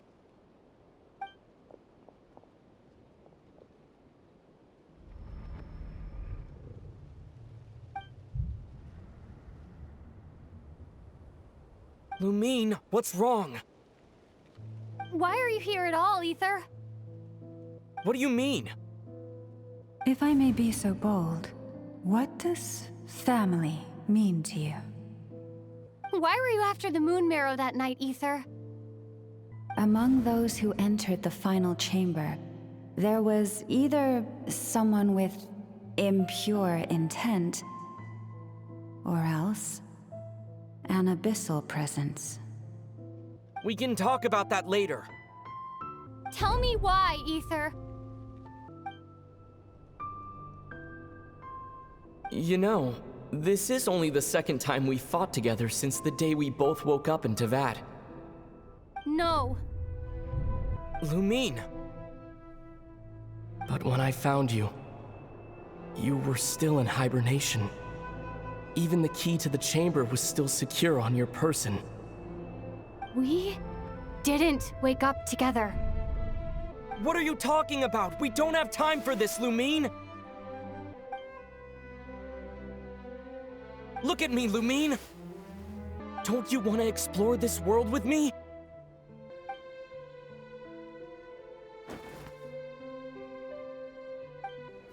think I'd lie to my little sis?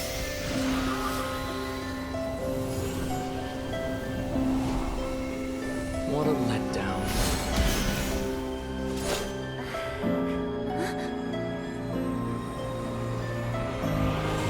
Go get it from me, Lumine! It belongs to me! I never believed it. I didn't want to believe it. That strange feeling that something was off. I wanted it to be real so badly, even if it only lasted a moment. But you're not my brother.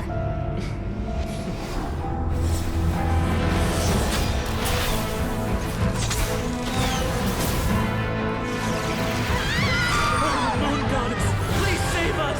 Why is this happening to us? Has it been abandoned?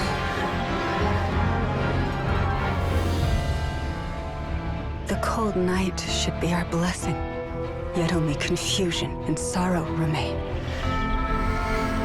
The truth may yet lie beyond the sky, but must we become lost because of it? Standing before you, as a scion of Hyperborea and the Frost Moon's emissary, I say this.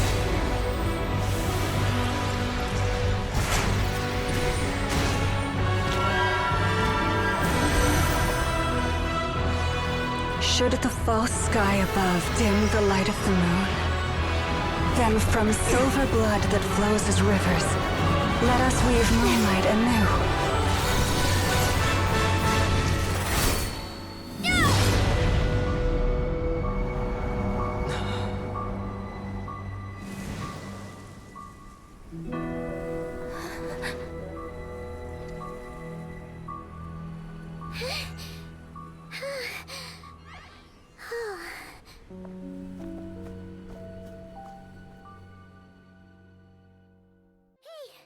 Is everyone okay?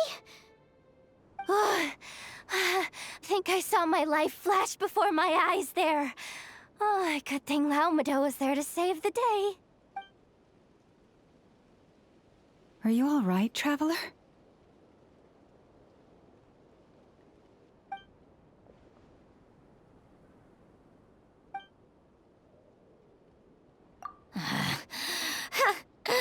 Well, that took you long enough. Seriously, how many of you are there? Pathetic.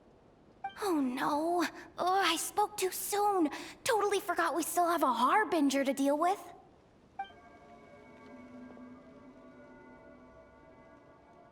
Hey, is that the moon marrow? It was hidden inside that big robot of hers all along. But that robot... Ugh, that's Polonia to you, not just some robot. Take it and get lost. Huh? You're just giving it to us? Well, I wasn't the one who put out the order to find this thing in the first place. So if someone wants it, they can help themselves. Maybe even choke on it. See if I care.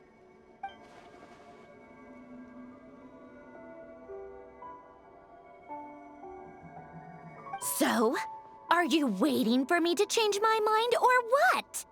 I'd be more than happy to pick up where we just left off.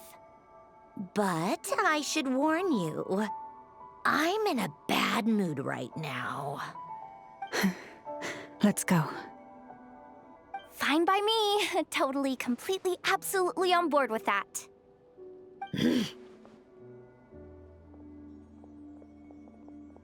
It's finally over.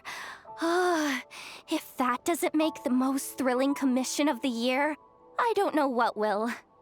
Looks like the Fatui are all gone now. Lauma?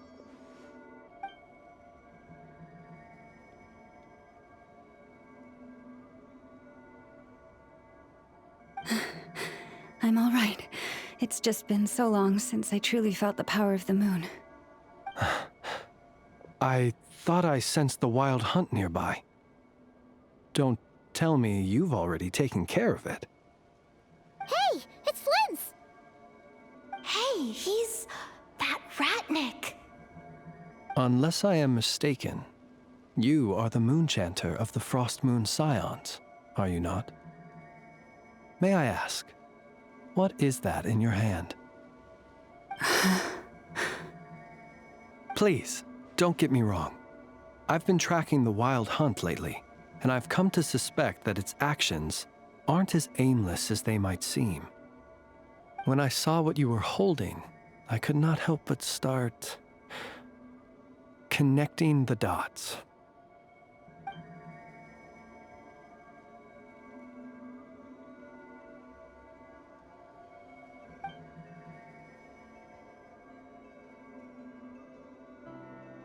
You better be extra careful, Flint. It seems like the Wild Hunt is capable of impersonating people now. Oh, is that so? Funny that.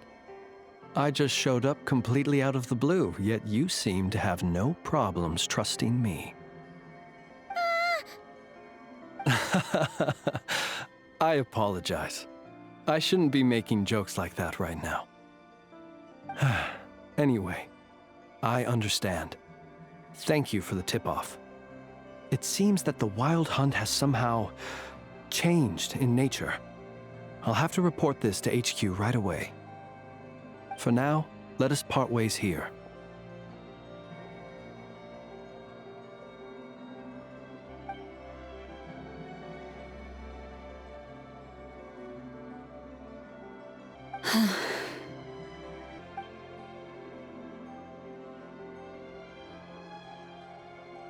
That little joke of his just now sure scared the bejeebies out of Paimon. Are all the Ratniki and Nocrai like that? They're usually stationed in remote areas and tend to keep to themselves. So, it's not surprising they end up a little eccentric.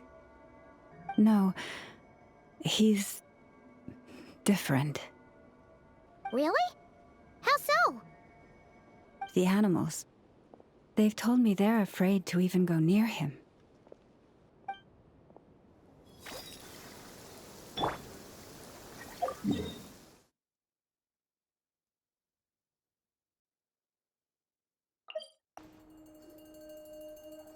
Oh, you're back. I just made you all a pot of tea. Better drink it while it's hot. Boss Neff, you wouldn't believe how scary our day has been! Seriously, I am never, ever taking random jobs like that ever again! You hear me? Oh, come on now. You even faced the wild hunt and lived to tell the tale. What's left to be afraid of? Wait a sec, how did you? Oh, right. Like you told us before, your business is dealing in information. Huh? Boss Neff? The teacups. Why is there one missing? Did you think I wasn't coming back? My. How could you think that of me? You know the rules. If a member of staff wants tea, they pour it themselves. Your cup's sitting safe and sound right there, in the cupboard. Member of staff? Does that mean you're accepting me back? Wasn't that the deal? Boss Neff! You're the best boss ever! You never change, do you? Everything turned out fine, no?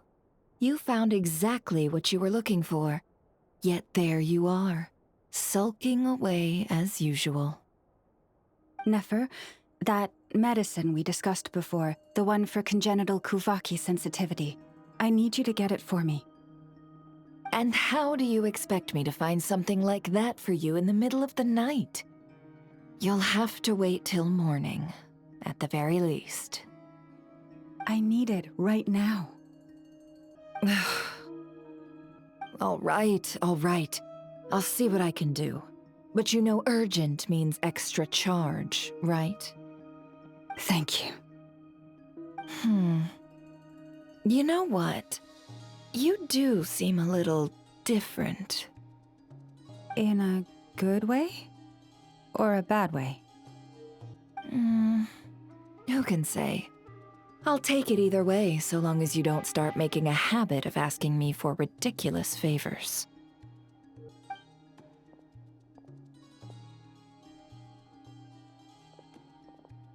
Traveler, Paimon, a lot has happened these past few days.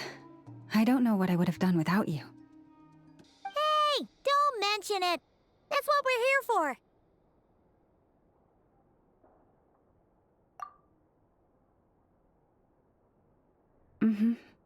You're right. And tonight, I'm planning on telling them everything. Tonight? Isn't it a bit late already? The moon shines brightly this night. What better time for the Frost Moon Scions to usher in a new dawn for truth? Thank you for your kind words. But before I do, there's one more thing we need to deal with. Oh yeah! Now that we have the moon marrow... You'll have to forgive me. I used too much of my strength in the battle earlier. I fear I won't be able to help you uncover the truth of the past. Not right away, at least. That's fine. We're gonna be in Nocrai for a while anyway, so there's no rush, right?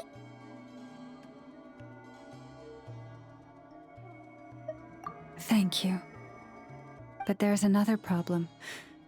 How to keep the moon marrow safe now? Huh? Can't we just return it to your secret chamber? The seal has been broken. Even if it were restored, now that the wild hunt has gotten in once, there's no guarantee that it won't happen again. Oh, right. Yeah, that makes sense. Back when the Frost Moon Scion's bloodline still ran strong, in special circumstances, a moon chanter could act as a vessel, safeguarding the relic within their own body. But it is a grueling trial of will and endurance. The moon chanter who did this only lasted 2 days. As for me, I might be able to last 5, at most. Hold on. You'd be using your body as a vessel? Yes. You can think of it like dropping a red-hot ball of iron into a bucket of water. How long the water lasts depends entirely on the bucket's size.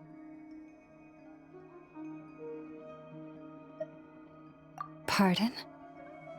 Hey, that's not a bad idea. You've always held up pretty well against the abyss.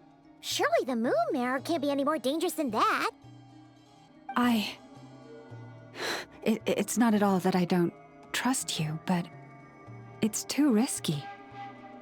But we're out of options, aren't we? Might as well give it a shot.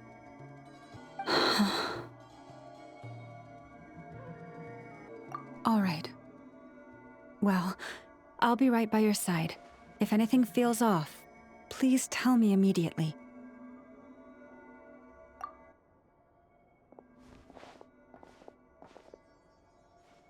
Here, hold it in your hands. Feel its power. Imagine you're a lake, a cluster of stars. Let the moon become a part of you. Whoa! It went into your body! How is that? Are you feeling any discomfort?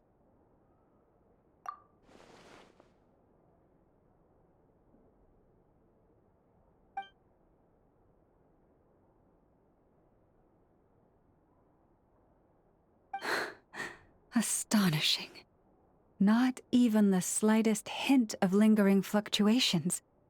It's as if all that power just sank to the bottom of the ocean. Well, looks like we won't have to worry about the wild hunt catching its scent now. Phew! Paimon knew you have special abilities, but still, you never fail to amaze. Hmm? Did I miss something just now? Yes. And it was nothing short of a miracle. Not something I'd be interested in then. Anyway, here's the medicine you asked for. This is all I've got for today. I'll have someone send the rest over when we have it. Thank you, Nefer. I really appreciate everything you've done for me. Please stop being so nauseatingly friendly. It's creeping me out. So, what exactly did you all go through during that wild hunt attack? I'd prefer to hear it straight from you.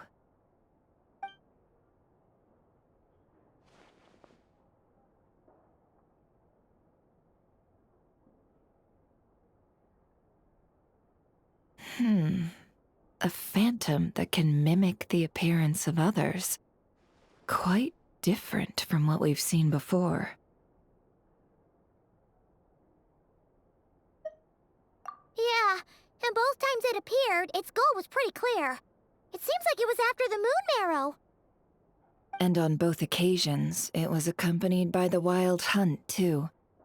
It appears there must be some close connection between the two. I must say, I don't often see you look this serious, Nefer. Too late in the day for thinking, that's all. We'll pick this up again later. You all feel free to keep chatting, though. Just don't forget to lock up when you leave. On that note, Traveler, please keep the moon marrow stored within your body for the time being. We'll take it back off your hands as soon as the wild hunt's been taken care of. Once and for all. Of course.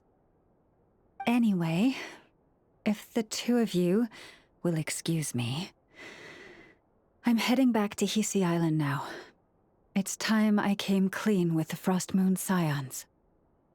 Hey, we're coming with you! Though, guess we won't be able to do much more than cheer you on from the sidelines. That alone means more to me than you could ever know.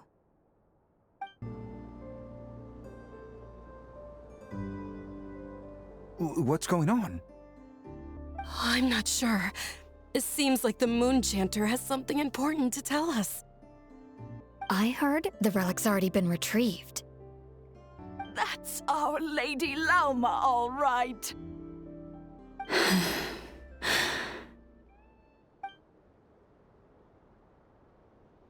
Noble scions of the Frost Moon, my kin beneath the moonlight, I hereby declare the truth to you. Long have our ancestors looked up to the Frost Moon, guided by her serene light. Yet now, she lies hidden beyond the limits of the sky. And so, Lauma began to reveal to the Frost Moon Scions a truth long hidden within her heart.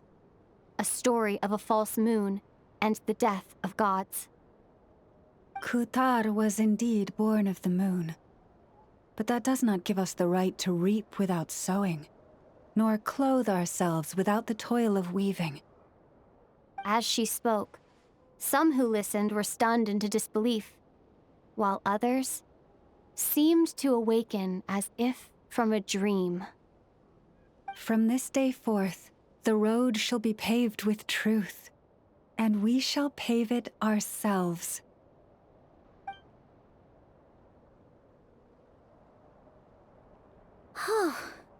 After everything Lauma said last night, Paimon wonders how everyone's adjusting. Still, judging by their reactions at the time, it didn't seem as intense as Paimon might have imagined. Says a lot about how much trust she commands, huh? Hey look! It's Lauma!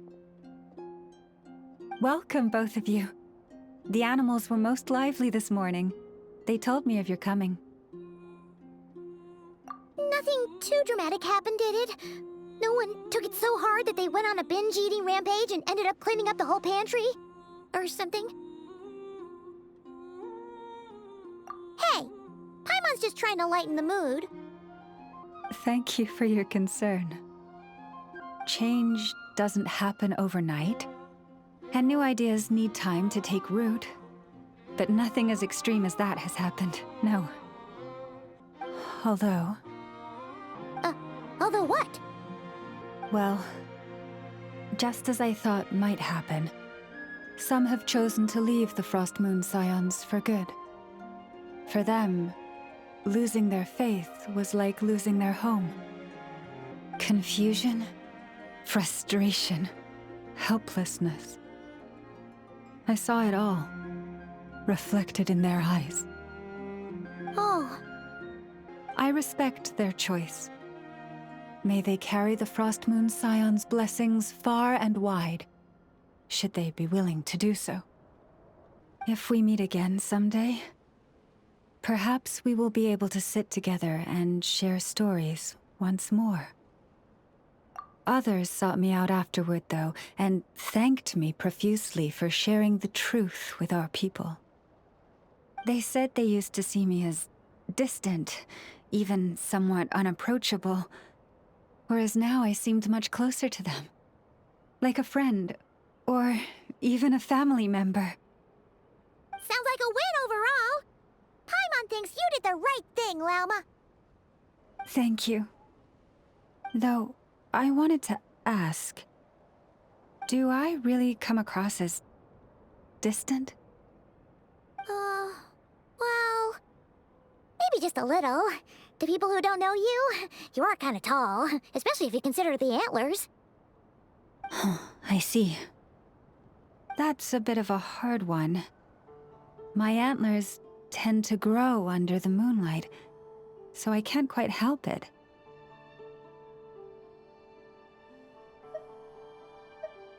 It brings me comfort to hear you say that. By the way, how has your body been adjusting to the moon marrow? I'm glad to hear it.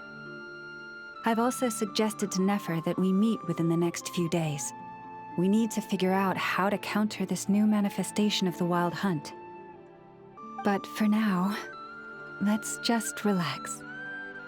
I want to enjoy this feeling a little longer, of finally living on the bright side of the moon.